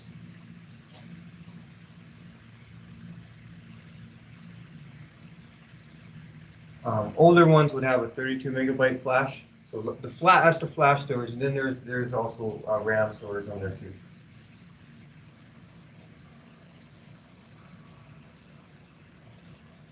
And I don't think it cleared my memory. Do it one more time. Power down.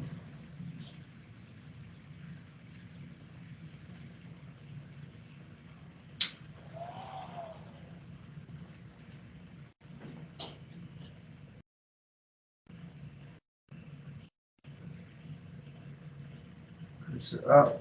Clear. Oh, I did clear IP addresses. That's why I was on the top line. I was maybe on second line. Second line. Enter. Check mark next to clear all. Scroll down to done. And enter. There we go. Power on detected.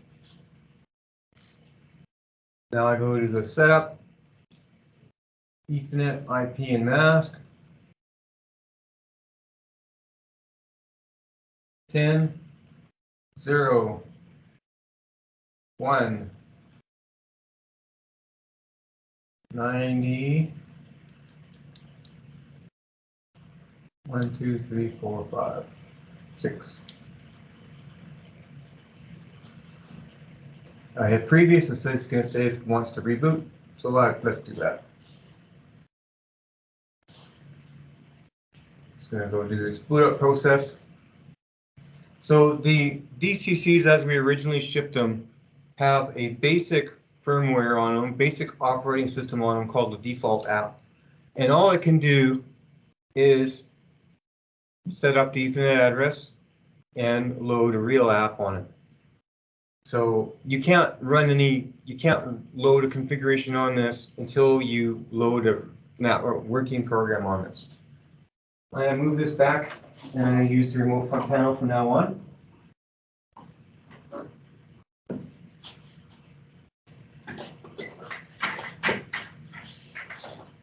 So I've set up my address.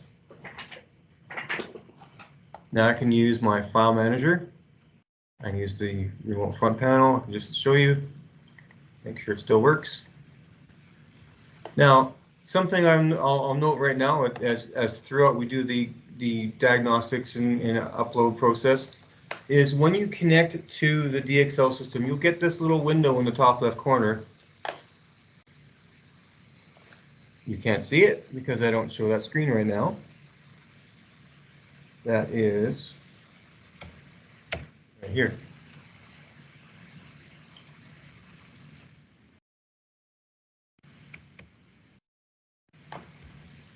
So you Can see. you show how you? Go ahead. Can you show how you got to that screen to connect again, please? Okay. I will shut things down here. So just one moment.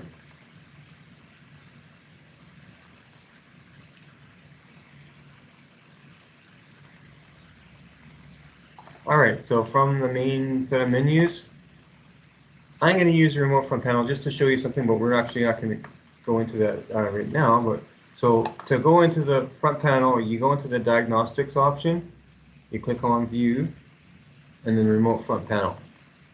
The first time that if you don't have an active connection to the system right now, the first time it connects, you come up with this communications link window. If you have a configuration, which is what what you should have is when you create a configuration, you'll have an option to select which configuration you're going to pull all the IP addresses from. So I only have one DCC on the system, but with the configuration, it will know all the addresses of all of your DCCs and all of your exchanges. I'm going to connect through Ethernet. The options are serial and modem as well, but again, nobody uses those. So I'll start with this. So I click on this, and then I'm going to connect.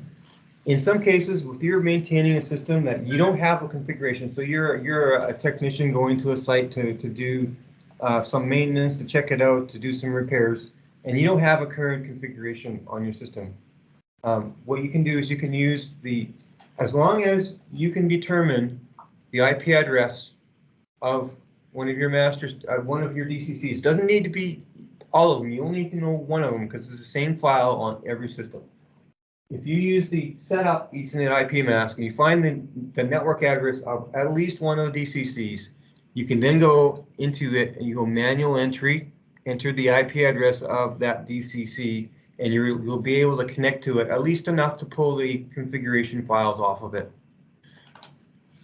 But I've already created configuration, so I've got them in my configuration. So I'm going to use the configuration defined IP address. I'm going to click connect, and what that will do is it will show you. I'm using the remote front panel, so it's going to show me. It's going to ask me which DCC remote front panel do I want to look at. So I only have the one, so I'm going to click that one. And then that's going to show me the virtual front panel or the remote front panel, what's on that DCC. So if I click on Ethernet IP and mask, well, that's my network address that I set up. So I'm not going to really need this right now, but I am going to load. So as I mentioned, the operating software on a fresh system, you can't do anything with it other than load a real operating system and your configuration. So that's the first step you have to do, is you have to load the real operating system, or what we call the app file. And then that will then be a running, you can do things with that. And then you can load your specific project configuration file onto it. And then you'll be up and running. So let's do that. I'm going to go, and I think I can leave this off in a corner. And I'm going to go use the file manager option.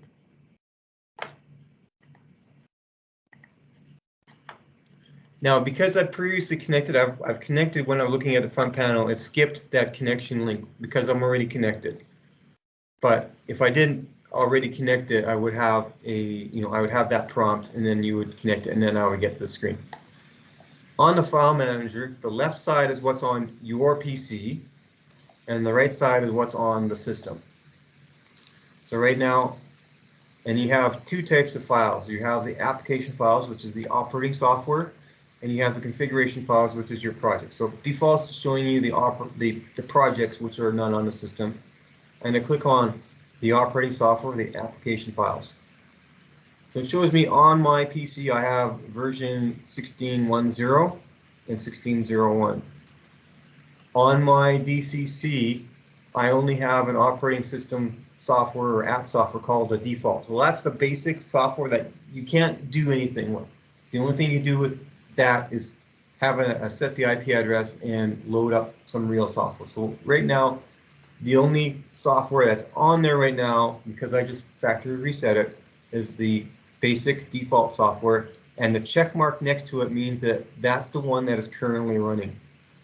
Now, when you have multiple exchanges, things get a little more complicated. The system will automatically try to put the same files on all of DCCs. And if the same file is on all of them, then it will, and it's operating on all of them, there'll be one check mark. So the check mark says which one or ones are currently active. If everything is running the same thing, you're gonna have only one check mark. If you want to see which ones have that file, you click on the Show Exchanges button, and this section below shows you which DCCs have that file. So if I select default, it says Exchange 1 has this file. That's the only exchange I have, but you will normally see all of your exchanges listed there. So the first step I'm going to do is I'm going to load the latest version of operating software I have. The operating software is available on our download site that I linked yesterday. The current one that you'll see on there is the 16.1.0. If you've downloaded something, so you have a new version, we have a new version available and you haven't put it on the system yet, you can download it to somewhere probably in your downloads directory. And then to put it in the right place the DXL administrator sees it, you click on the import button. You select where you downloaded that file to.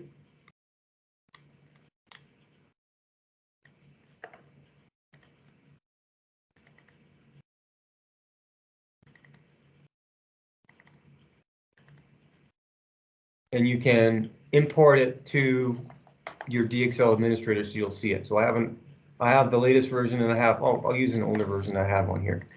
So now that puts it on your PC. So now you can see it on the list of selectable applications. So this is what's on my PC. This is what's on the system. There's just the basic one on the system right now. So the first step is to click on the one you want to use. So I would recommend the latest one. You click on the copy button in the middle. It will do its thing to copy it to all of the currently connected exchanges. So right now in the top left, I only have one currently connected exchange because I only have one exchange in my project. So that software is basically what the software that we downloaded. Correct. Was administrator operating software. The DXL administrator. So the DXL administrator software will have the latest version as of the time that software was built will be pre-installed. But if you have an older one and you want a newer one, you would go to our download site, you would download the APP file, and then you would import it into whatever DXL administrator you're using. Because the file we're using right now is 16.3 something, right?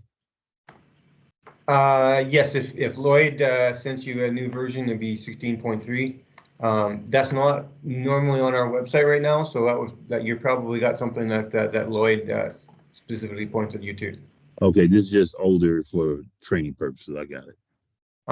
Yeah, so this is kind of like what I have on my training system. Okay. I don't have the released version. I don't have the pre-release version that Lloyd has uploaded to certain people. And the newest version, the 16.3, is for the very, very newest DCCs that have just come out. Okay. All the new software will run all software is upwards compatible. So 16.3.0 will work on our oldest DCCs and our newest DCCs. But some of our newest DCCs or NDCEs have new components in them that basically need new drivers. If you were come up with an easy term for them, so the new components on it, like the Ethernet controller and stuff, need new drivers. So the default app on it will work for that system. Whatever system is loaded on it has the correct drivers for the Ethernet and stuff on that. But when you load it up, so when you load up an app file, if you have a very new system, you need to make sure you have a very new DXL administrator. It's very new app file, DXL-16 something, in order to have drivers for all the components on that DCC, on the newer DCC. So, and because all of the systems use the same software, they need to have the same operating software installed in order to intercommunicate with the systems. And they all need to have the same configuration file in order to interoperate. So if you have, for example, an older system and you're doing maintenance and you're replacing a DCC in order to, you've got a bad DCC, you bought a new one, or if you're doing an expansion to an older system, anything new that you buy from us will need the updated drivers, will need the updated app file in order to actually use the components on that. So if you have that condition where you buy a new DCC you'll find that what you're going to have to do, even though you didn't change anything on all of the other DCCs on your system, but if you put a new DCC on, everything has to be running the same software. And because the new DCC needs new drivers, that means everything needs to have the new software, the same software that works with the newest DCC. So if you do update an existing facility and you're putting in a new DCC or DCE or TBE, any of these new components that are connected through Ethernet or USB, you'll need to update the app file on all systems in order to have the new DCC work and for everything to intercommunicate. So it's important that you can't use the same old version that was running on the system previously if you put a new component in it. It's got to have a new component, new driver to handle the new app to handle the new components. So once I've copied it, now that copy step would be if you had a firewall issue, what you would see at that point, you would see that it's loading, you'll see that prompt in the middle, and it won't do anything, and then you'll ultimately get a timeout that says I couldn't upload it. If you see that, that probably means that your firewall is not permitting your computer to talk through the network to the DCC. So you'll need to look at your firewall settings if you have it stay at that prompt for a long time and then ultimately timeout and say you couldn't connect. But in this case, it worked. So now to make that the operating software, you select it on the right-hand side. You select activate.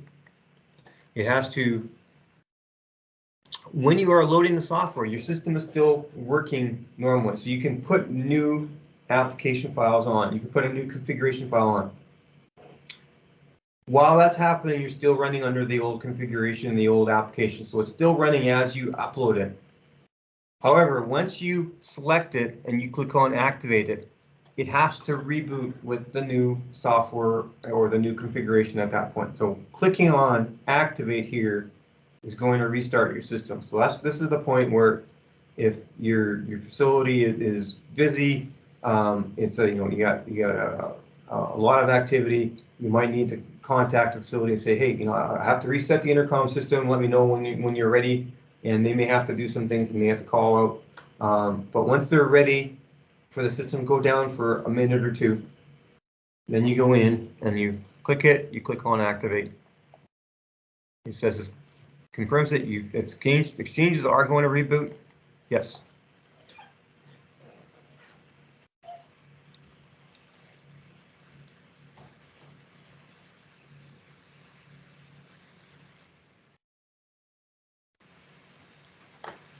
So it does its thing. It will check back in a few seconds or 30 seconds. It will check back, see if the file has been loaded on. If it's not, it may have a please wait prompt in the middle. Checking again. And then once it comes up and once it's able to communicate, you'll see it on the right-hand side. So I have my DXL 1610. It has a check mark. So that's the currently running software. If I look at show exchanges, it says it's on exchange 1. It's check mark. It's the only one check mark. So that's the only one running. Good. So I've got my operating software loaded. Next step is to load the configuration that I just created. Do the same thing. Click on configuration files. This is the file I just created this morning. Click on it. Click on copy. Does this thing. It's on the right-hand side. Select it. Click on activate. This distribute button is when you do have a system that has multiple DCCs on it, multiple exchanges. So normally when you do a copy, it will copy to all of the currently active systems in the top left corner. So you only have to do one copy and it does all the internal distribution by itself. So you just press the copy once, it's going to copy to all the currently online systems. In some cases, maybe you have an equipment room that you're doing a few at a time, and you have an equipment room that has no power to it right now. So the DCC is there, but there's no power to it, or there's no network to it, or whatever. So you haven't set up that DCC yet. But you need to get the rest system running. So you would copy and activate the app file, and copy and activate the config file. And then once that DCC that was turned off or had no power, once you're ready to do it, while you can do the same thing you just did, you can copy it from your PC, activate it, copy the app file from your PC and activate it. You can also, you don't necessarily even have to have it on your PC. So you can go and if anything else on the system has it, I'm going to go back to the, oh no, I'll continue with configuring. If anything else on the system has it, you can click it on the system and click on distribute. And it will copy that file to whatever systems don't have it right now. So anything online that doesn't have it, the distribute will copy it across. In this case, I've only got the one DCC, so this distribute does nothing. So I've copied it to my system. Now I need to activate it to make it the active one. So I'm going to click on activate. To say yes, you need to. Now this prompt tells me once I activate it on a system, I can't make any more changes to this name. So I can't make any more changes to training 1.0.0. If I need to make changes, I need to save it as something else, and then I could change it. So that's a warning that you can't change it anymore. And then this is the warning that you're going to have to reboot it.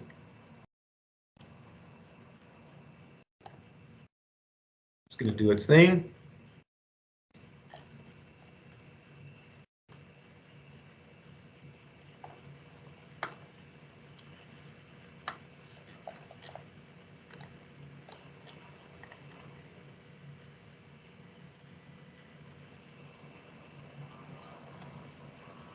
Now, because I rebooted, my remote front panel wasn't going to really work until I reconnect on that.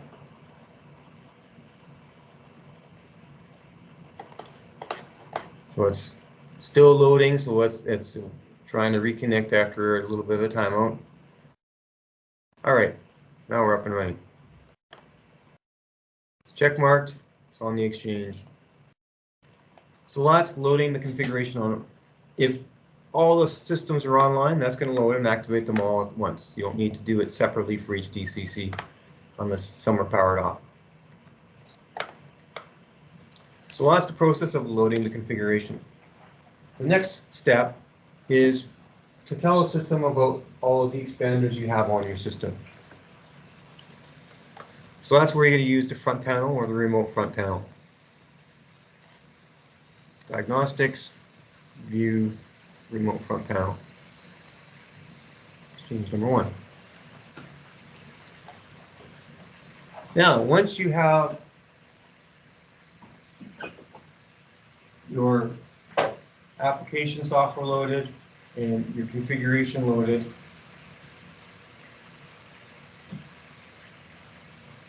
you're now going to wire up your USB according to what I mentioned before. There's going to be 2 USB ports in the back of the DCC. Typically, you use the first port, plug it into the first DCE. Second port goes to the second DCE, and then you start plugging in the back of the first DCE, and you plug into the back of the second DCE for the fourth one. So what I'm going to do here, the fault LED blinking, you see both on the front panel and on the remote front panel. The install light blinking means that you have a new device on your USB network that needs to be configured. If you were to look at your devices, you'll see a install light on the talkback expander. You see an install light on the DCE. So these indicate that these need to be installed. So anything that hasn't been configured yet will have an install light on it, along with the install light blinking on the DCC. The easiest way to make sure you get everything in the correct order on the right DCCs and the right DCEs is turn off all of the expanders except for the one that you want to install next. So I'm going to turn off my talkback expander and turn off all the DCEs except for DCE number 1. So DCE number 1 is the one I want to configure now. So they're all off except for that one. The install light is on. It's blinking on the DCC. Now I'm going to go and press. So what you'll see, if you see on the setup screen, you see DCE add remove equals 2. So that means there's 2 new devices, 2 new USB devices it sees on the network. So I'm going to scroll down to DCE add remove. Cursor's flashing on that. I'm going to hit enter.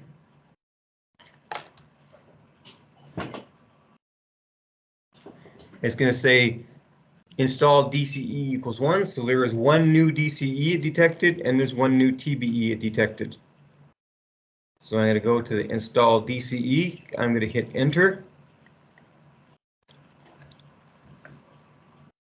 If you turn off all the DCEs except for one, that's the one that you're going to configure next. If you turn them all off, if you still have them all on, then it'll be hard for you to find, well, which one is the one I'm actually going to be setting up next.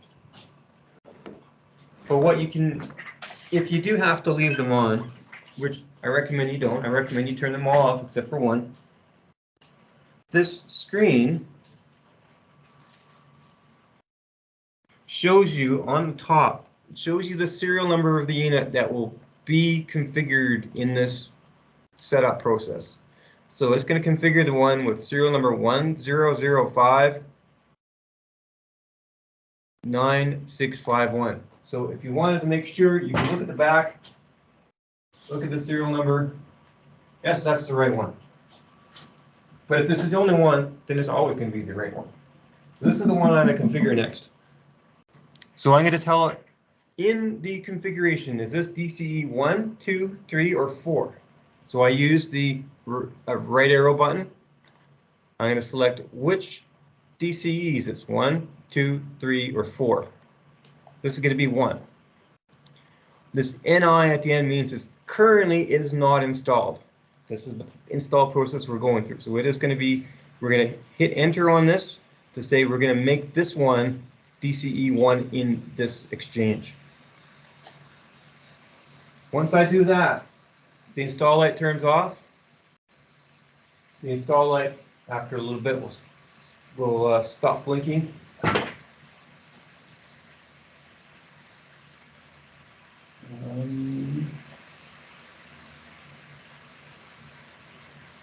There's my TBE hooked up to.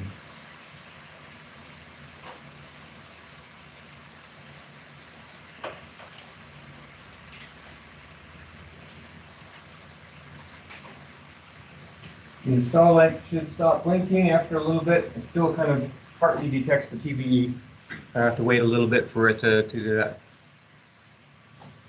Instead of waiting for it, I'm just going to plug the TBE in and turn it on.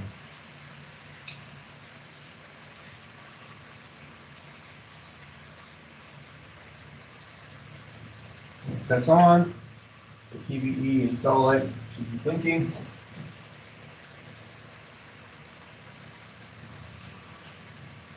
Okay, TV install is on, install is blinking. I'm going to, so I've installed all the DCEs on my system, so you repeat the process for any page zone expanders and talkback expanders. So I have a talkback expander I haven't installed yet. Install TBE equals 1, hit enter. Which TBE is this? This is the first TBE. So I'm going to right arrow key, select 1.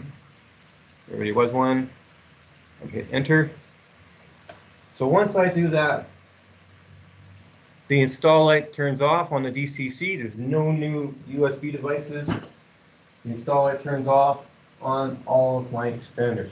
So I've configured all of my expanders. So that's the process for adding a new expander. If you have to, the expander serial numbers are stored as part of the battery backed up memory in the DCC. So the serial numbers are associated with the DCC and not necessarily the configuration. What that means is if you replace a DCC in your system, you have to take a spare out, take a spare and replace it in. The new DCC won't know the serial numbers of the DCE expander. So you're going to need to do the install remove DCE in order to have those expanders work. So you'll have the install light on. You need to add them. If you're changing out a expander, that's what the remove DCE remove TBE does. So if you go into the cursor up, you go remove DCE. Again, you select which one you're removing. So This one is installed, so there's no NI after it. So if I need to remove this DCE and change it out with something else, I hit remove DCE, hit enter. It'll show now the install light will be turning on. The install light will blink. This detects a new DCE on the system. That's the one I just removed from service.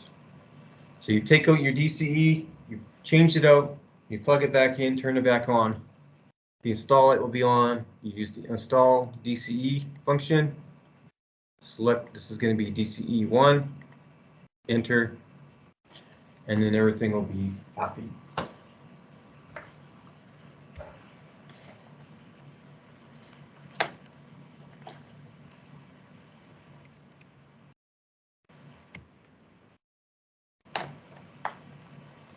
So that's adding, configuring the DCCs through the file manager, configuring the DCEs and TBEs and PZEs through the remote, through the front panel. The next step is we have our Ethernet devices. Ethernet master stations, whether it's the touchscreen master, the IMS style, or whether it's the TMM style.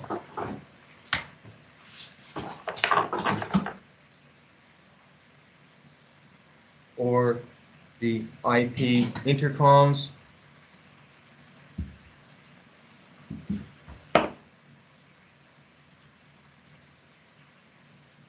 Or paging talkback adapters or any other IP device. They're all configured in almost exactly the same way. So I'll start with my IP master station.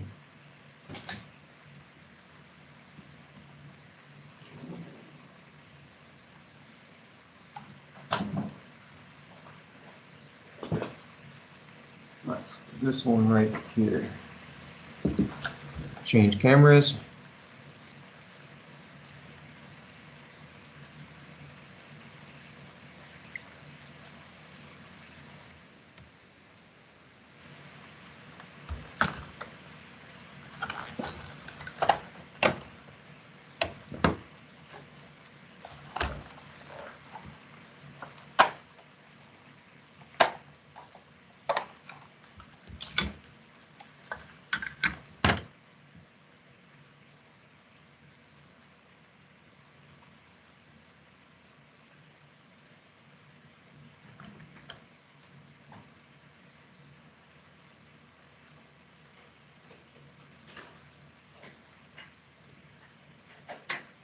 There.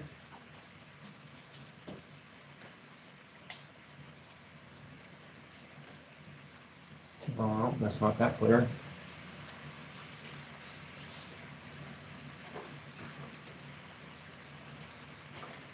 All right, so I need to find out where that is coming from.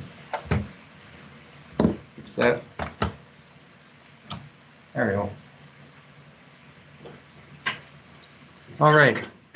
So this master has been previously configured. A IMS 641 master will have, if it's received an IP address or has an IP address, you'll see the bottom line is, or second bottom line of display says IP address, and the bottom says not registered. So the IP address is what's important. So right now this is currently set for 10.0.191. So this is previously configured. I'm going to clear this one. So if you power down a master, one of these masters, while holding down the 6 key, that will clear it.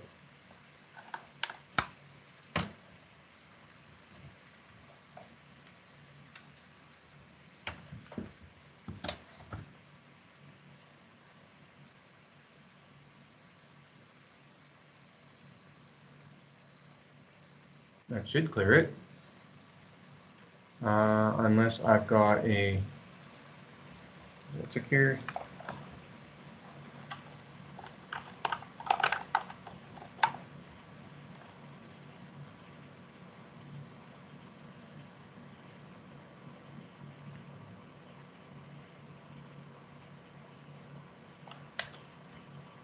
Oh, sorry.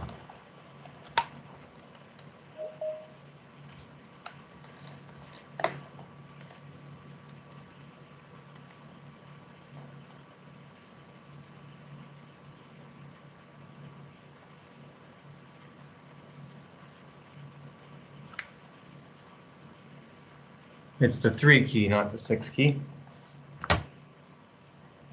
All right, so now it says it's waiting for a DHCP.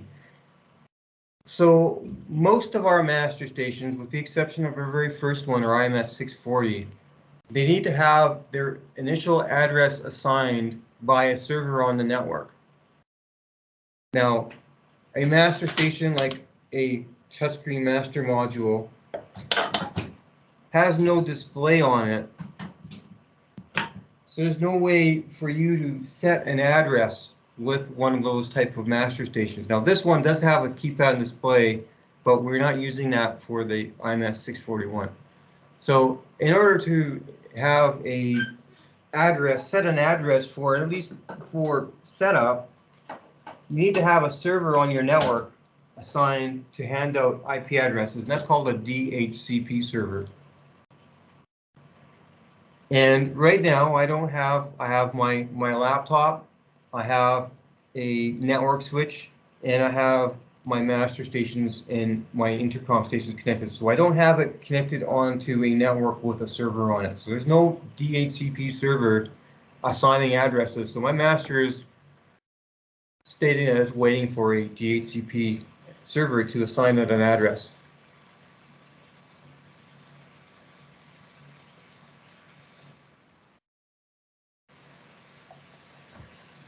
So you have to either put a server on the network, so you might get a little commercial router that has a DHCP server built into it, or you can install software on your PC. I'm going to use software called Open DHCP. So it's an open source DHCP server. You go to this PC on the C drive, Open DHCP server. So this is something you could download from an open source on the networks. If you have like a lot of, if you have your system on a jail network, they may already have a DHCP server on it. But if they don't, you may need to, at least temporarily for setup purposes, install one on your setup PC. So I've got my Open DHCP server installed. The Open DHCP server, at least this version, needs to have, it's not a very user-friendly application. It's open source, so that's kind of almost one and the same. But so there is a file that you need to change to tell the system what IP addresses am I going to give out to devices. So I'm going to use this Open DHCP server ini file, which describes how it's going to assign addresses. So it's a text file, and in this particular, different servers will do different ways to configure it. But this one has a big and ugly text file, but ultimately in this text file is going to be a range set. Right here. DHCP range. Oh, this has got lots of stuff in it.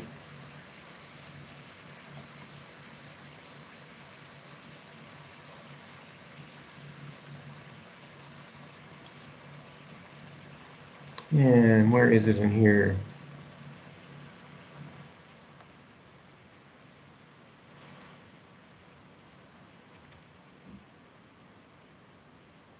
Oh, okay, it's near the very end. It's near right here. So there is a line hidden in here. It says DHCP range, and this is the addresses that it will be giving out. So I've set it to, it's going to give out addresses in the order of, on the range of 10.0.1.10 through to 10.0.1.20. So these are the addresses my DHCP server will assign.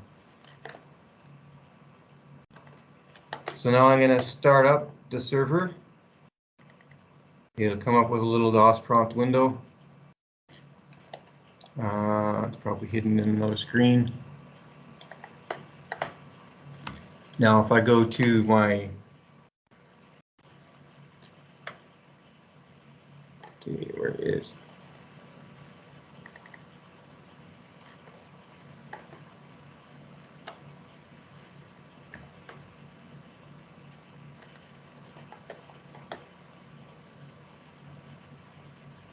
Open DHCP server.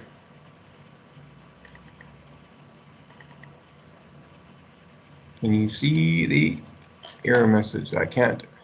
All right, I need to make sure. So the open DHCP server.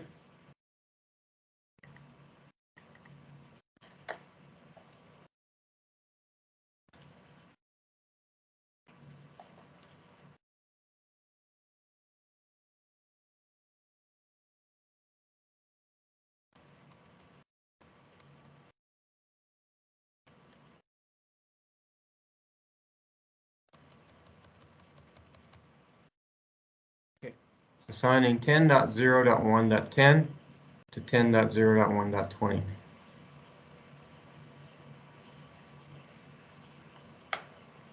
Two 255.255.255.0. And I need to make sure my PC has something in the 10.0.1 range. So if I go to my network settings,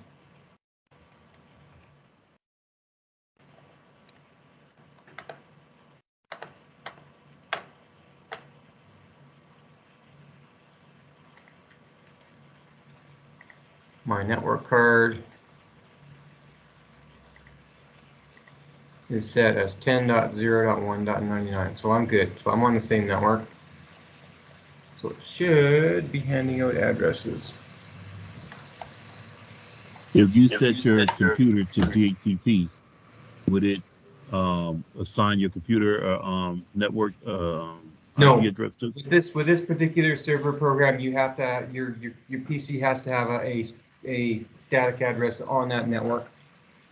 Just with this, no, there may be other servers that don't need that, but this one certainly does. And you have to be out of the range. And you have to be out of that range. Gotcha.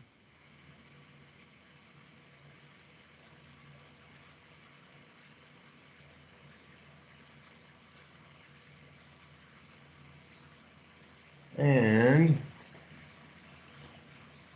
my server is not running.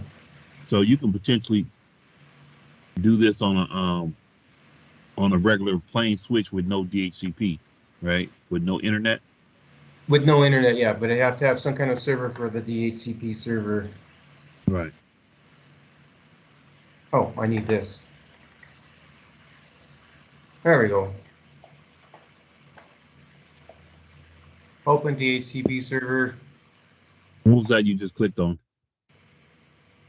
That was the, there's a run standalone batch file.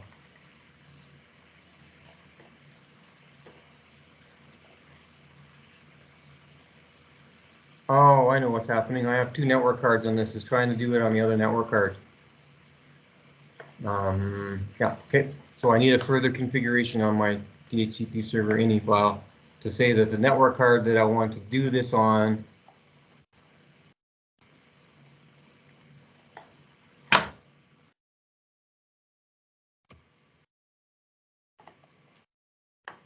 is this network card right here, which currently has address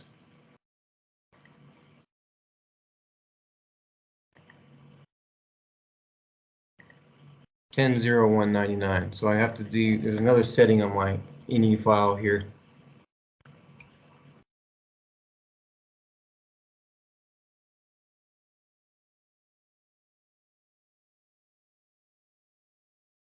$10.01.99. That's the network card I'm going to listen on.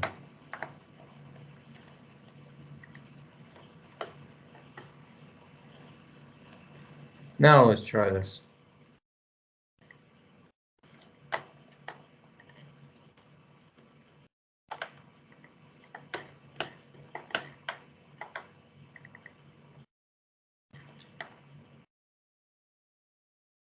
$10.01.99 already in use. So I've probably got another version of this server. Okay, let's see if this is working now.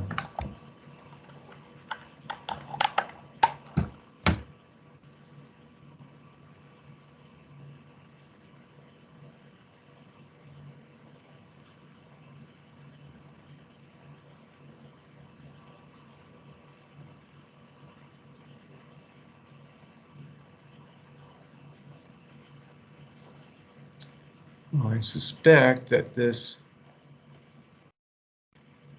no IP address for that. Okay, so I got already in use.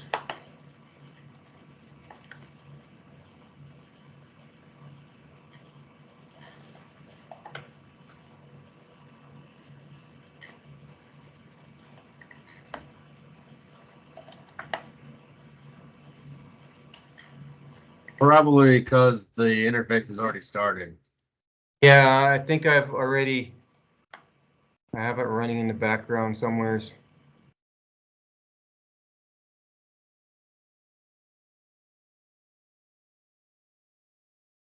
Task manager killed that open DHCP.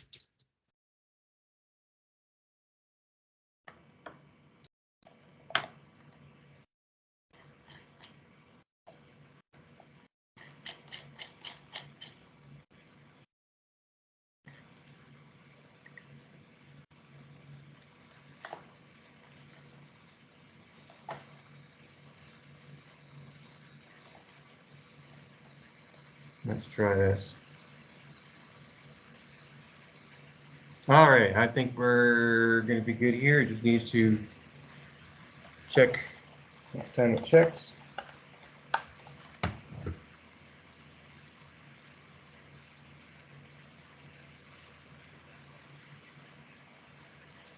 All right, so it discovered my master station.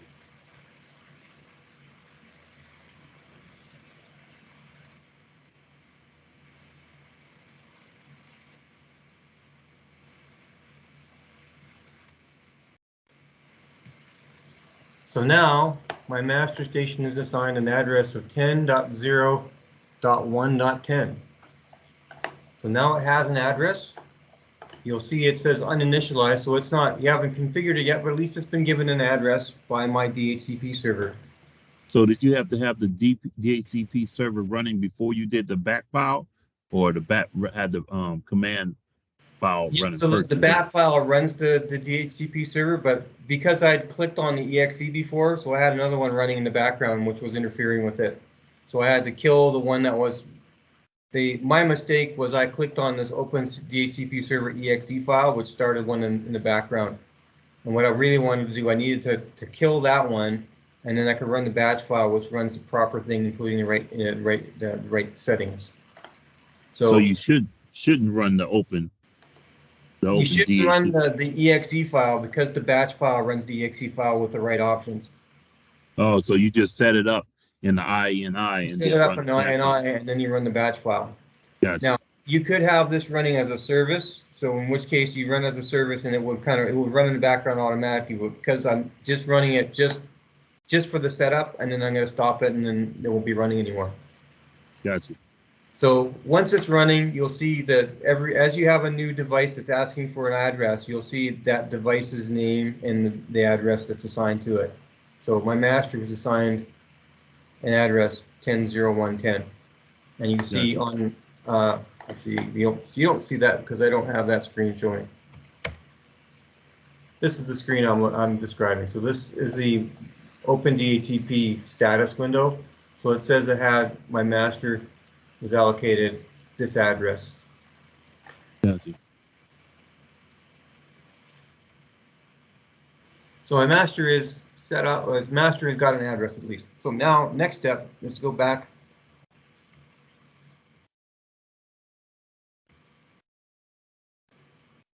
So I'll just kind of shrink this off. The next step now is this is going to be master number 1 in the system. So I'm going to need to configure this one as master 1. And how you do that is with a web browser. You can use Edge, you can use Chrome. I think I've got Chrome on this machine, so I'll use that.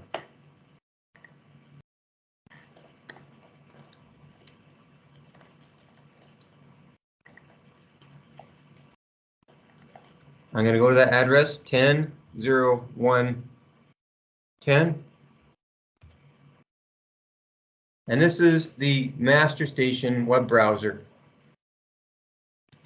So it tells you the information about this master. This is an engineering special unit, so I don't have a serial number associated with it. This is the operating software on it. And I'm going to start the setup wizard. So it's going to ask you a few things. A lot of this stuff actually isn't all that important. The workgroup key is one of them. So our masters were originally designed to be part of an office phone system. So they could be a Harding master, they could be an office phone telephone. And this workgroup key is a holdover from the office phone. So this is basically all the phones in the department can be given a work group. So everything in engineering, could be an engineering work group to group all the engineering phones together. All the administration offices may have an administration work group. All of your shop phones may have a shop work group number, so you can associate, so that you can have a bank of phones that are all engineering and office and administration or shop or whatever. From the point of view of our intercom system, we don't use this. We don't need this. This is part of the DXL administrator. So this setting is completely optional. Then you have to type something in. So I'm going to use MicroComm.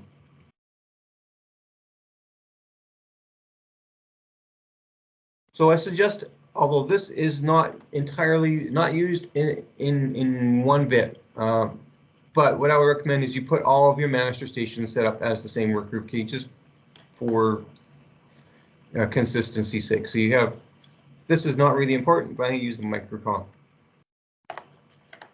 The extension name and description, again, this is more of an office phone system. This is kind of more of a description as to what, where this phone is going to be. And I don't really, doesn't really matter, but I know this is going to be the master one in central control. So I'm going to call it central master one.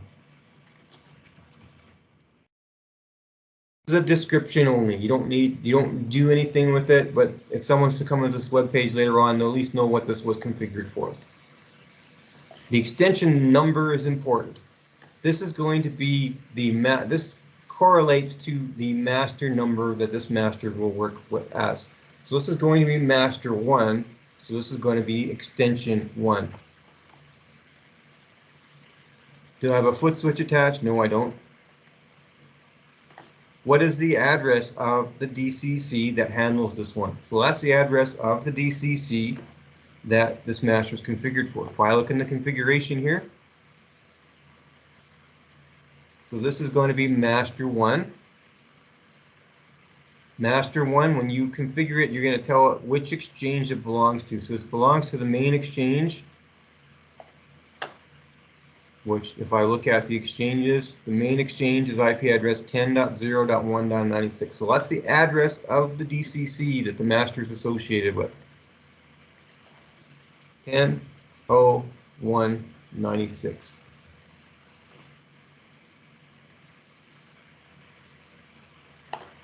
Just for the date on the phone. And it's going to ask you for passwords. For user password is looking at the settings, and administration password is being able to change the settings. I'm going to use a easy but very unsecure default. I'm going to use user as the user password. I'm going to confirm user password, user.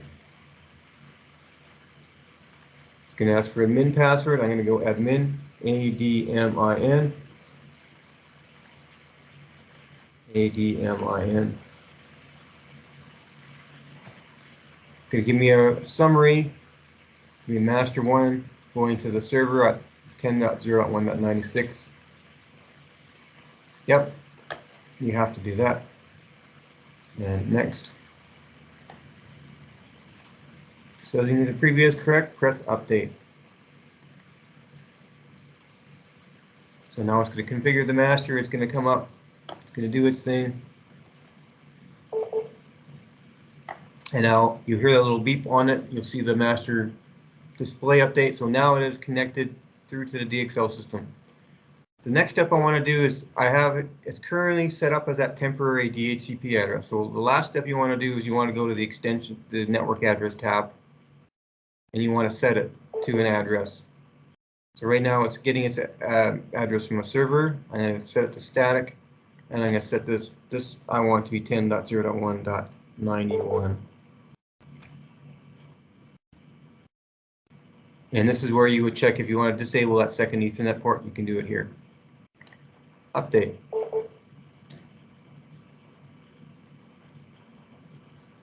Update requires it to reboot it. That's fine. I will reboot it. Now, once I do that, it's going to change this address on my web page. We'll have to retype the address on the web page. Reboot now.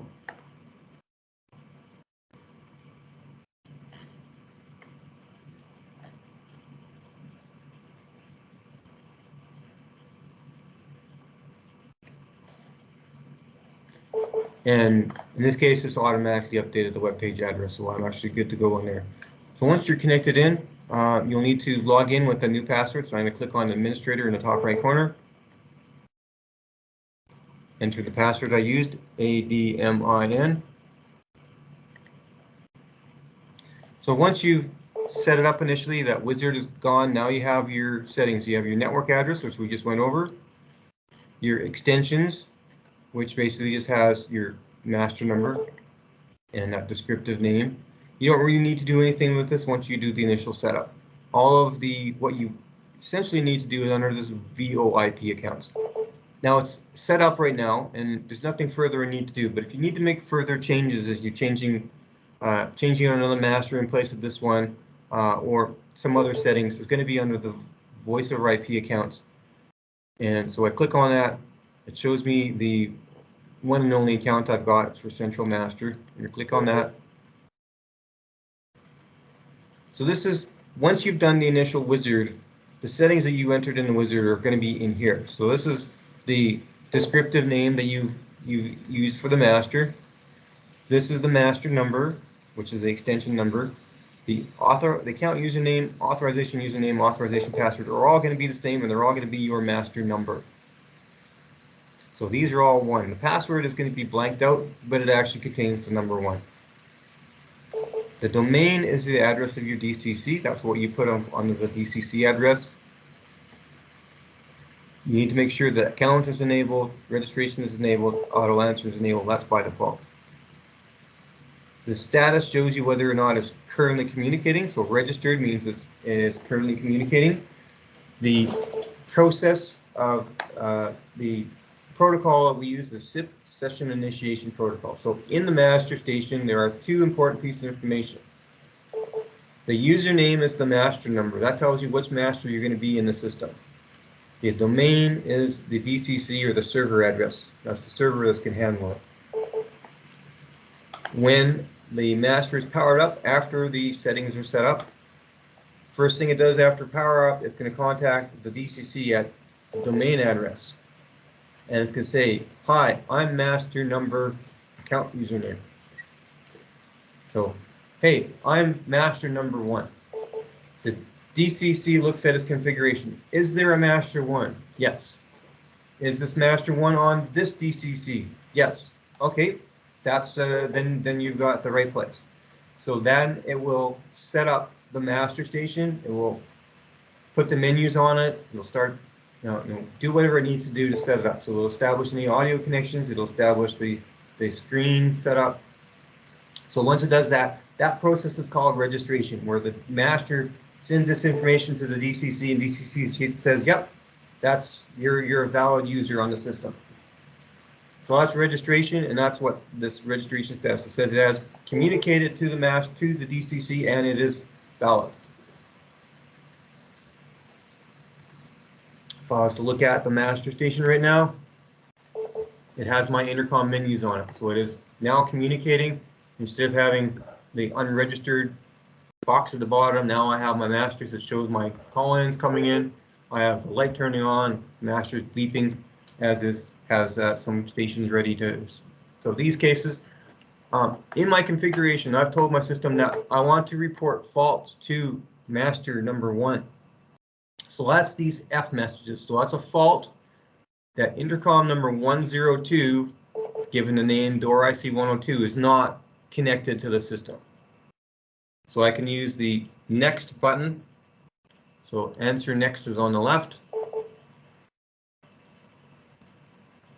That will acknowledge that. So I can just hit and acknowledge each of those faults as it goes through. Now you'll notice the date is way off because one of the things that I didn't do on the DCC is I didn't set the date. So this date comes from the DCC. So if I was to go in the remote front panel,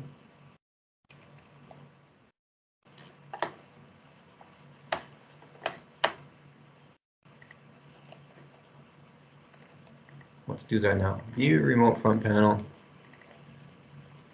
I'm going to use the setup, system time and date. Time is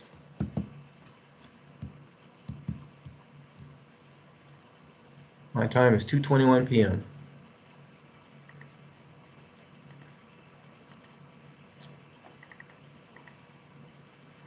Two 21. I'm gonna do, instead of military time, I'm gonna do PM. 2:21 p.m. and the date is October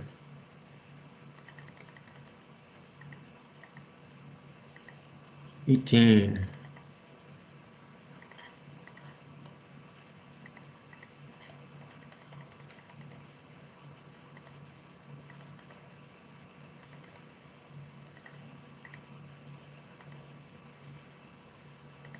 Okay, so I'll set my date up. I go look at my master station.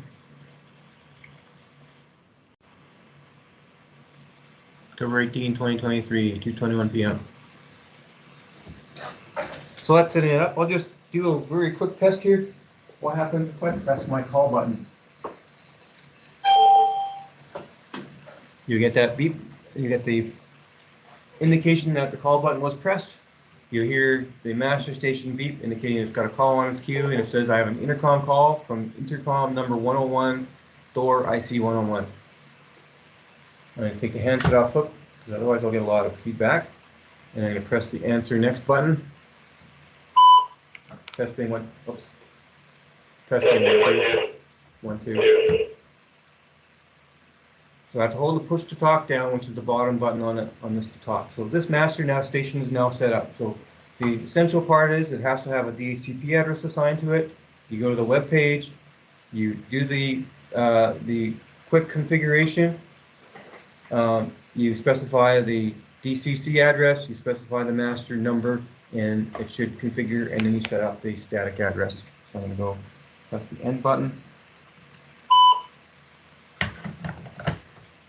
So all our other masters are configured the same way. The only difference being, so I'm going to do, put this one to the side. I'm going to take my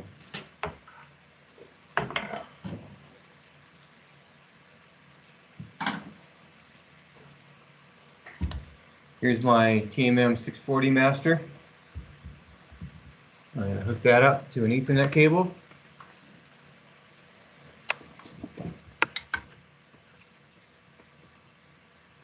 And again, this one has also been pre-configured. So you can get your handy dandy, super sophisticated paperclip tool. There's a hole in the front corner. You press and hold that hole button. If you press and release it, it will speak out its current IP address. So it has been configured with a IP address of 10.0.1.92. So this is static address already set. But if I wanted to factory reset it and do the same process we just did, I hold this in for 5 seconds or more.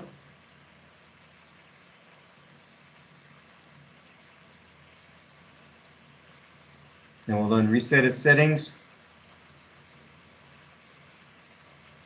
Now a reset master, you can still press this in and release it quickly. 10.0.1.11. So that 10.0.1.11 is a DHCP address assigned by my DHCP server, which is still running. If the master is unconfigured, pressing this button on the front will also speak its address. 10.0.1.11. Okay, so this is 10.0.1.11. I do exactly the same thing I did with the IMS master.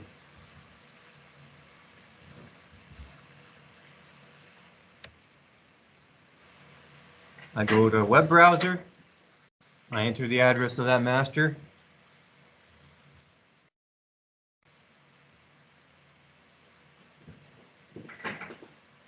I start the setup wizard. Okay, answer the same questions.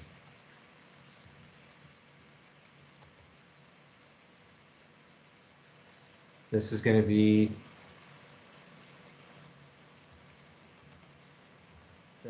TMM.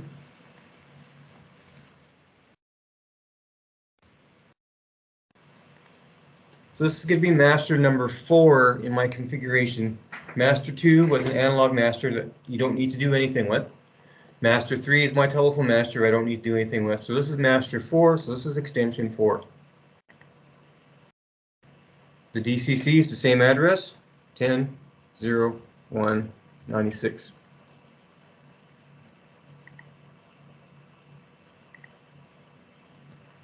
User password, user.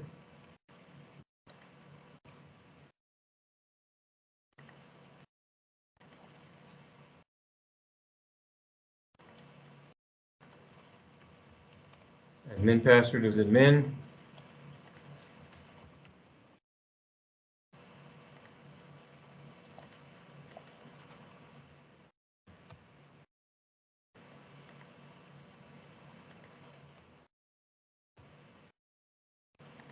Oops, I must have mistyped the first one.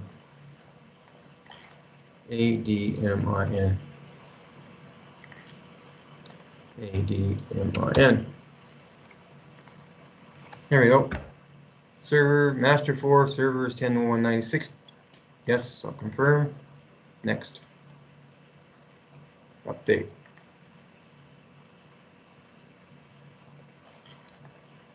And like the other master, I'm going to set the network address to a static address. 10.0.1.94.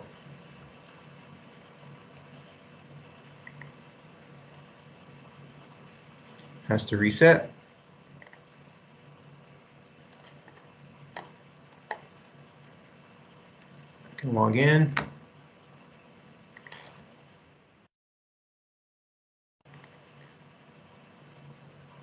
And under the voice over IP accounts,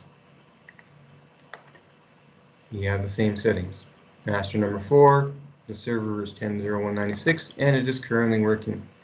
There's no obvious indication that it's working other than looking at the LED on the front. So an LED on the front, if it's mostly on with a, oh, I can't. If it's mostly on with a soft blink off like that, then that means the master is configured and working. But there's no display on it, so you can't obviously see it. So the registered on the front is a very good indication. So IP stations are the same way. The IP stations are going to be configured exactly the same. You're going to have a DHCP server. You're going to assign it an address. It's the if it's unconfigured, pressing the button on the IP station will speak its address. If it has been previously configured, you can use your nice little handy paperclip tool. And there is actually you don't even need a paperclip tool on an IP station. So an IP station. I'll pull up one here.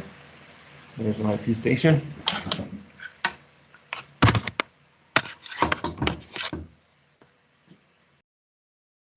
There's an IP station, so there's an Ethernet port along the side and along the back edge.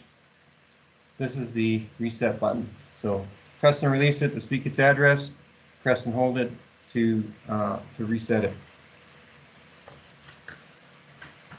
So I do have an IP station, but it's on the camera on the other side. So, but it's configured the exactly the same way. The last thing I want to show you is just on the first part of the configuration. Our older masters are IMS 640 masters, which we can't sell anymore because we can't make them anymore. So these master stations are just a wee bit different.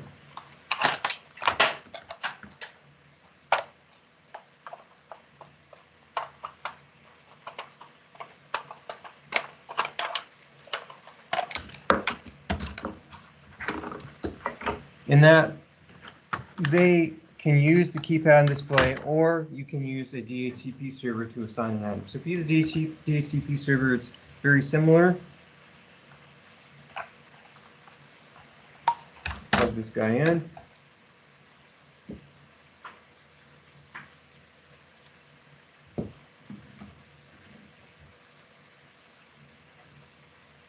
So you'll only see this if you're maintaining an older system. You might see some of these masters still in play, but we can't sell them anymore because we can't make them anymore. So this was given a DHCP address of 10.0.1.12. So these masters have a menu system before you start using them. So you can press the settings button. You can use the arrow key to scroll down to network information. You hit the select button. So it says right now it's getting its address from DHCP and its current address is 10.0.1.12. I can press the edit network button. It's going to ask me for the admin password, which is ADMIN. You use the keypad A, D, M, I, N. Done. So now it allows you to change the settings. So I'm going to go and change the settings to static. So I'm going to cursor over, cursor down. I want to make this 10.0.1.89. Use the keypad 10.0.1.89. Save. So that's how you set up, do the initial IP address setup with these IMS 640 style master stations. Once you do that, it's the same web configuration, minus it doesn't have a wizard.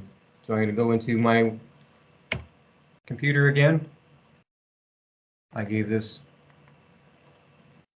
10.0.1.89.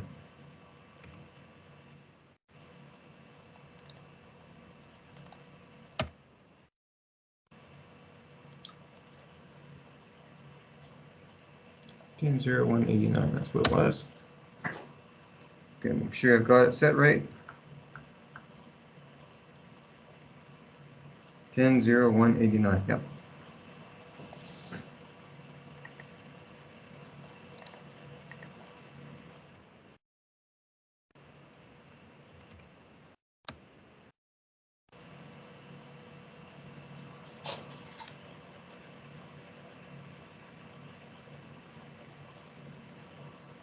Okay. Now, the kicker on this one is I have a random assortment of master stations here, and not all of them work. And this is probably one of them that doesn't work enough to get to that page. But once I enter the address on that, so I did set the IP address on this. If it was a working master, I would get to a web page just like the master web pages I saw previously. So I'm not going to spend much time on that because that's really the only difference was that initial configuration.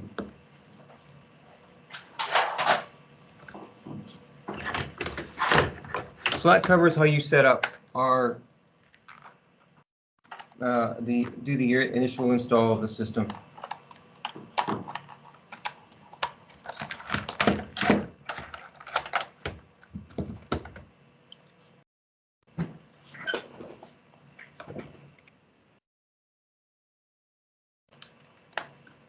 There's that master station starting up. So now I'll get into, now that we've got our system set up, now we can do the troubleshooting and the using the troubleshooting tool. So I'm going to use the remote front panel. So that's where you're going to do most of your work on.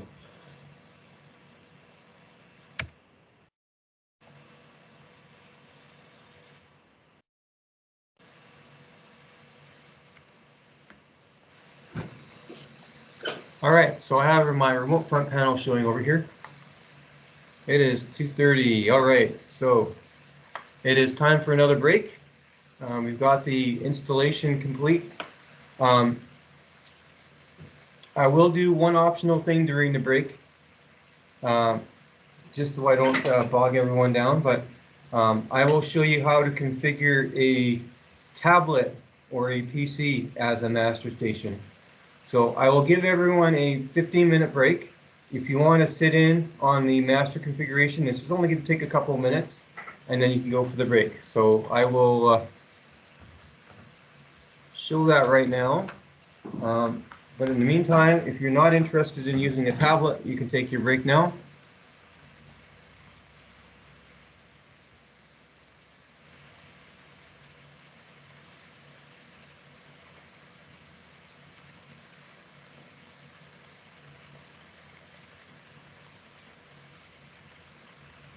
And the clock starts now.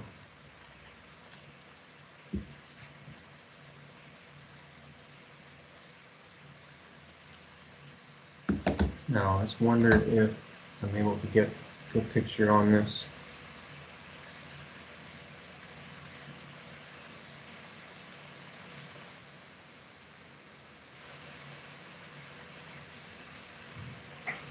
I guess you got good enough on that.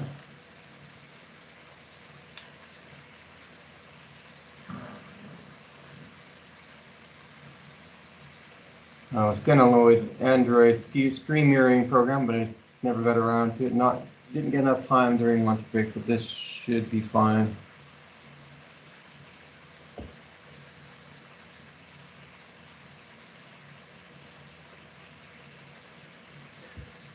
So what I'm going to use, there are many different applications to use a phone or tablet as an IP phone device. I'm going to use a program called Acrobits. That's available on it's available on both iOS and Android devices, as well as PC mobile. So I'm going to use a program called Acrobits. I'm actually using a professional version of Acrobits called Groundwire, but it's the same thing. See if I get this better in focus.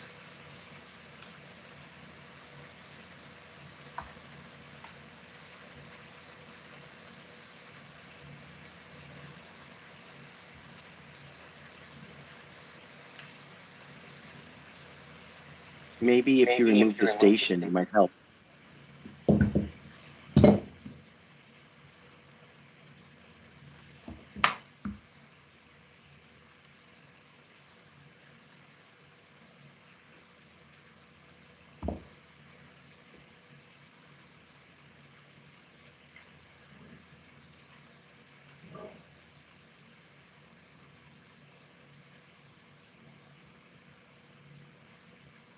Okay, so the bottom right icon here is my ground wire.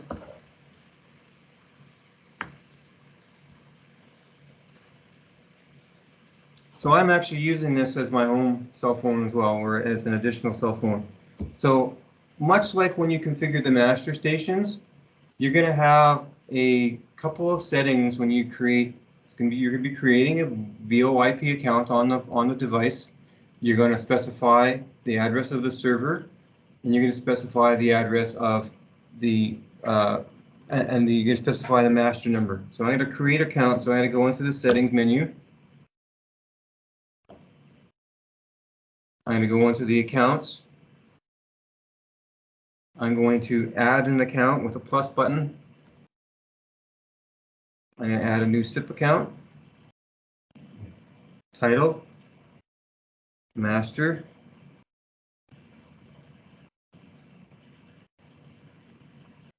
five.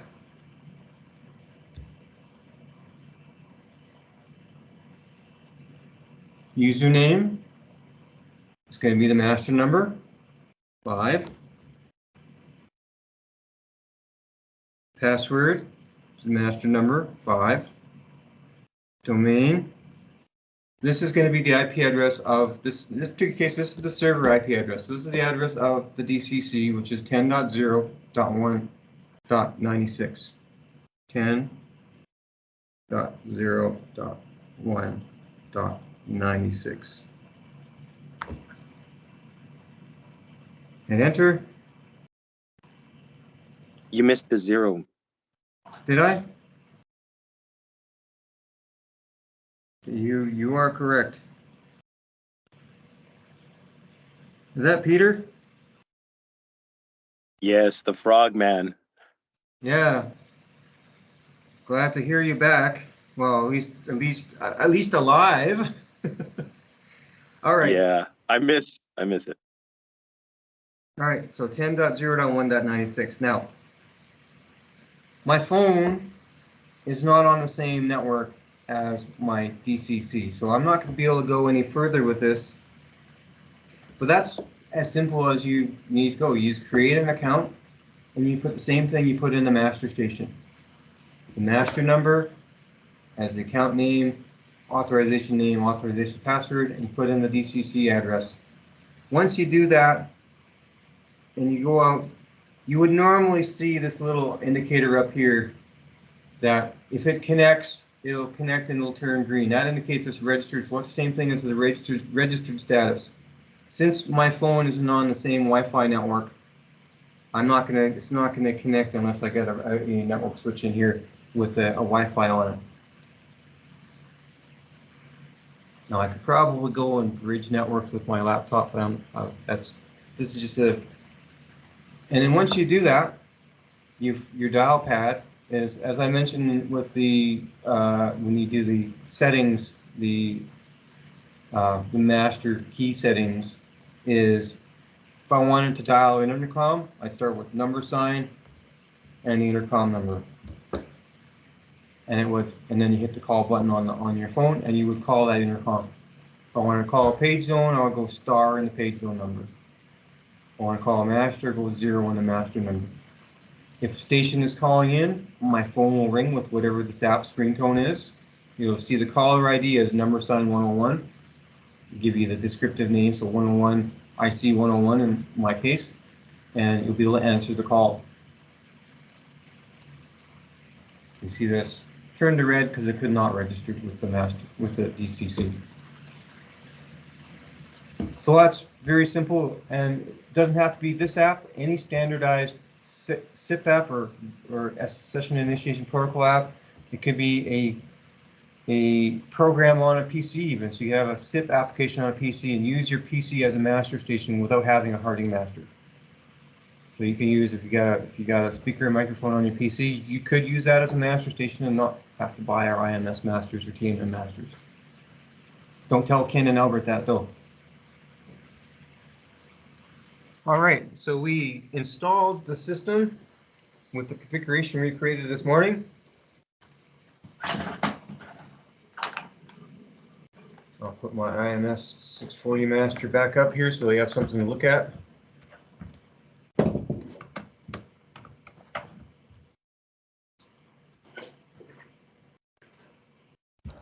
All right, so the DCC, it has gone off, so there's no more USB devices I need to install, which is good. So a healthy, working, running system is going to have a run light on, an install light off, and a fault light will either be on or blinking or off, depending upon whether there are problems or faults with the system. So the fault light blinking, the run light on is good. The run light is off. That means your system isn't running. You haven't loaded the configuration on it, or in the case of a DCE expander, it means it maybe hasn't been plugged in. So you want to make sure all your units have the run light on and the install light off. And the fault on or off depends upon whether there are problems with the system. There are three main menus on the DCC. There's the setup menus, which we use to set the time and date. We use that to set the Ethernet. We use that to add and remove our DCE expander. So that's what you would use the setup menus for. The fault menu shows you a list of the problems of the system, and the status menu shows you, as the name implies, more of the status-oriented parts of the system. So the setup is used during setup. The fault and status will both be used during diagnostics and troubleshooting. So the first thing is the fault light is blinking. So that means I have some new problems or new faults with the system. Pressing the fault button will give you a list of what is new, what is the faults with the system right now. All right, so what is my faults with the system right now?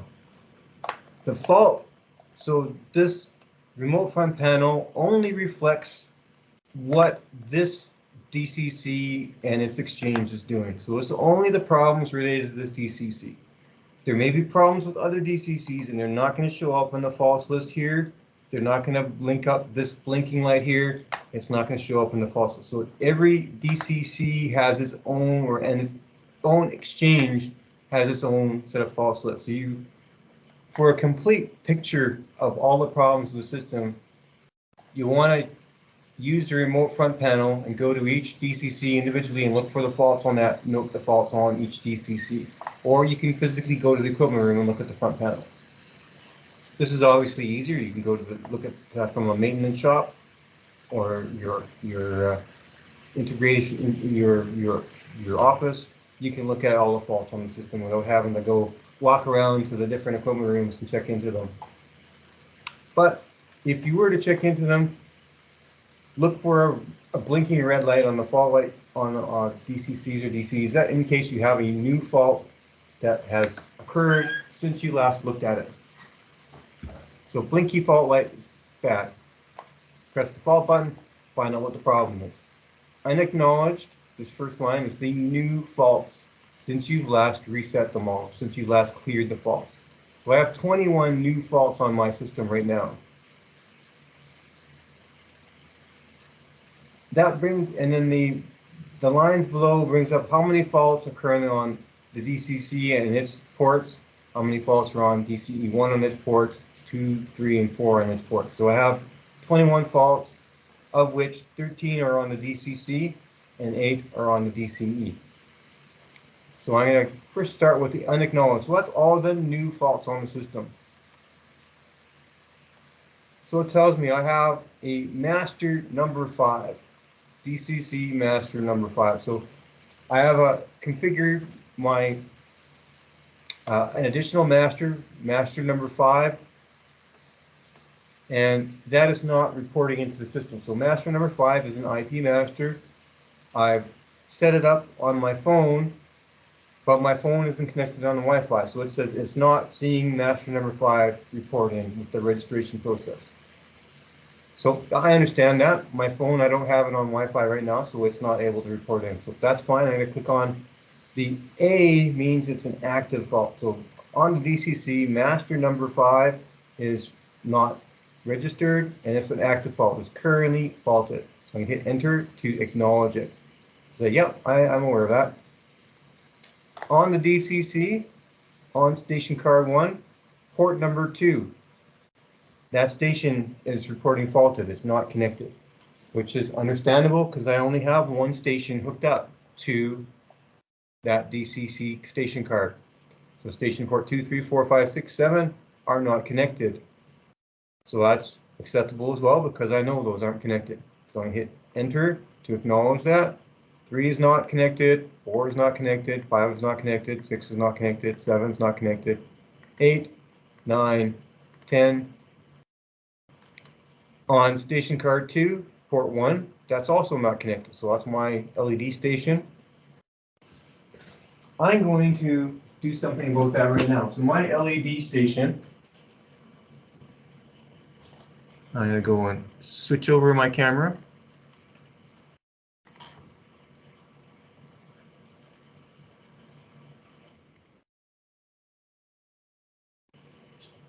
All right, my LED station up over here, there's no wires connected to it. Let's fix that.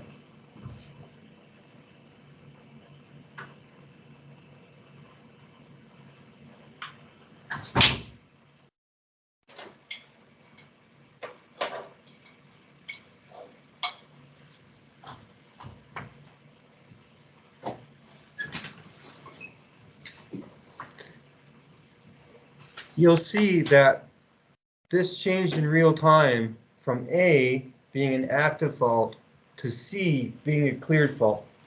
So the fault occurred, but now it's good because I plugged the station in. So now if I acknowledge that fault, it'll go away because it's a fault that was faulted. I fixed it. It's currently fixed. And now to acknowledge it and get rid of it off of the screen, I could hit enter and it will be gone.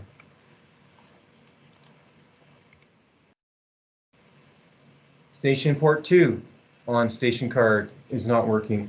That's okay because that one is not connected as well. I was hitting the enter button, the enter key on my keyboard, which is the enter button on this to clear that. It tells me that I have a battery problem with my DCC.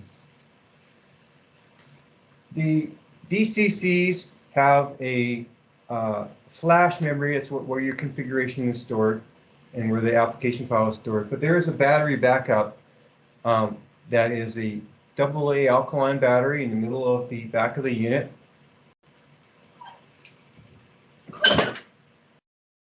Do I have my...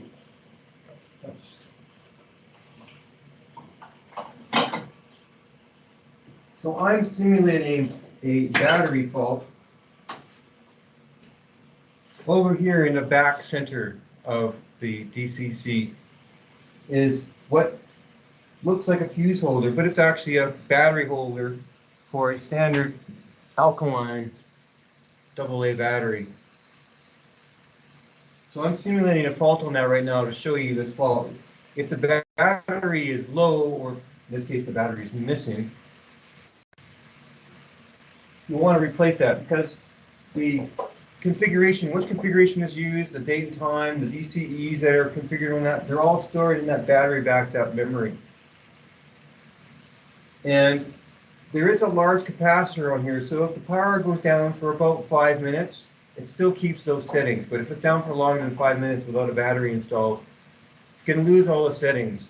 And from the point of view of the user, the system is down because it can't find the configuration, it can't find the operating software, it doesn't know about any of the DCCs and DCEs. So you want to make sure that part of the preventative procedures is, so this battery lasts about a year with the system unpowered.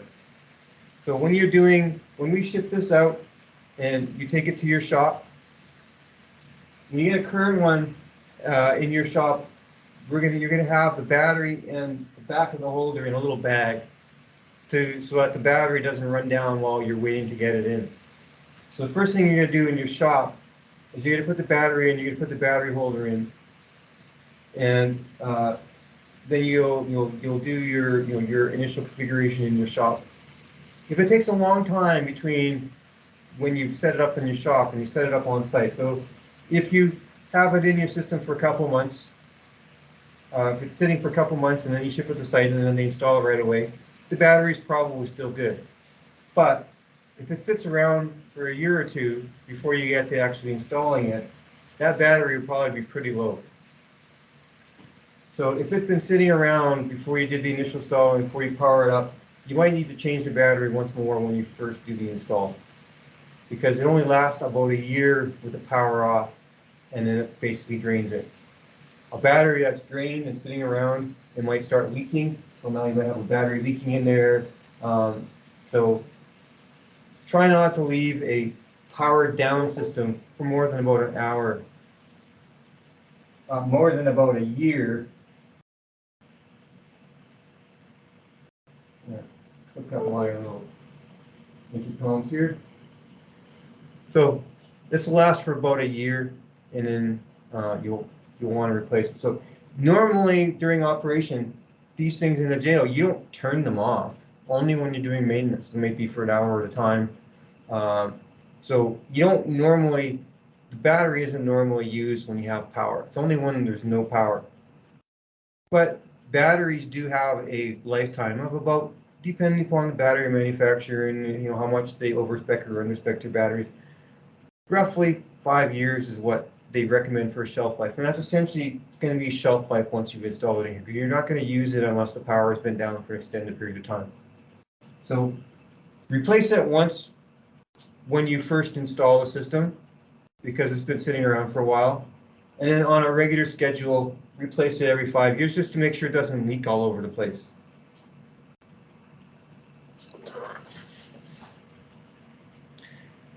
It will give you a warning, so that's what this battery fault on the screen indicates, that when the battery runs low, or in my case, when I have the battery out, it has a battery warning, says that you need to replace the battery soon because it's running low.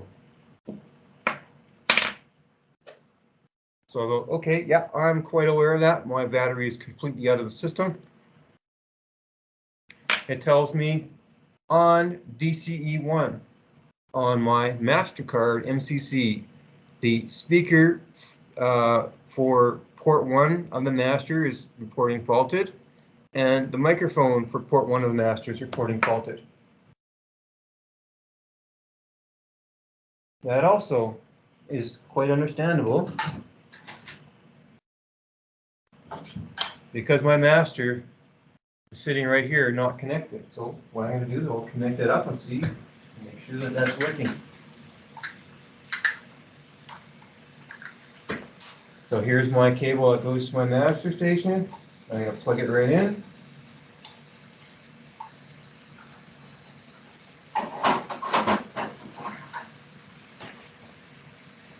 And you see now that the speaker pair is cleared. It is correct. The microphone pair is cleared. So it shows you cleared so that if there is an intermittent connection, so if I have a little bit of problems with my master station, it's a little bit of intermittent connection, you'll see it flips between current active fault and C for cleared fault.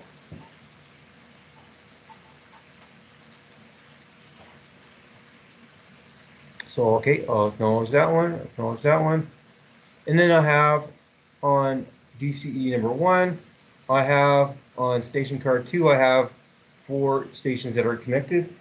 And that makes sense because those stations actually aren't connected, or 5 stations aren't connected.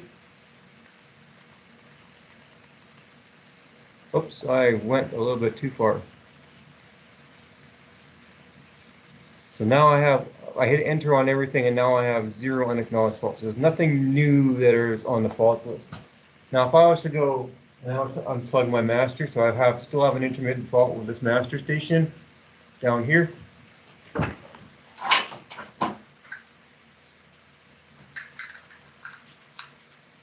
So I still have an intermittent fault with my master station.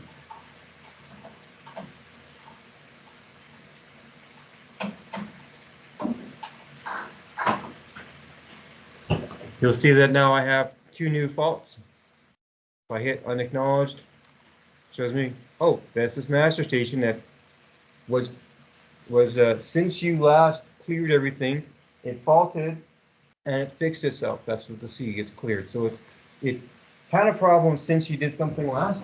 Same thing, I do the same thing with my intercom.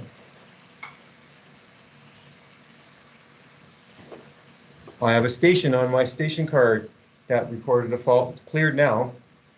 So this is a useful tool, looking at going into the system, acknowledging all the faults that you know are a problem, and clearing them all out.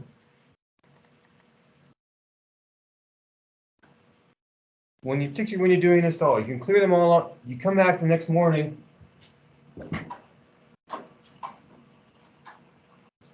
and you look at the status.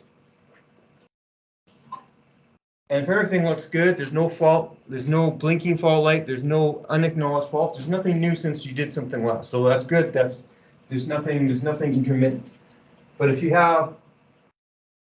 come back and you see a blinking fault light, you go to the unacknowledged. So that's something that's happened since the last time you cleared the fault. So if you didn't do anything with the system since then, that means you've got an intermittent problem.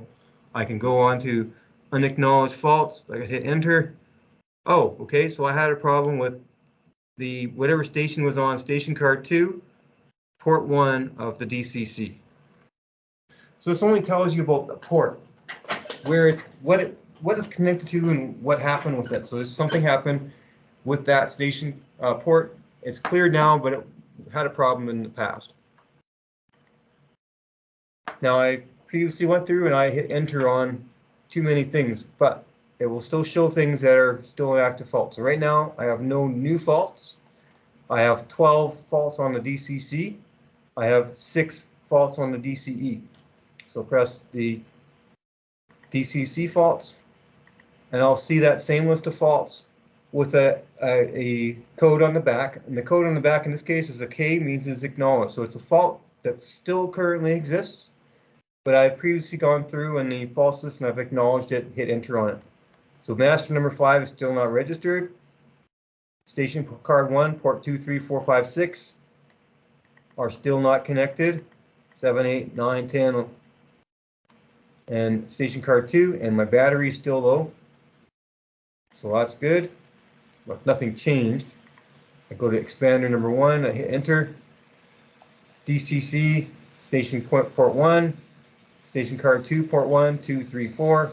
And then the last thing I went through a little too fast was the fan. So it says my fan on the DCE is has something wrong with it. So for the most part, our systems run cool. They don't really need the fans, but the fans are always good in case there's a really hot equipment room. So this is telling me there's something wrong with the fan in my DCE number 1.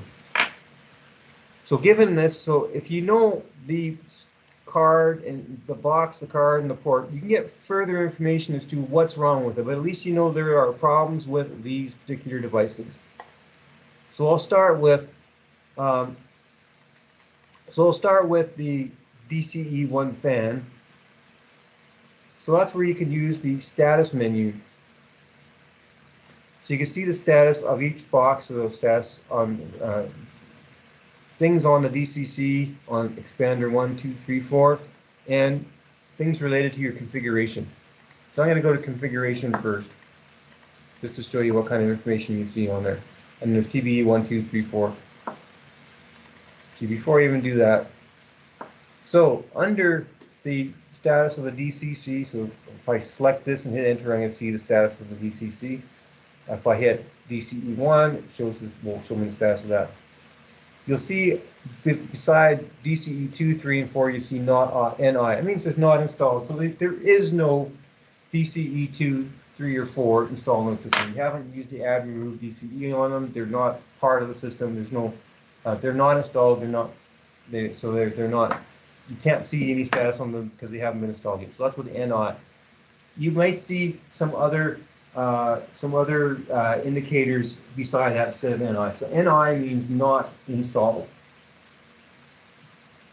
N/C means not communicating. So what that means is when I talked yesterday about when you're hooking up the USB ports, and I told you that there's a maximum on each DCC USB port. You have a maximum of 2 DCE expanders or TBE expanders. Above that, there's not enough bandwidth on the USB network to handle that other expander. If you do have a third expander on that same chain, you're going to see a status of N/C, indicating not communicating. There's not enough. It's seen on the USB network, but there's not enough bandwidth on the USB network to handle it. So that means you got too many DCCs on that chain. That's what the NC means. The NA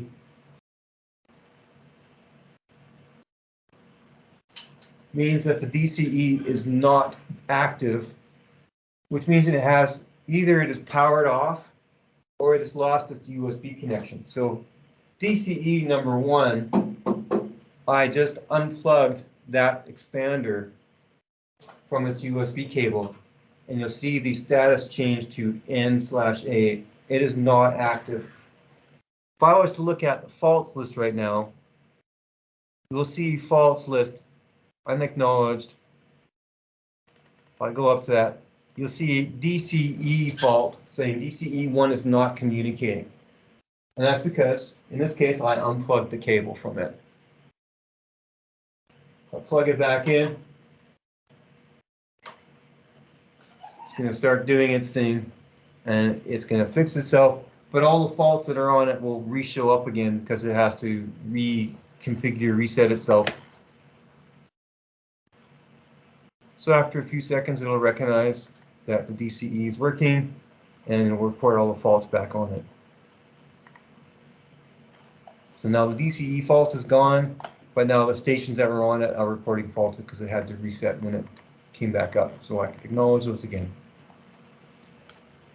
So a N/I on the status indicates it's not installed. N/A is not active. It's disconnected, it's powered down, or the USB cable is unplugged, and NC means there's too many devices on that USB chain. The configuration, I'm going to scroll down to that before I go for the rest of it.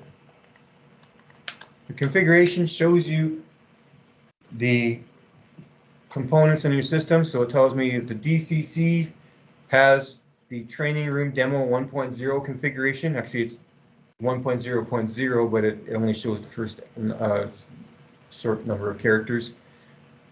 It shows you the serial numbers of all the DCE expanders and TBE expanders. So DCE number 1 has that serial number. 2, 3, and 4 aren't installed. The current operating app software is 16.1.0. The TBE number 1 serial number is this, so I can scroll down and see all the components. You can drill down even further than this, so you can go into, say, the DCE1. I can hit enter on the DCE1, and it tells me what cards are installed in this DCE. So this DCE has a enhanced processor card that has the option for audio level alarms. It has a master card that has 1 master and 1 telephone. It has a 400 series card in the first slot, bottom slot, and a 400 series card in the top slot. You can drill down even further. If you hit enter on top of this, and it tells you all the serial numbers and assembly numbers of the internal components. Normally, you don't need to go quite this far, but if you wanted to know, if you, engineering or tech support may ask you, well, can you tell us what's the serial number of the station card? So you can scroll down. So this first two, this is the serial number and assembly number of the DCE. The second pair is the serial number and the assembly number of the process card in the bottom slot. Third and fourth number is the 1 and 2, 3 and 4. The fifth and sixth number is the serial number of the master card in the master slot. The next pair is the station card in slot 1, and the next pair is the station card in slot 2. So you can see what all the individual components are. We can tell what kind of station cards you have, what version they are, what serial numbers they are by looking through this, drilling through this. But for the most part, the only thing you really need to worry about is this second screen, which shows you what cards are installed.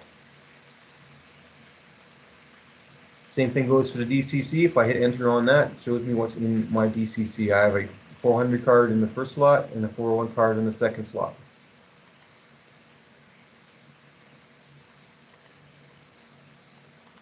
Going back to the individual DCC and DCE status. So now all of what I'm going over right now is in our, again, it's on our website. It's in the training materials section. What I'm going over now is the reference for this is the DXL quick troubleshooting guide. I'm not going over anything specific in any specific order. I'm showing you what happens on my particular system. So I'm going to bring up the DXL quick troubleshooting guide.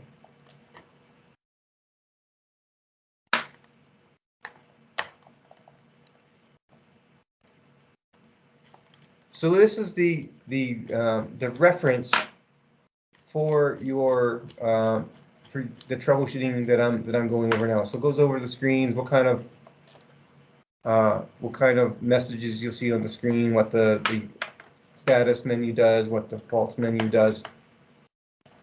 So I'll use this as a quick reference for problems I can't reproduce with what we have in this this demo room right now. So I'll first you'll show you some examples of problems that you might experience and what you would see on the screen. Okay, so under DCC status, I'm going to hit enter on that. So you can see the status of all of your voice over IP devices, your master stations, whether they're working or not. You can see the masters on a master card, the stations on a station card, the switch inputs on a status inputs on a master card, the relay outputs also on a master card. You can see an overall health of the system, so that's the temperatures count. Shows you the fans and the temperatures and the voltages.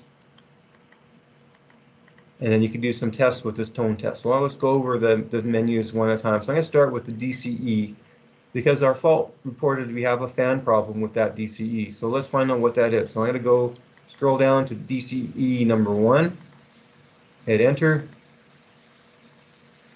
So the first thing I want to do, well, let's take a look at, I'll look at it, go one down one at a time. So I've got my master on there. So I'm going to click on that MCC card.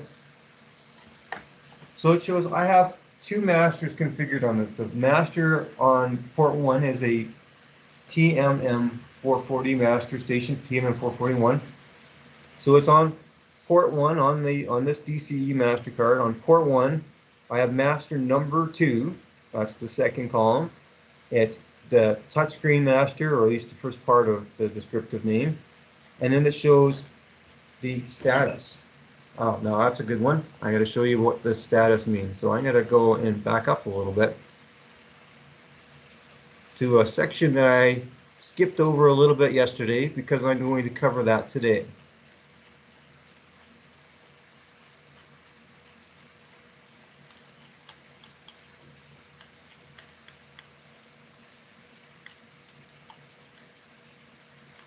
All right. So this is the overall gist of it, but I'm going to show you the details. Going back to the slideshow from yesterday.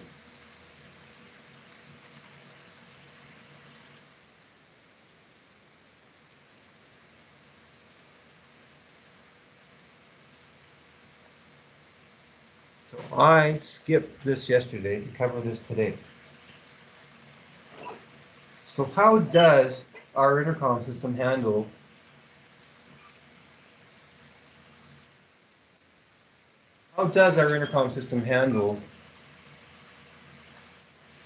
two different buttons and the speaker and the supervision and the LED all on the same wire pair? And how we do that is fairly simple, but it's interesting to know. That can help out when you're troubleshooting our system. So the speaker,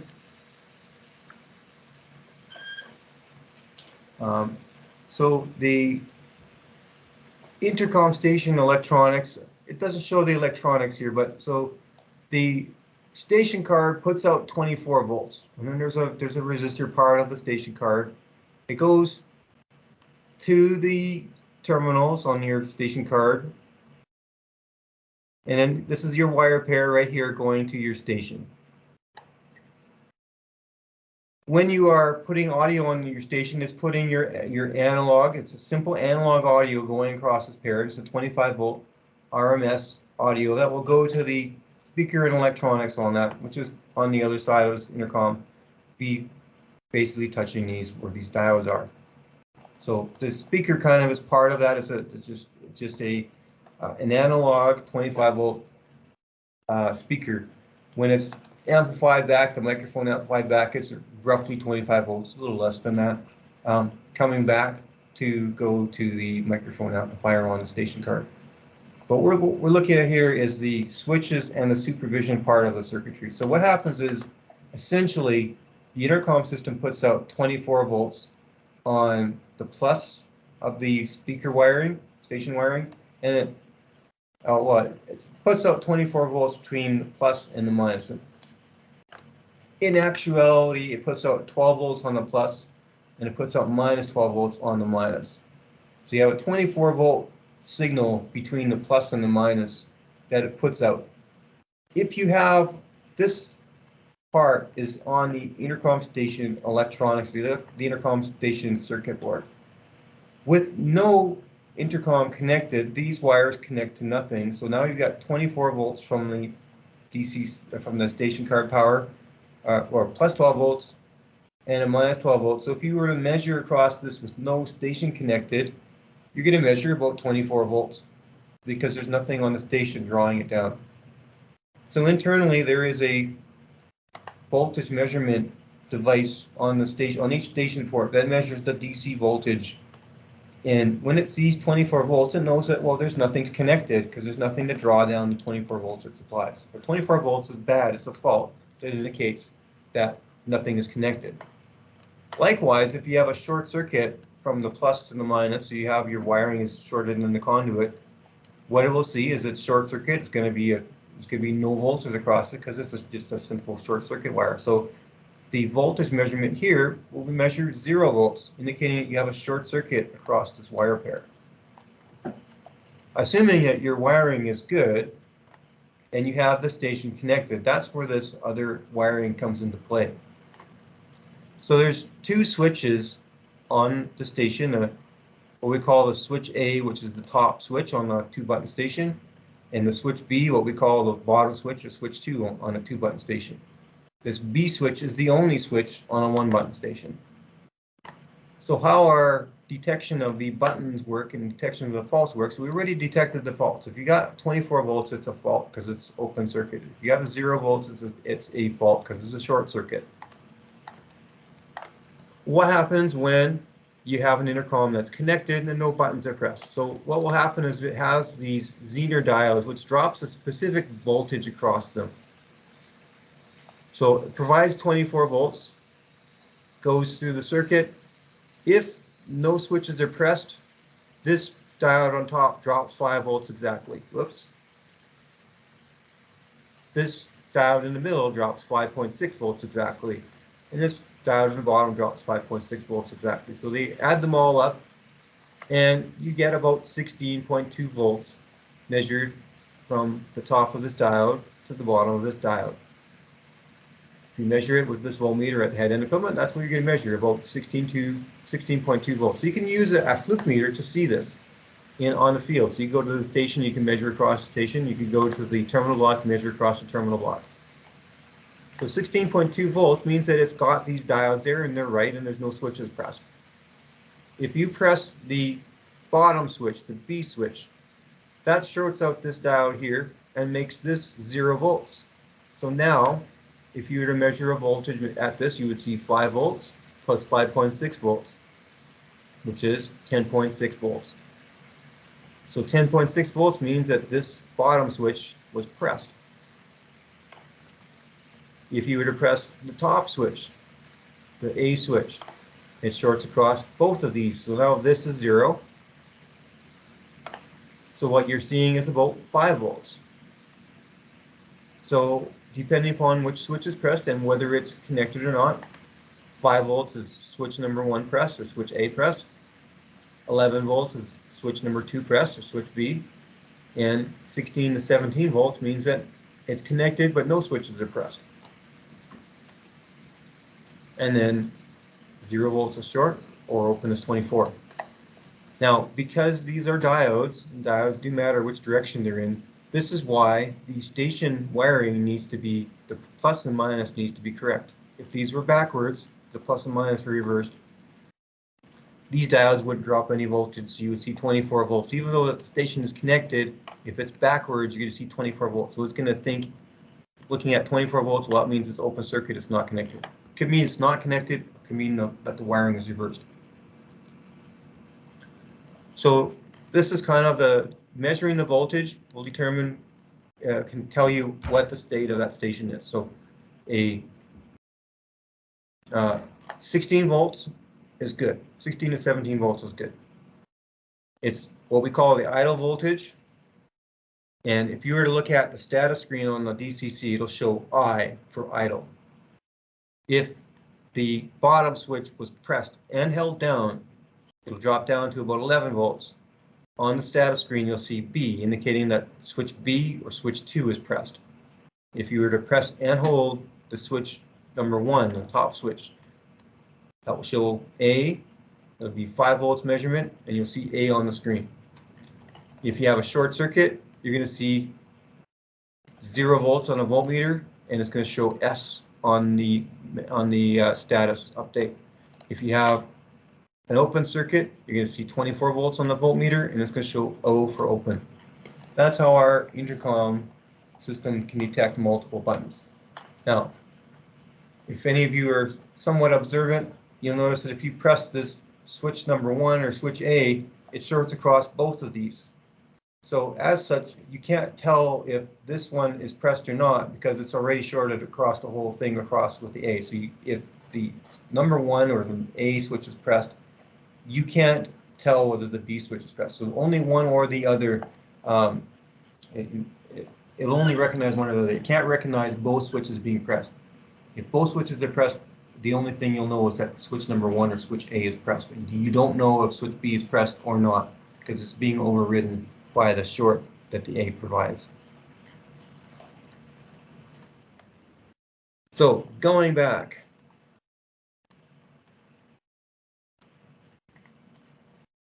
I'm going to go back to the masters. I'm going to look at the stations. Here we go. We have looking at the status for the station. So now it shows you on, I was looking at SCC1 on the expander. So it shows me the 16 ports. I can scroll down through this list of ports.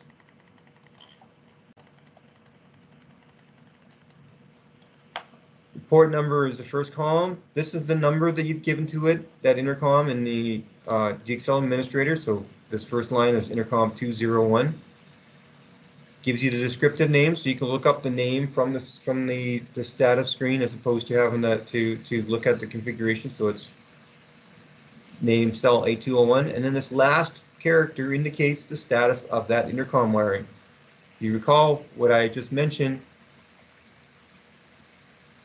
is idle, no buttons pressed, button A pressed, button B pressed, short circuit or S, and open circuit or O. So that's the code on this last part here. So a normal station is idle. It's connected, but no buttons are pressed. So you'll see this station 2, 3, 4, 5, 6. They're all idle, and so those stations are working and connected. This first station is showing as an open circuit. So if I was to get my camera, I'll show you what we're looking at here.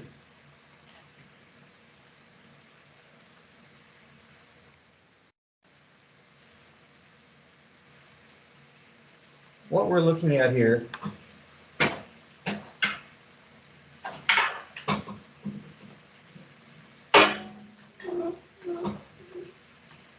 are those intercoms you see on the floor.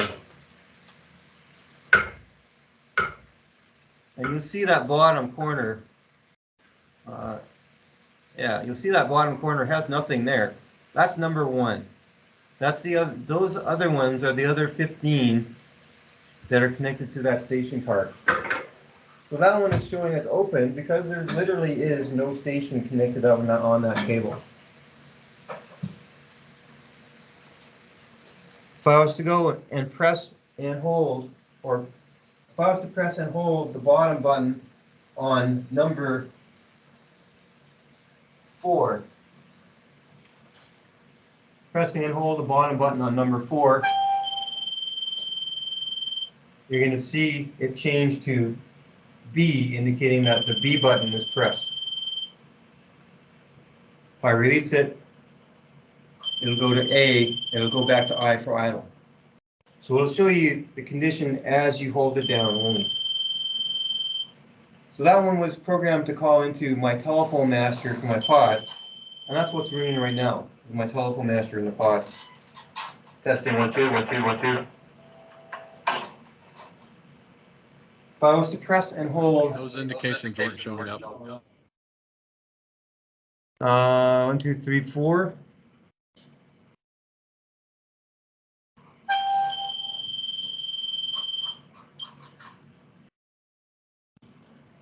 I can't quite see it from here. Yeah, it's not being shared on the screen. Oh yeah, no, never mind. Yeah, that's exactly why you can't see it, because I've. Sorry about that.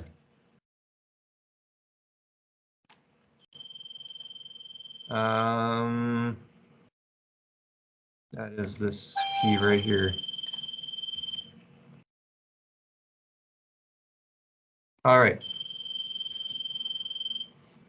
So if I press and hold number 4, the bottom button down, You see the station number 4 on that changed to a B? Is that happening? Yes, sir. Okay. Yes. If I was to press and hold the top one, you're going to see that change to A.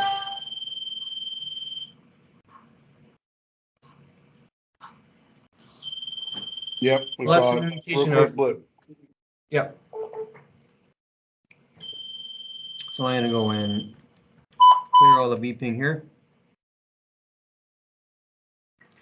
So that's the status that you see on a station. So we'll go A for the top button, B for the bottom button, I for idle, O for open circuit and not connected.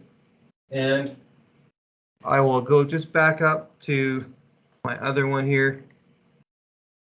I'm going to go to DCC. Station card 1.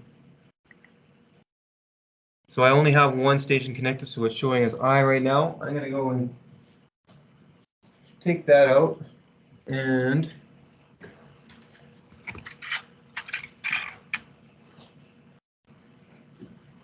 this is not the usual connector that you would have, but this one is station number 1.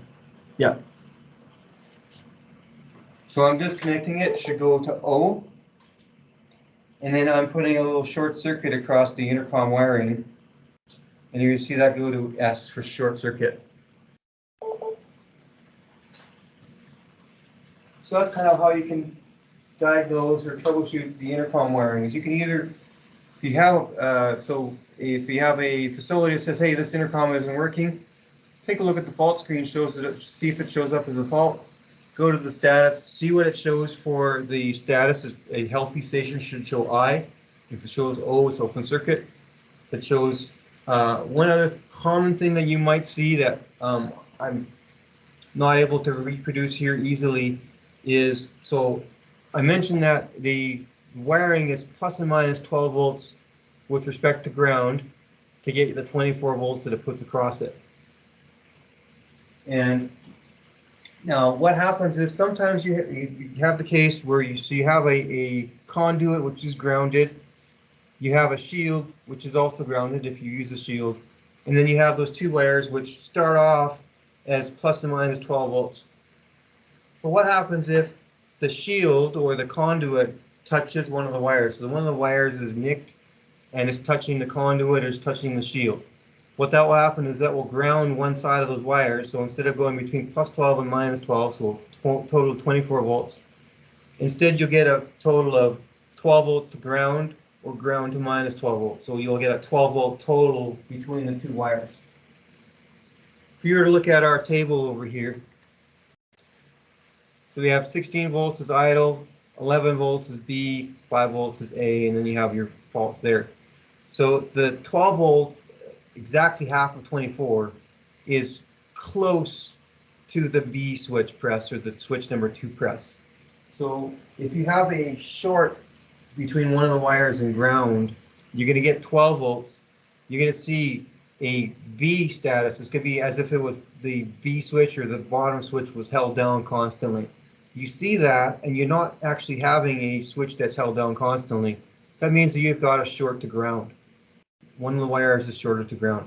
You can confirm that by taking a voltmeter, measuring across either the either the terminals on the terminal block or the two wires coming in at the station. And if you see roughly 12 volts, that probably means you've got a short to ground on one of those audio wires.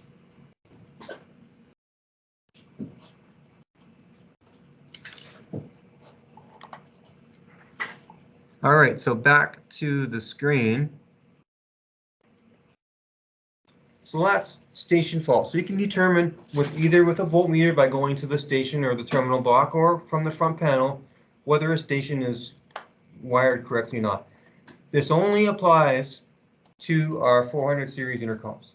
So that has a supervision on it, so that's part of the advantage of the Harding intercoms is you can tell whether they've been connected or not and what the status of it is. If you have an intercom with a 25 volt intercom that has a separate speaker pair and a separate wire pair, in general, you can't get that benefit. You don't know whether the speaker is connected. You don't know whether the switch is connected. Because all you get on, the only thing you can monitor is the switch. So a shorted switch will show up as S, and an open switch will show up as O. Now there is a way that you can at least monitor the switch wires on a standard 300 series intercom. So we can have the 2 switches in the supervision on that. But what that means is you have to have, it's not quite this diode network, it's a resistor network.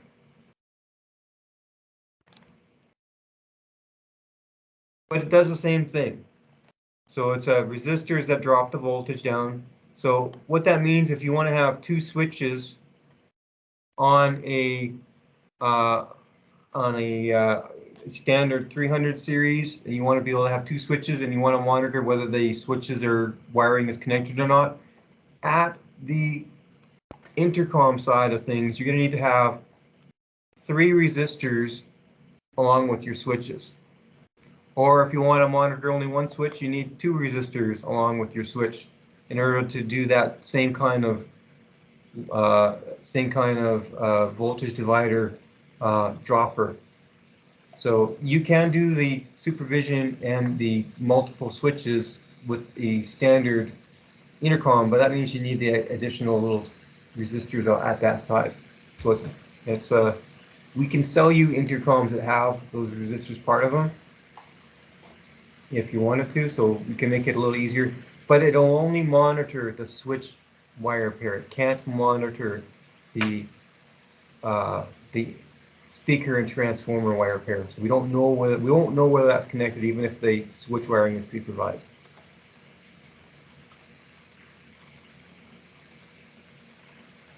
All right, so that's the intercom status. So the intercom status tells you whether it's idle, normal, open, shorted, or the A or B switches are pressed. And now I'll go back to the masters. The masters are 2 intercom wire pairs, just like the intercom stations. So they have the ability to monitor them for faults. They put the same 24 volts out. They can have switches on them. So I will go and do that right now. So my first master on that has a status that shows, so it says S&M for speaker and microphone pair. So the speaker pair is showing as idle, which is the same voltage, same reporting as the station. The second pair on that is the microphone, which is reporting the A, so it's showing that the A switch is pressed. You look at the table again. Actually, we'll look at the one in the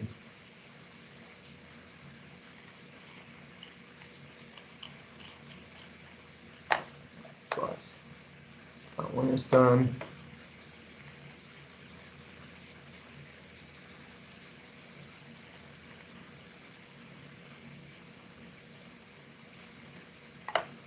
So many windows open.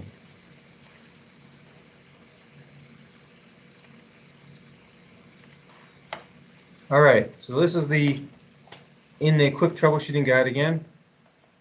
So this is the status for the intercom stations.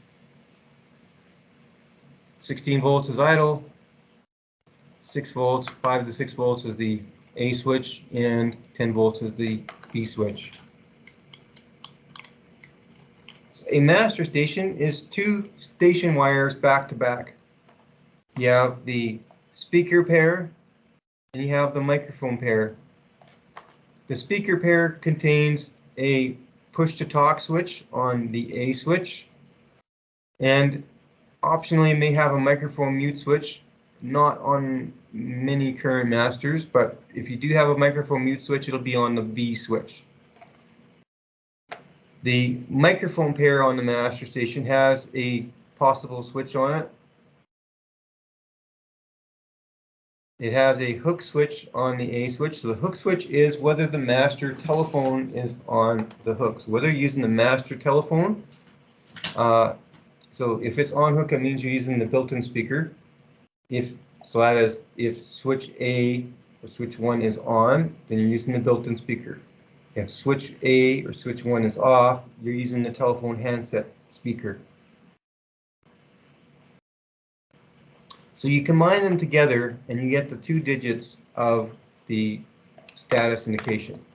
So a normal master station shows IA, indicating that the first pair, the speaker pair, is idle. If I was to look at this, so it means that the push-to-talk switch is not pressed. And A means that the handset is on hook, so you're using the built-in microphone, not the handset microphone. So that's a standard operation. It should be IA, indicating that the master is connected, you're not pressing the push-to-talk switch, and that you're using the built-in, you're not using a handset. So if I was to now look at my status of my master, it shows IA. If I was to press and hold the push-to-talk down, it will go to AA, indicating push-to-talk is held down, and I'm still using the built-in speaker and microphones. Holding it down, it goes to AA. Releasing it, it goes to IA. So IA means the master is good. Same thing applies to the station wiring as it is to the master wiring. If you have a short circuit, it will show as S. If you have an open circuit, it will show as O. So an S or an O on either wire pair indicates that you need to look at that wire pair. An S and O on that wire pair will also indicate, so if I disconnect this, it goes to OO, open circuit, open circuit. And that results in that fault message you see on the fault screen where it says speaker 1 fault, microphone 1 fault. The speaker pair, that first indication on that is showing open. The microphone, the second in that pair is showing open. That fault and this display mean the same thing, that the cable is disconnected. Hook it back up, goes back to IA, the faults are going to go to clear, and that is fixed now. So that's the master station status.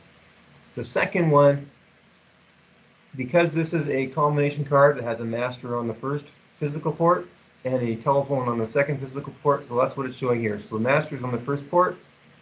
The second port is master number 3. It is the unit master telephone. It is currently on hook. If I lift the handset up, it will go to off hook. So it's ready to dial, so it has a dial tone on it. You're not going to hear it, but I have a dial tone on it.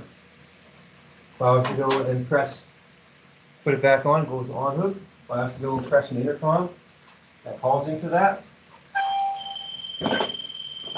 You will see that go to RG, so it means that that master station is ringing. I can pick it up, answer the call, it goes off hook. Testing 1 2 1 2.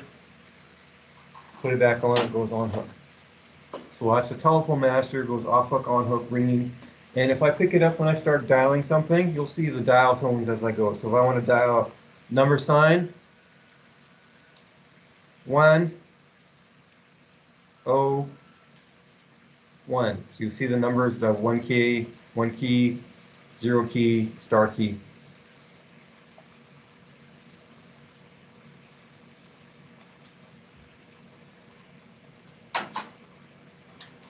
Now, this master isn't allowed to call 101. It can call 201 and 301, so that's why nothing happened.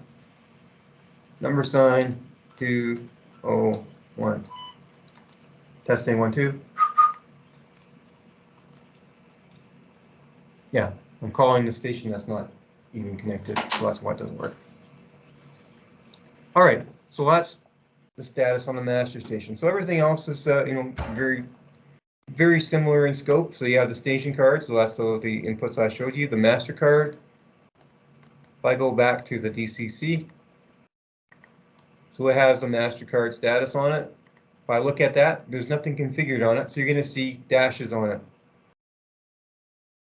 And you're also going to see, this is unusual, it shows SS. So this is another result of our demo system, is we've intentionally done something with this MasterCard so that it doesn't work.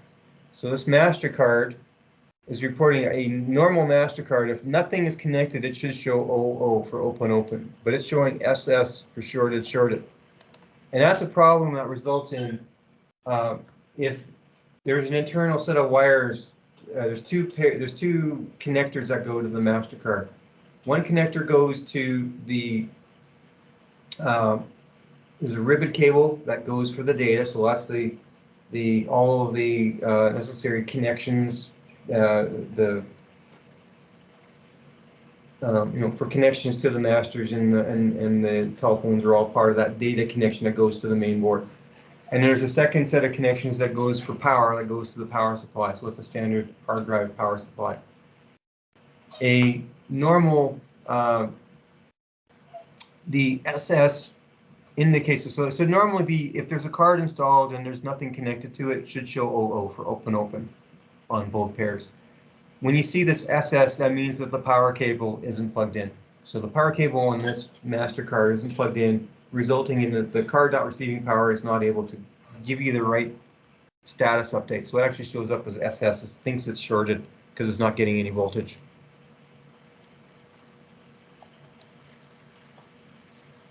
So you normally see, even on ports you're not used, you will normally see OO for open. I'm going to go to the voice over IP audio. And this shows you the status of all the master stations. Now I mentioned the registration process when we set up the master station. So the registration process is the master station has its master number programmed into it. If it was an IP intercom, it would be the intercom number, the station number programmed into it. And then it would have under the domain setting will be the IP address of the server. So the registration process is it starts up, contacts the server, the DCC at the domain address, and it says, hi, I'm account username, which is this master number. So that process is called registration. So the DCC, if it sees that message, it goes, okay, good. I know that master station is working and operational. And that process is called registration, and that corresponds to this R column on that. So if that R column shows R, that means the master has contacted the DCC and has successfully registered and reported in, yes, I'm here.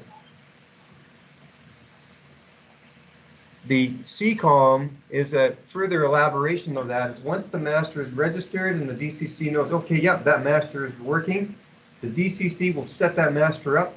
It will update its display if it has a display. It'll initiate an audio connection to it, so it's the microphone and speaker audio are connected through between the master and the DCC. That's the C part of that. The C means it is connected, is in an audio connection. So an RC is the indication that your master station is healthy and communicating with the system. A indication of N means it is not registered. So that may mean the master is powered down, it is not configured, it is not on the network. For whatever reason, it is not transmitting that registration information to the DCC.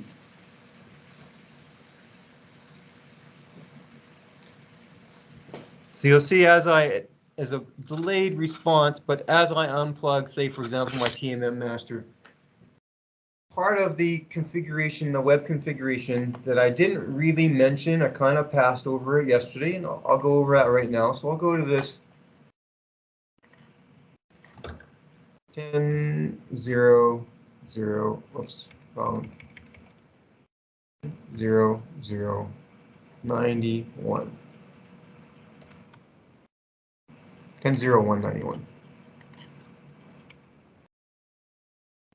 All right, here is my IMS 641 master station. I'm going to go into the administration. And so almost all of our IP devices, our IP masters, TMMs, our paging talkback adapters, our ICEs, are all going to have this pretty much the same interface with little variations based on what they have for microphones. So that will be under the media tab. The media tab will be about the only thing that you will see much difference on. So it tells you about, the media tab tells you about what the microphone level is, and you have some settings for the microphone setting and the speaker settings. But I can go back to the voice over IP accounts. So under here is a registration time, and that's the interval that the master station in this case is going to report into the DCC every 60 seconds to say, hi, I'm master number 1. 60 seconds later, you'll contact the DCC at this address again and say, hi, I'm master number 1. So that's a constant ping interval or constant indication to the DCC that yes, I'm still alive. Yes, I'm still active. Yes, I'm still active. The DCC will look at this so that when you first configure it, the master says, okay, I'm master 1. I'm going to report back in 60 seconds. If the master doesn't report back in 60 seconds, plus a little bit interval, so say for example 90 seconds it doesn't see anything, then the DCC will go, oh, hey, the master's dropped off the network. If you were to look at the status screen on that, it'll change from RC registered to N for not registered. It's dropped off the network. So that's what happened after I unplugged the TMM. It will take a little bit of time because it's currently set for 60 seconds. It will report in every 60 seconds. So it won't know, if I unplugged it right after it reported in, it won't know for another 60 seconds until, oh, it never got that response back. When I mentioned yesterday, there was a question of how many intercoms, IP intercoms, can you have on a system? And I replied that about 200 is where you start having to really manage things a lot if you want more than that. It's not going to break at 201, but it means you have to manage the network a little more. And that's mainly due to this registration time. Is ultimately a master or station has to report into the DCC occasionally to say, hey, I'm still alive. Hey, I'm still alive. There's a little bit of network traffic involved on that.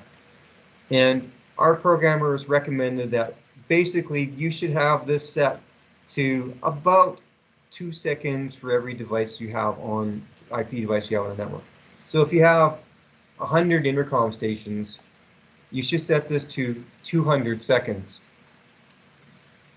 Now, master stations can report in a little more than that because it is more important that you see whether they're there. So you can still have 10 master stations because it's only 10, or 13 master stations because it's only 13. But the limitation on intercoms is based on this. You want to, if you have 200 intercoms, you want to set this to about 400 seconds. So it'll take a long time for it to recognize that an intercom has dropped off. On the other hand, if you only have 50 intercoms, you can set this to 100 seconds, and you can report problems fairly quick. So that's what the registration interval does. It's the time interval that it constantly reports back to say, hey, I'm still here.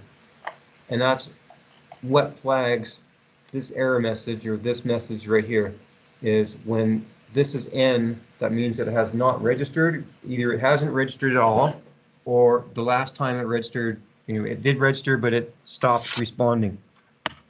So if I have to plug this back in, it won't immediately show up as, so I've just plugged in the TMM 641 master. So the next time the master reports back in, it does this registration process, and there we go. It shows up as registered and connected.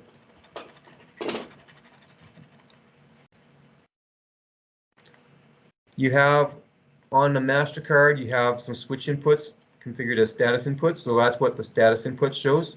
I don't have anything connected right now, so it's the same reporting as stations.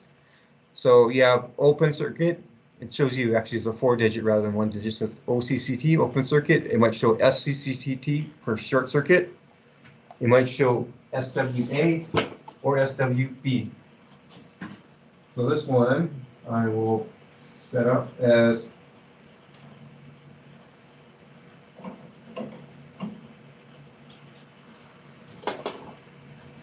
we'll look at the DCE.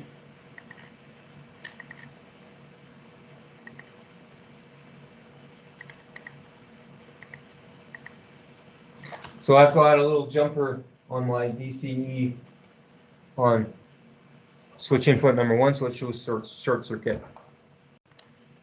The status outputs indicates whether the relays on those status outputs are on, so they're all off on this one right now. If you have an LED station, the SEC1 shows you the status of the LED. So I'm going to show you the LED status on station card 2.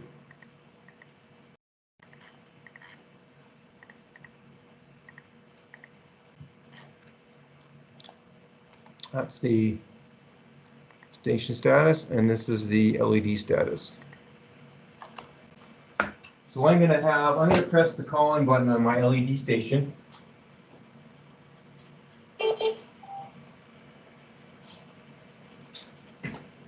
That should, I'm on SCC1, I'm on the wrong station card, that's why. So it tells me that it's blinking, fast blinking, so that means that the call request button was pressed. If I answer the call, it's going to change to on.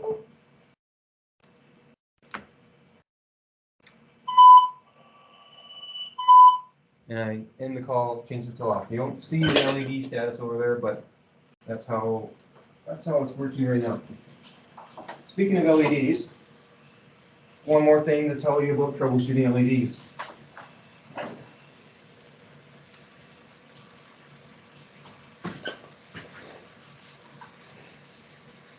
So an LED station needs to be configured in our system as an LED station, and it also needs to be, let's see if I can reach over here.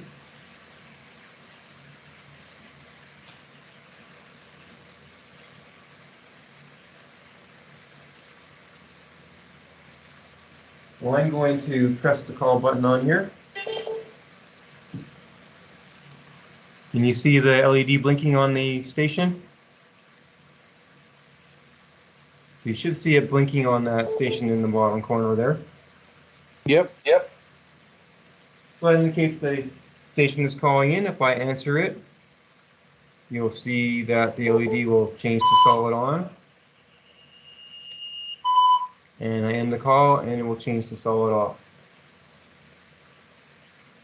So an LED station, if it's properly connected to a SCC 401 card and it's configured as an LED station, when you plug it in and there's nothing connected to it, or there's nothing, there's no activity to it, it should show the LED with the LED in full off position.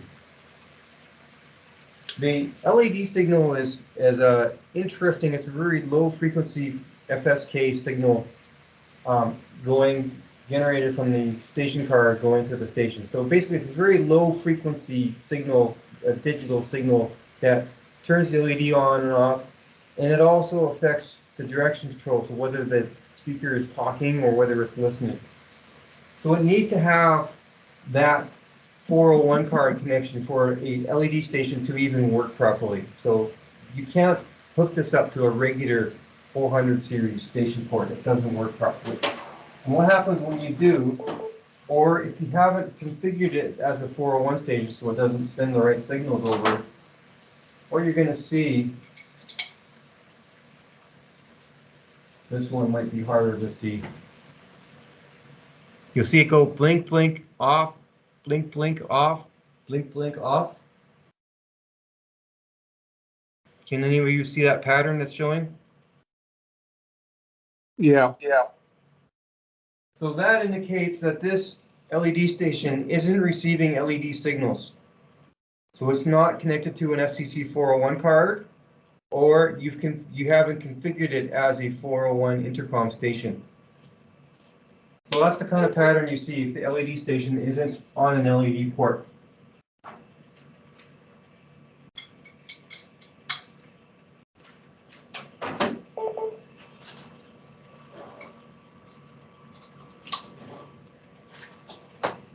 Okay. All right, so next, this pretty much covers a lot of this. I'm going to go over just the temperature settings now.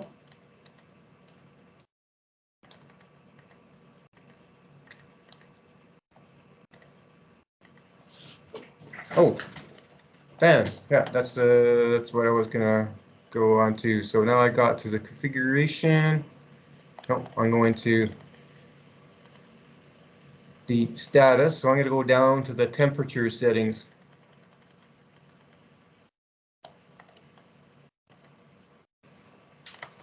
So temperature settings tells you about, obviously, the temperatures. So there's a temperature sensor on each card. On my DCC, the master card isn't connected, so the temperature sensor isn't measuring properly. My temperatures and the station cards are good. So if you have a problem with a card that's some components shorted on it and it's not working properly, you take a look at the temperatures to see if it looks like really, really high. So if it's like 50 degrees, it's probably something wrong with that card.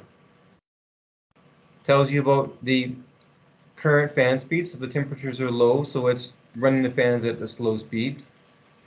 If I scroll down some more, shows me the left fan is working, the right fan is working.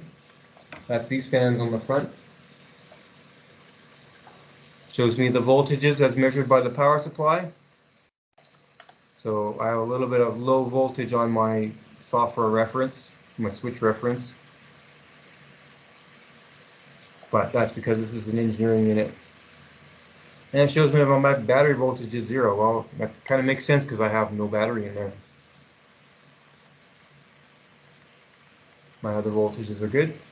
So if I go to the DCE, so the DCE reported a fan problem. So I can go into the DCE and I can go into temperatures. Shows me the fans are slow. I've got a 27 degrees, so this is all metric. I scroll down. It says my left fan is spinning, but my right fan is stopped. So that tells me I have a problem with my fan. I have my handy fan tester here.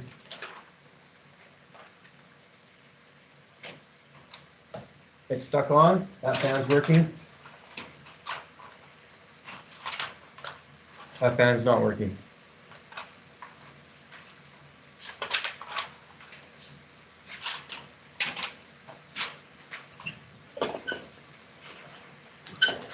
So yeah, we'll need to work on this fan.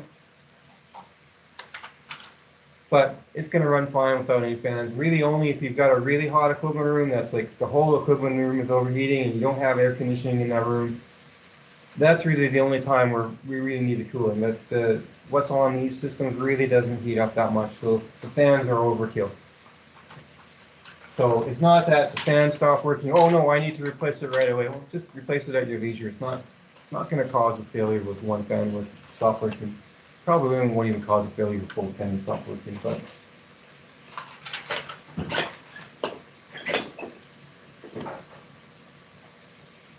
so that's that fan fault, and you can see, yeah, that is definitely a fault. It's not sticking to the fan. Back up a little bit. Where's my cursor?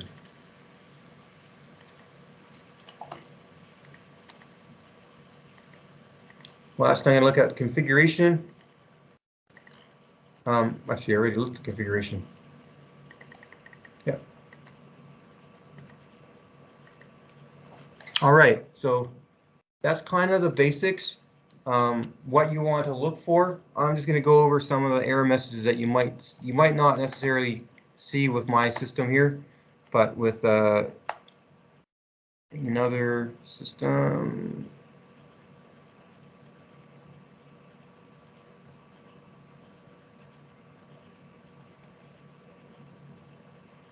Where is my document?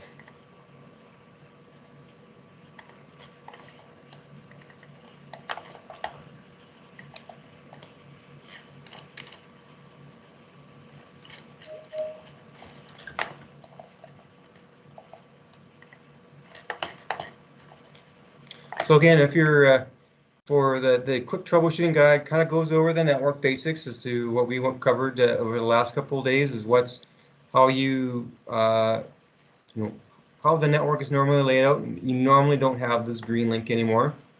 So normally you have an Ethernet network, you have your USB network. How your USB cable should be connected. If you have more than 2 connected in a chain, you're going to see that NC not communicating. That you see that third DCE is going to show up as a fault, and if you look at that screen, it's going to show up as N/C. If you have an audio trunk, I didn't really go over that much today. The audio trunk on the status shows you the status of the audio trunk. So it's going to show you 2 lines. It's going to show loop equals good and local equals good or bad. Or loop equals good or bad and local equals good or bad. So what's going to happen is the audio trunk connects transmit on one DCC to receive on the next one in line, transmit to receive on next in line, transmit to receive next on the line. If all of these links are working, you can go to any DCC and look at the audio trunk status, and it's going to say loop equals good. Loop equals working. That indicates that all of these are working. That's good. If there's a problem with one of them, so if there's a problem with the link between 2 and 3, what you will see is if you go to any DCC, you're going to say loop equals faulted. That indicates that there's a break in this somewhere. So with a break, any break in an audio trunk loop means that you're not going to have any communication outside your local network. So masters on 1 can talk to stations on 1, but they can't talk to stations on 2. Masters on 3 can talk to stations on 3, but not stations on 1 or 2. So any break will result in all communication loss outside your local area. So what we will see in that, if you look at any DCC on it, if you have a break between 2 and 3, if you look at number 1, it's going to say loop equals faulted. It's going to say local equals working number 3. So it indicates that it's receiving a valid signal from number 3, but somewhere down the line it's not working. So now you go to number 2. It'll say loop equals faulted.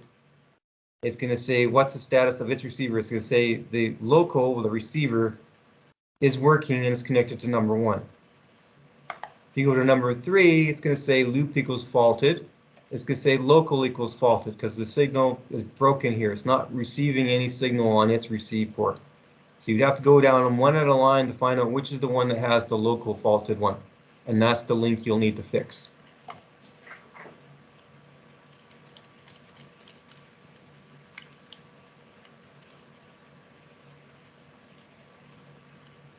So on the faults, in addition to what I showed you a battery fault, I showed you a DCE fault, TBE, PZE is the same thing. An Ethernet fault is if the network isn't connected. So if you have a multi-exchange system and you've got exchange 1, 2, and 3, and you're on number 3, and you see an Ethernet 1 fault, that means that it lost communications across Ethernet to DCC number 1, exchange number 1. So that's the Ethernet fault. The trunk fault is if you have an older system with an audio trunk. A trunk fault will indicate that the receive on that trunk, that DCC's receive is not receiving a fault, so receiving any signal. So that's equivalent to the local equals faulted message on the trunk message. Battery fault, we saw that already. A config fault. So a CNFG with nothing else indicates that the configuration you have on, you either don't have a configuration loaded, or, for example, if you've got a multi-exchange system, you got exchanges with 1, 2, 3, and 4, and say 10, 0, 0, 21, 22, 23, and 24, but you accidentally made a DCC, say you gave it the IP address 25. That DCC looked at the configuration load on and go, there's no DCC on 10.0.0.25. So in the configuration, so it will report a CNFG fault saying that there's the configuration that is loaded on the system doesn't have any work for this DCC to do. There's nothing. This DCC is 25. The configuration doesn't have a DCC with 25 on it. So that's what the CNFG means. We saw the variant of this master message. So there's 3 different messages that we can show depending upon the age of the software. So our programmer changed things up a little bit of time. You'll see on my screen, it shows mass number 5. An older software would show VoIP PCI 05. That's the same thing, master number 5, port number 5 on the VoIP master on port number 5, or the 5th VoIP master isn't registered. Really old software would show you the master name. So if the master name is central control, they might show central control as default. So all 3 mean the same thing, that the master is not registered. So the current one is not even on this document, and it says mass number 5, or number whatever master number it is. On a MasterCard, you might see a speaker or a microphone fault. what I showed you with the TMM master not connected. If you have a supervised status input switch, you'll see a status input fault for whichever input it is, 1, 2, 3, or 4. The station faults we've seen, so a station port on port 1 of station card 1 is faulted. You'll see SCC1 STN01. These CFG faults indicates that, so there's 2 more configuration faults that you might see. So you see a fault that has a card number and a CFG. So that indicates that your configuration, so say for example, I configured my system here has a 400 series station card in the first slot and a 401 series station card in the second slot. If I had misconfigured my configuration, I said my configuration, the first slot has a 400 card and the second slot also has a 400 card. So that indication is the configuration says there's a 400 card in here, but really what's in this one is a 401 card. So that means that the card is a mismatch. So it may mean that you've either configured it improperly, or maybe you've got one DCC on the facility that's supposed to have a 401 card, but your technician accidentally put a DCC that has a 400 card in that position. So you've got the wrong DCC in this facility. You probably have two of those would have. One would have the wrong. Both would have the wrong kind of card on station card 2. So that indicates that the configuration doesn't match what's in the system. That's the CFG faults.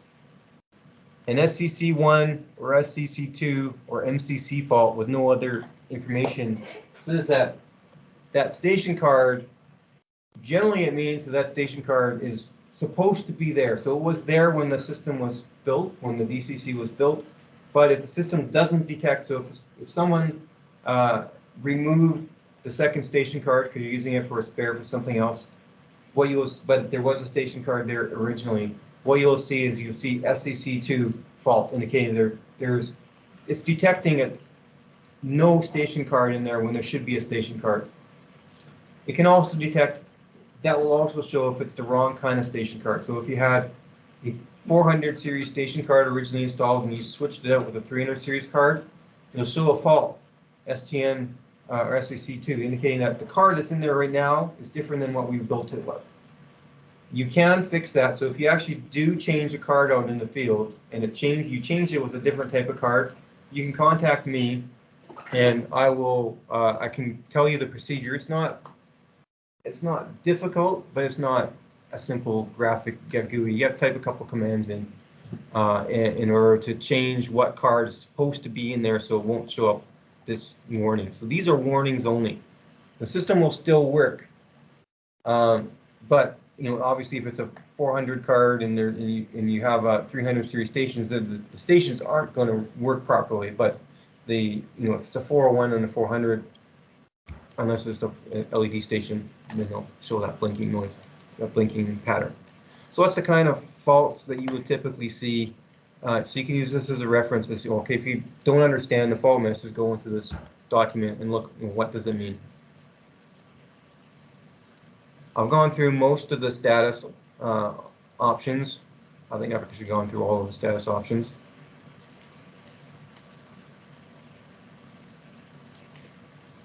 And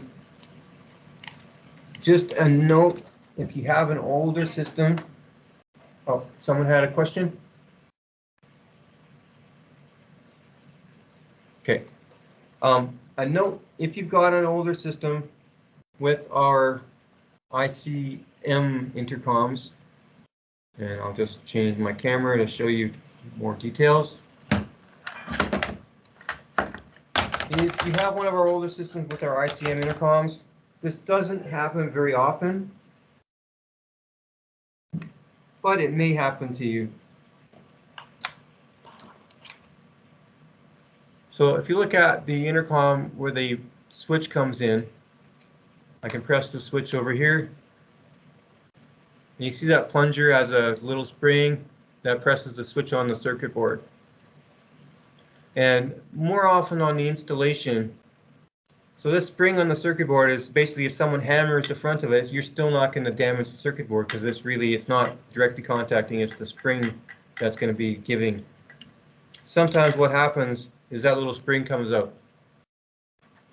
Pressing the button will do nothing in that case. So if you have a case where the button doesn't work and you have one of these older intercoms, it could be that spring fell out, but really you only see this maybe during installation, but it's very rare. But thought we'd mention that.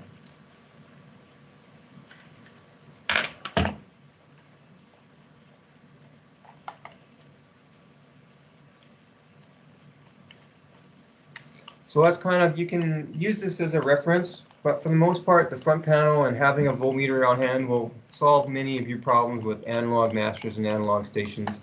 And the looking at the front panel, looking at the registration status, will determine whether or not the master station, if you got an IP master or an IP intercom, whether it's communicating or stopped communicating. I have one last section. It's going to be on the logging, which is going to be pretty short. If anyone has any questions with regards to setup or maintenance or troubleshooting. Speaking of maintenance and troubleshooting, I've got one more little thing before I continue on. But again, it's a really little thing.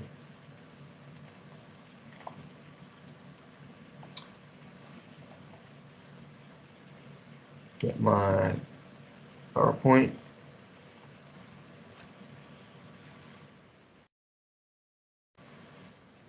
All right, a really little thing.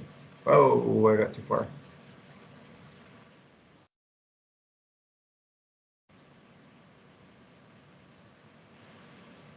Okay, yeah, no.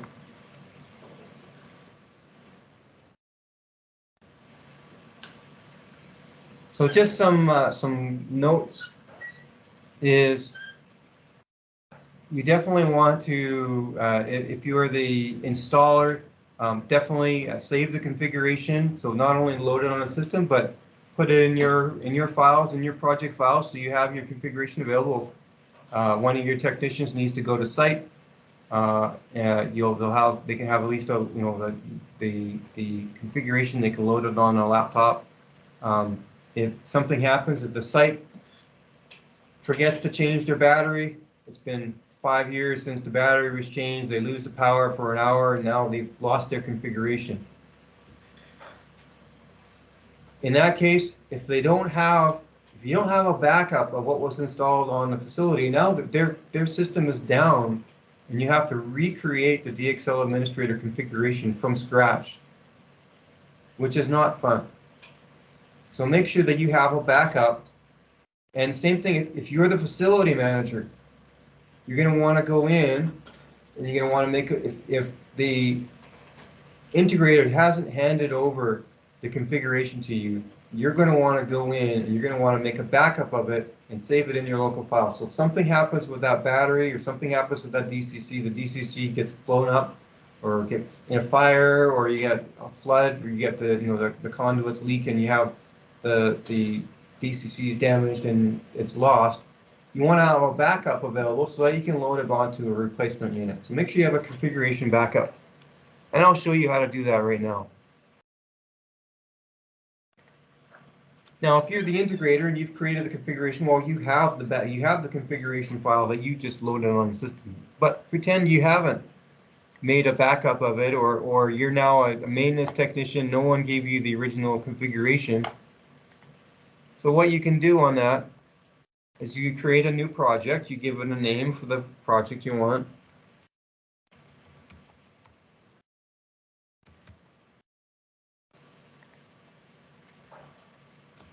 You go to the DCC front panel, you go to the setup, Ethernet IP. Okay, this DCC, you need to go to just any of the working DCCs in the system. It doesn't have to be all of them, you just need one because it's the same file loaded on all of them. This one is 10.0.1.96. All right, I'm gonna go in the configurations. Could you show us that screen, please? Yeah, I'll do that right now. So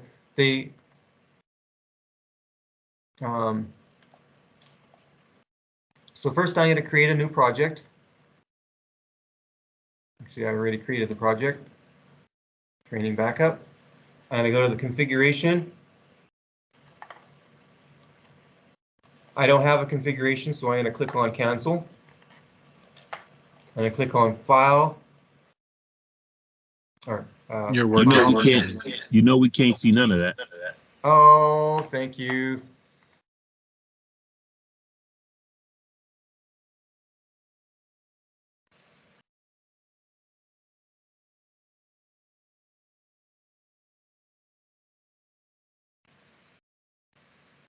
All right, sorry about that. All right, so you're gonna go into the, starting from scratch. You're gonna go into your DXL administrator. You're gonna go file new project. Training backup.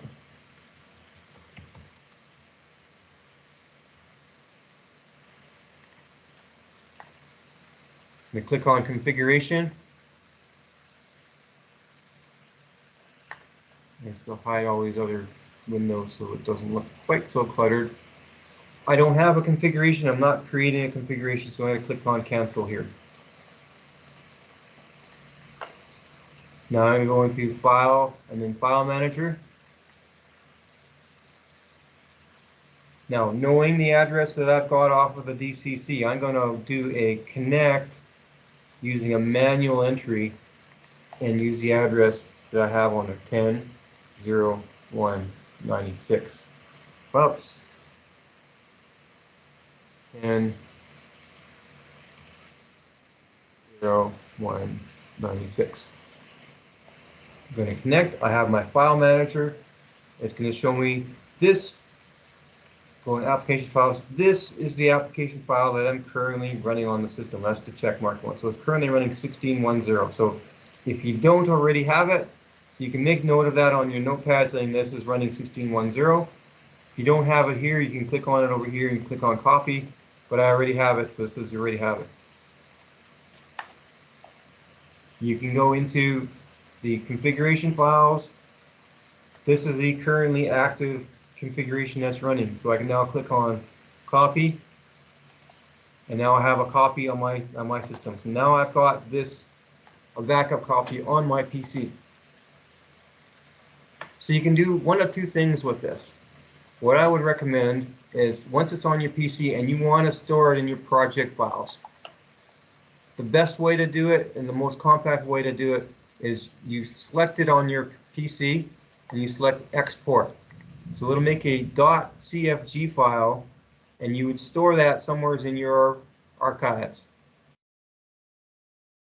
So I'm going to save that to my desktop. And then you can take that CFG file and put it somewhere safe. Maybe multiple somewhere safes. If you ever need to, so once you have it on your system, so you have it on your system in your project directory, you have that CFG backup in your backup project, and now you can close the connection, disconnect. Now you connect using the configuration, and you'll connect to all the systems, not just that one. So I'm going to connect using the configuration through Ethernet connect. And now it will connect to all of the systems on that exchange, and you can verify the health of the exchange and use the remote front panel to see any of the exchanges. So using the manual connection is usually only to get it if you don't already have it.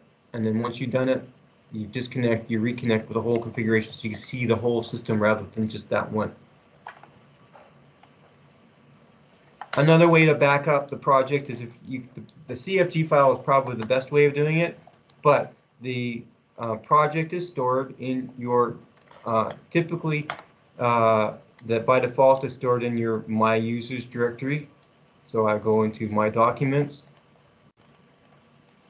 go into DXL Projects, and the project will be stored as a index file, so a training something, or in my case it's training 2023, training, I believe it's OCT 23. I'm just going to go and double check on here.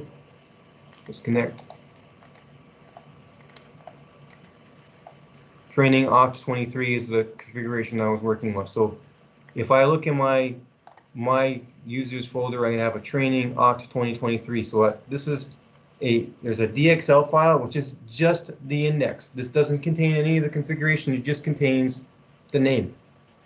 So this isn't your configuration, but there's an associated directory, training Oct 2023. So if you copy the directory, which has the actual configuration in it, and the DXL file, which is the index file, you can copy those to a project to make an archive of those. And the difference between copying the project, the DXL file, and the DXL data file, is this also copies the logs.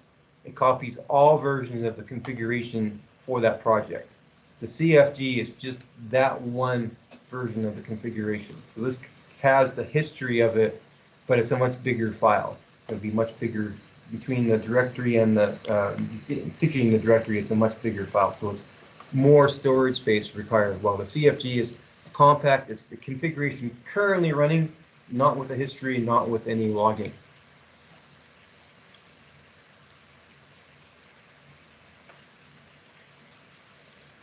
All right, back to what I was going over before I changed that.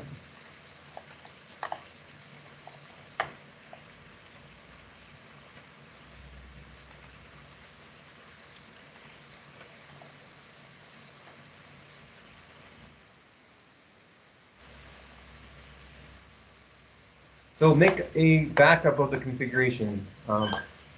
Normally it's not a problem, but we had about 2 or 3 months ago, we had an unfortunate customer who had the original integrator had gone out of business, and his system he had a DCC that had gone bad on him, and it was the only DCC on his system. So if you have multiple, as long as you got one running system, you're fine.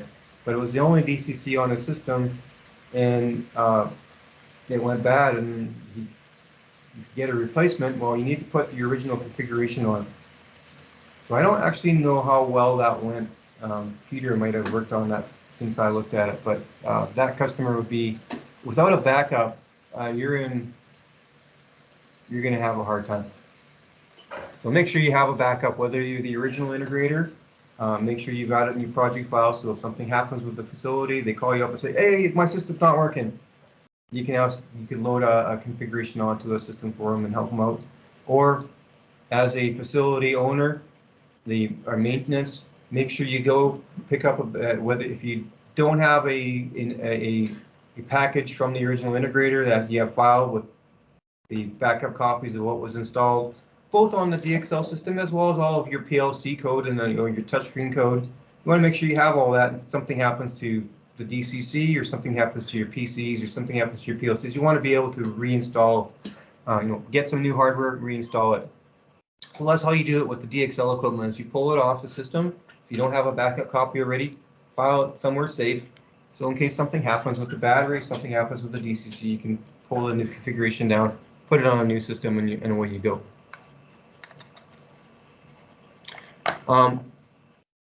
If you have faults reported to a master, you can instruct your staff such that if you see this message on your master with an F on the front that indicates it's a fault on the intercom, write it down, or at least let maintenance know that, hey, there's some intercoms that aren't working, and you can, as the maintenance staff, can look at the front panel and find out what's not working. But as long as they know something is not working, so they will know that, for example, if an inmate took a cell off the wall, that'll show up as a fault. They'll know before they've even tried calling that inmate if it comes up on their fault screen. So having the system, the staff who are operating the system report any problems to the maintenance staff, you can actually have problems. You can be aware of problems before they're aware of problems, or before they detect a problem. So if you have your site guys, log the problems, and then your maintenance guys can go look at the fault list, and even if they don't have a very good description of the problem, you can look at the fault list and say, oh yeah, this station is reporting is faulted. Is that the one that they're reporting that's not working? Well, oh yeah, that's the one. The fault light on the DCC Again, I'm going to point at that. So the fault light on the DCC and DCE is quite useful. So a flashing fault light means you've got a new fault. So if you go in the front panel, you go to the fault screen, you acknowledge all the faults. Yes, I have a fan problem on the DCE. Yes, I have these stations that aren't connected.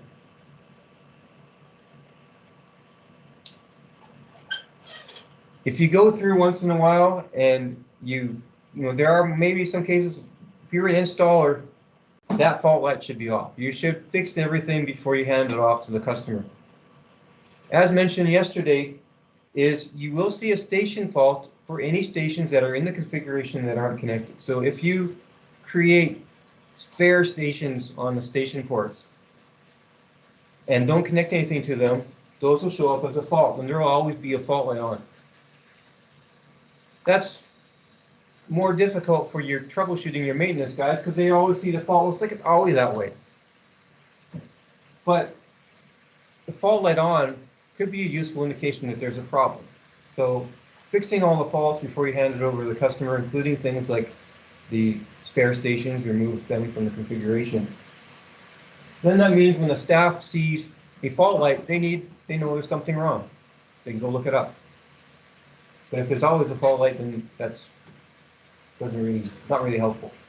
But a flashing fault light does mean that there is a new problem. So particularly if you're doing an install, you haven't finished installing everything yet, you got some intercoms that aren't hooked up. But if you go through at the end of the day, you go through and you acknowledge anything that those stations aren't connected yet, that master isn't connected yet. You can come in the next morning and you can look at this fault light. If it's blinking, you've got a new problem that happened overnight. It's blinking. What happened? Master number 4 is not communicating. Master number 4. Oh, that's this. That's my TMM master.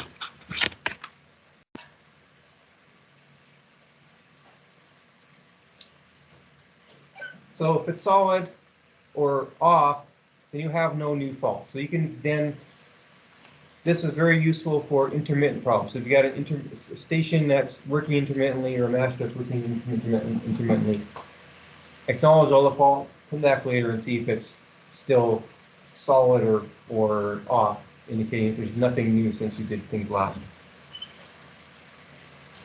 On a regular interval, use the remote front panel or the actual front panel. Check for the fault light, fix anything that's reported on that. The system, as you saw, the system will report that there is a fan problem with one of the fans. But also in dirty equipment rooms, if the fan's got a lot of dust accumulation on them, they are easily removable. Or at least the fan filters are.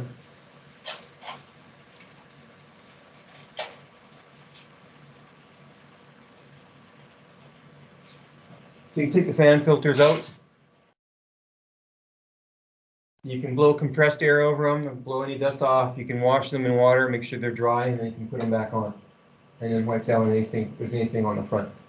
So clean the fan filters. If they get dirty, check the fans. Now, a fan that is wearing out is going to get very noisy. So equipment rooms are generally noisy to begin with, so you might have to come in and kind of take an ear to each fan just to make sure that it's not squealing or making a very loud noise. A fan that's stopped will be reported. A battery that's stopped, that's dead, will be reported. But it's good to particularly on the front panel, you can look at the fan faults. You can look at whether the battery is running low, and just as a matter of course, replace the battery every few years, just because it's basically just the shelf life of the battery.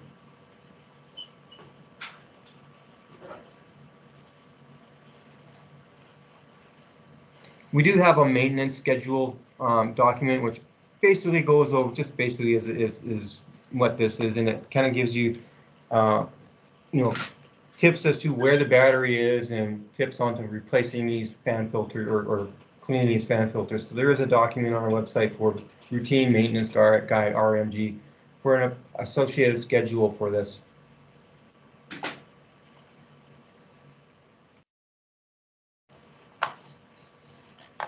All right, the last little bit is going to be on using the logging system.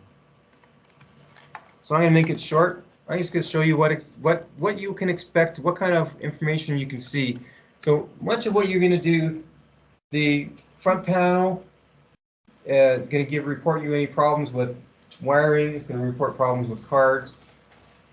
The new faults, the unacknowledged faults, is really useful for determining intermittent problems. So you get wiring that's kind of intermittent, or masters that are intermittent, or networks that are intermittent will show up either an Ethernet fault, it's loss of communication to other DCCs. You might have a registration fault indicating that master is lost connection.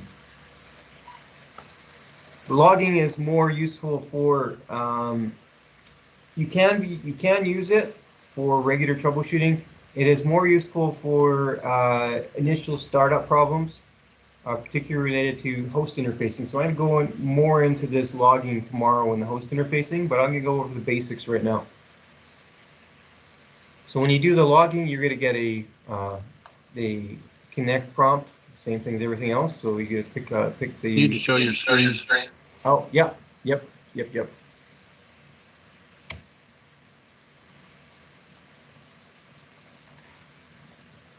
All right, so when you go to the logging, you open your project. I'm gonna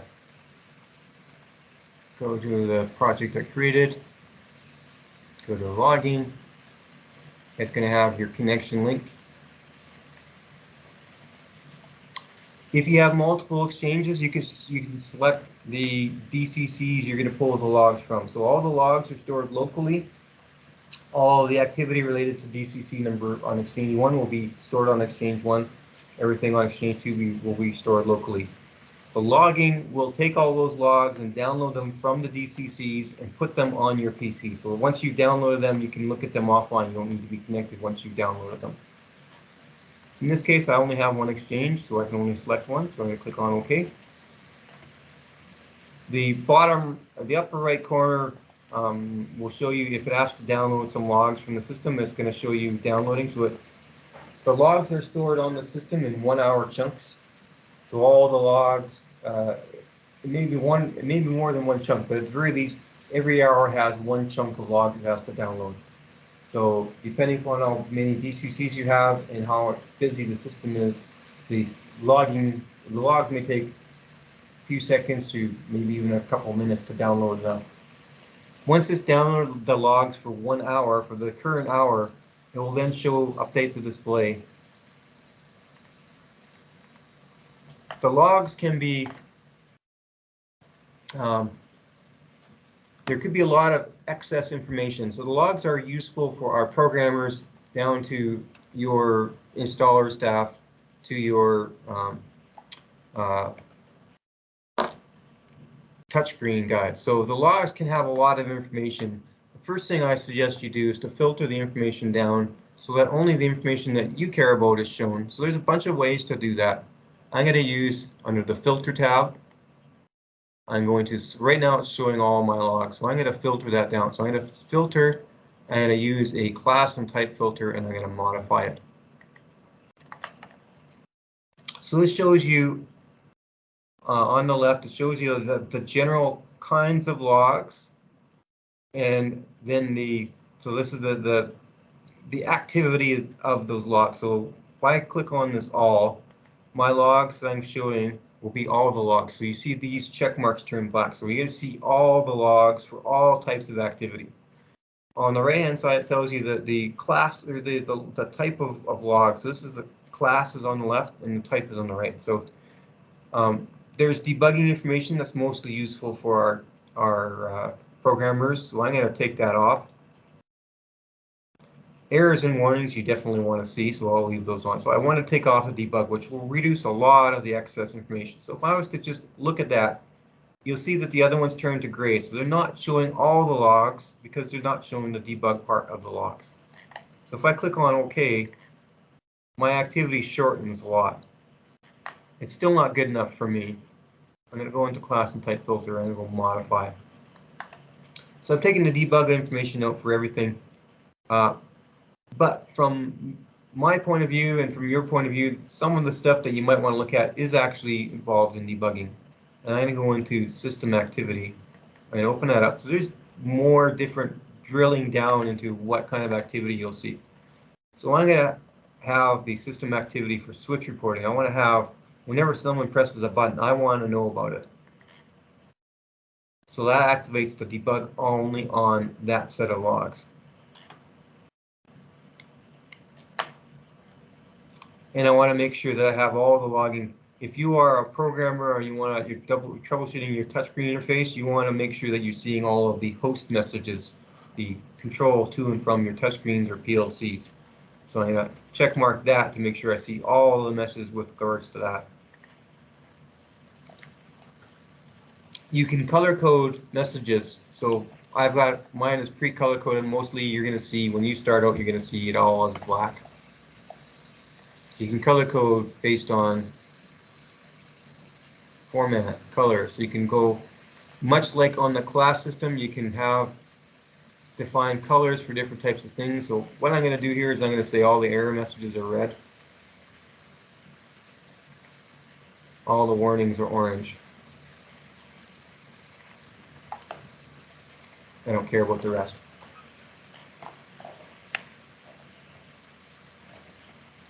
So now this shows the system activity. There's a couple other things, icons on the right. So the icons on the right, this first icon is if I scroll up past the 1 hour that's been downloaded, it'll download the previous hour. So that's what the first icon does. If you scroll up enough,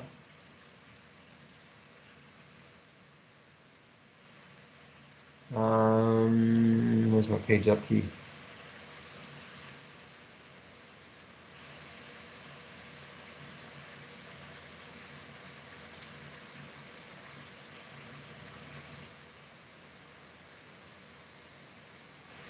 Numlock.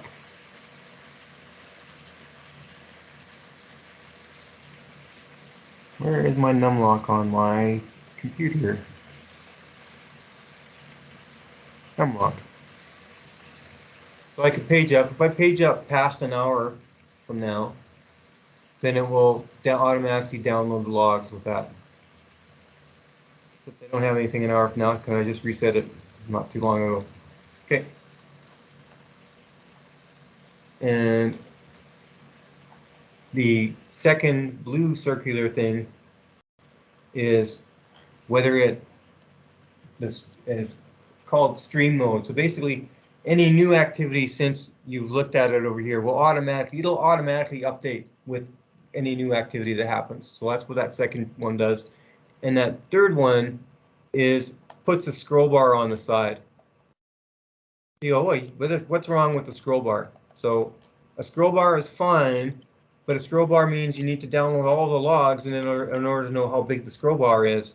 So when you have a very busy system, very active system, that means you're going to be constantly, you're going to download an awful lot of data in order to first do something. And you're going to be sitting and waiting for a long time as it loads the logs for it to find out how much logs is on the system.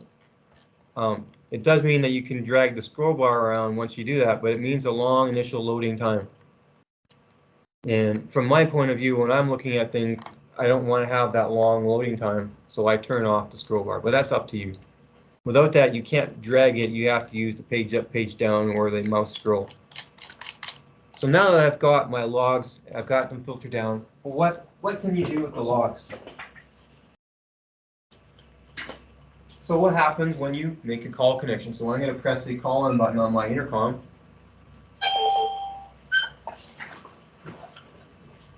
So you'll see, I'll highlight these. So you'll see that my logs, this is the debug log I activated for the switch reporting. So it says that station number 101, the call button was pressed. It gets queued on master number 1. it gets queued on master number 2, and it gets queued on master number 4.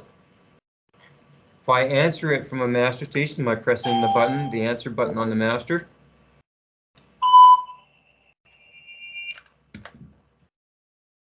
you'll see it sees the answer button was hit on the master station. The master called Intercom 101. It canceled the call request since it was answered off of 1, 2, and 4. It's starting the call to station 101, and it says it's established. So it shows you that the call was successfully connected. I press the button again. So it shows that the end button was hit on the master station. The master started to end the call, and it successfully ended the call. So that's the kind of information that you expect to see with the healthy system. So if you have a case where you press a calling button and nothing happens, well, you can go in and you can go in and press the button and see what happens. So this was detected, it went to the master stations. So you can take a look at the log and say, okay, it went to masters 1, 2, and 4, but I'm in the living unit. So it's going to 1, 2, and 4, and I wanted it to go on living. Well, that's a configuration problem. So I have to make sure that this is where it went to, and this is not where I want it to go to. So then you can know, okay, that's a configuration problem. Or you can go, I'm gonna go and answer this. Or you can press the button and you see nothing on there. So that will mean that probably the station isn't wired, so it's not hooked up. You can take a look at the faults list and spot, okay, yeah, that station is faulted, and that's why that button isn't working, because the wiring isn't connected to it. Or it may be connected to a port you haven't configured. So you can take a look at what happens when I press the button. What happens when I try to answer that call? So this is the kind of things you could do with the log. And things like if I've got an intermittent intercom, so my intercom gets disconnected. All right, so my logging shows I have a station that has a switch faulted, so I've disconnected. It's an intermittent fault. Comes back in. It has no switches faulted, so it's the wiring is faulted. The wiring has been cleared, so I can take a look at this. I can see what time it happened, and maybe there was some cleaning staff occurring, going through the system, the facility at that time. Maybe there was maintenance staff working, and that would be normal. So you can do that. So you can use the logging to find out what happened without having to look at the screen constantly. The last useful thing I'll mention on here now, in the training materials,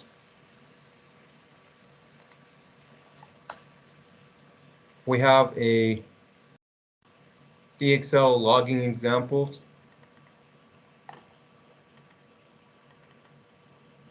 Which is basically going over what I just went over, but what's useful in here is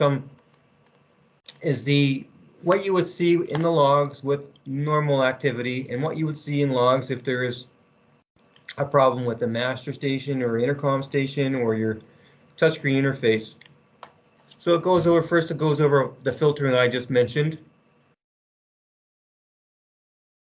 And then the last part goes over some common faults you can look for in the logs to determine if you got problems. So if you have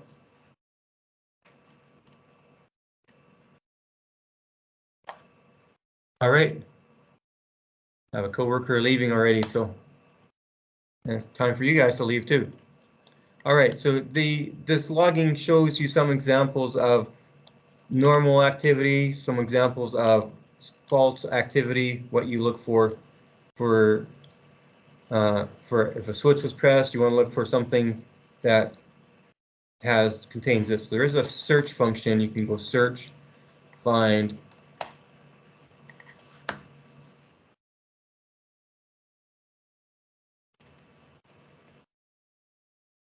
So I can go up in the logs looking for a message that has switch detected as part of it.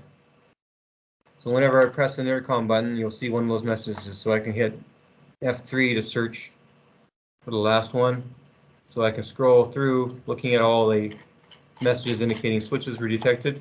Or you can do that as a filter. So I could say filter, text filter, switch detected.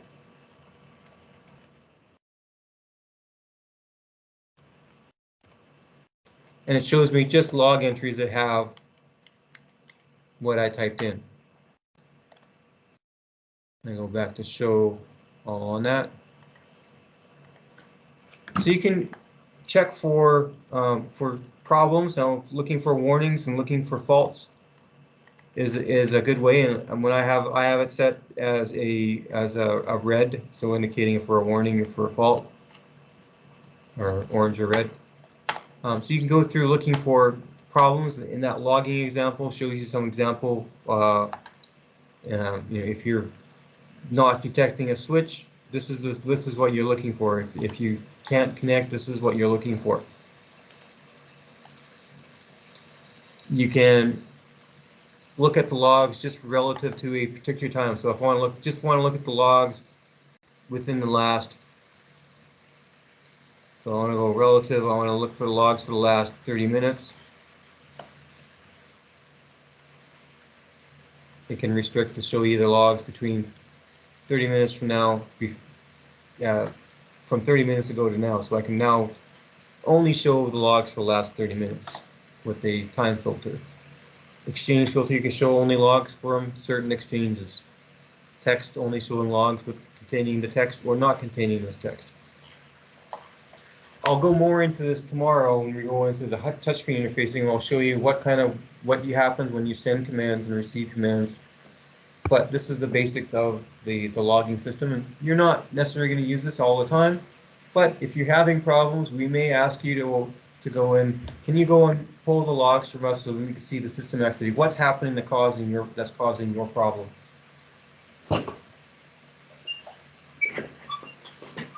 All right. So I'm done for today. Attend tomorrow if you want to know about touchscreen interfacing, what we call a host control. So that's going to be, we're going to go over an example of how to control the intercom system from a text interface, from a PLC, or more specifically, I'm going to use the Wonderware human machine interface or HMI software to show you how to generate a touchscreen that can control the intercom system. And so that will be tomorrow morning. It won't be, well, it depends upon how much extra information you want, but it's not going to be a full day like to this. We're going to be only half a day of that. If you don't see it in your schedule, tomorrow's Teams meeting, you'll use the same link that you used to connect today. So hopefully it'll be adjusted for a 3-day schedule, but if not, you just click on the same link you used to log in today. Yes, I also put the updated link in chat. So today's link will work for tomorrow, and I put the updated link in chat. All right, thank you, Peter. Thank you, everyone, for attending. Thank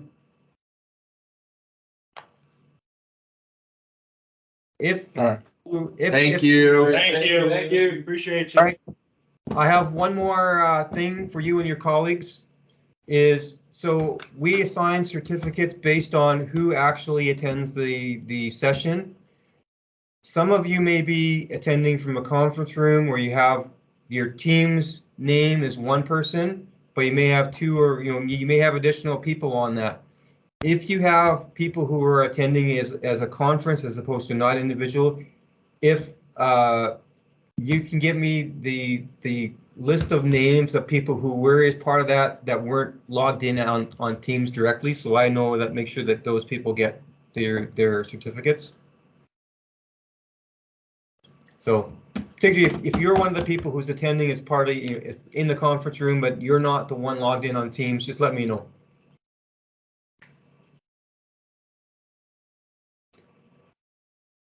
All right. There's no other further questions. We'll see your touchscreen programmers tomorrow morning, same time, same place, 8 o'clock a.m. on mountain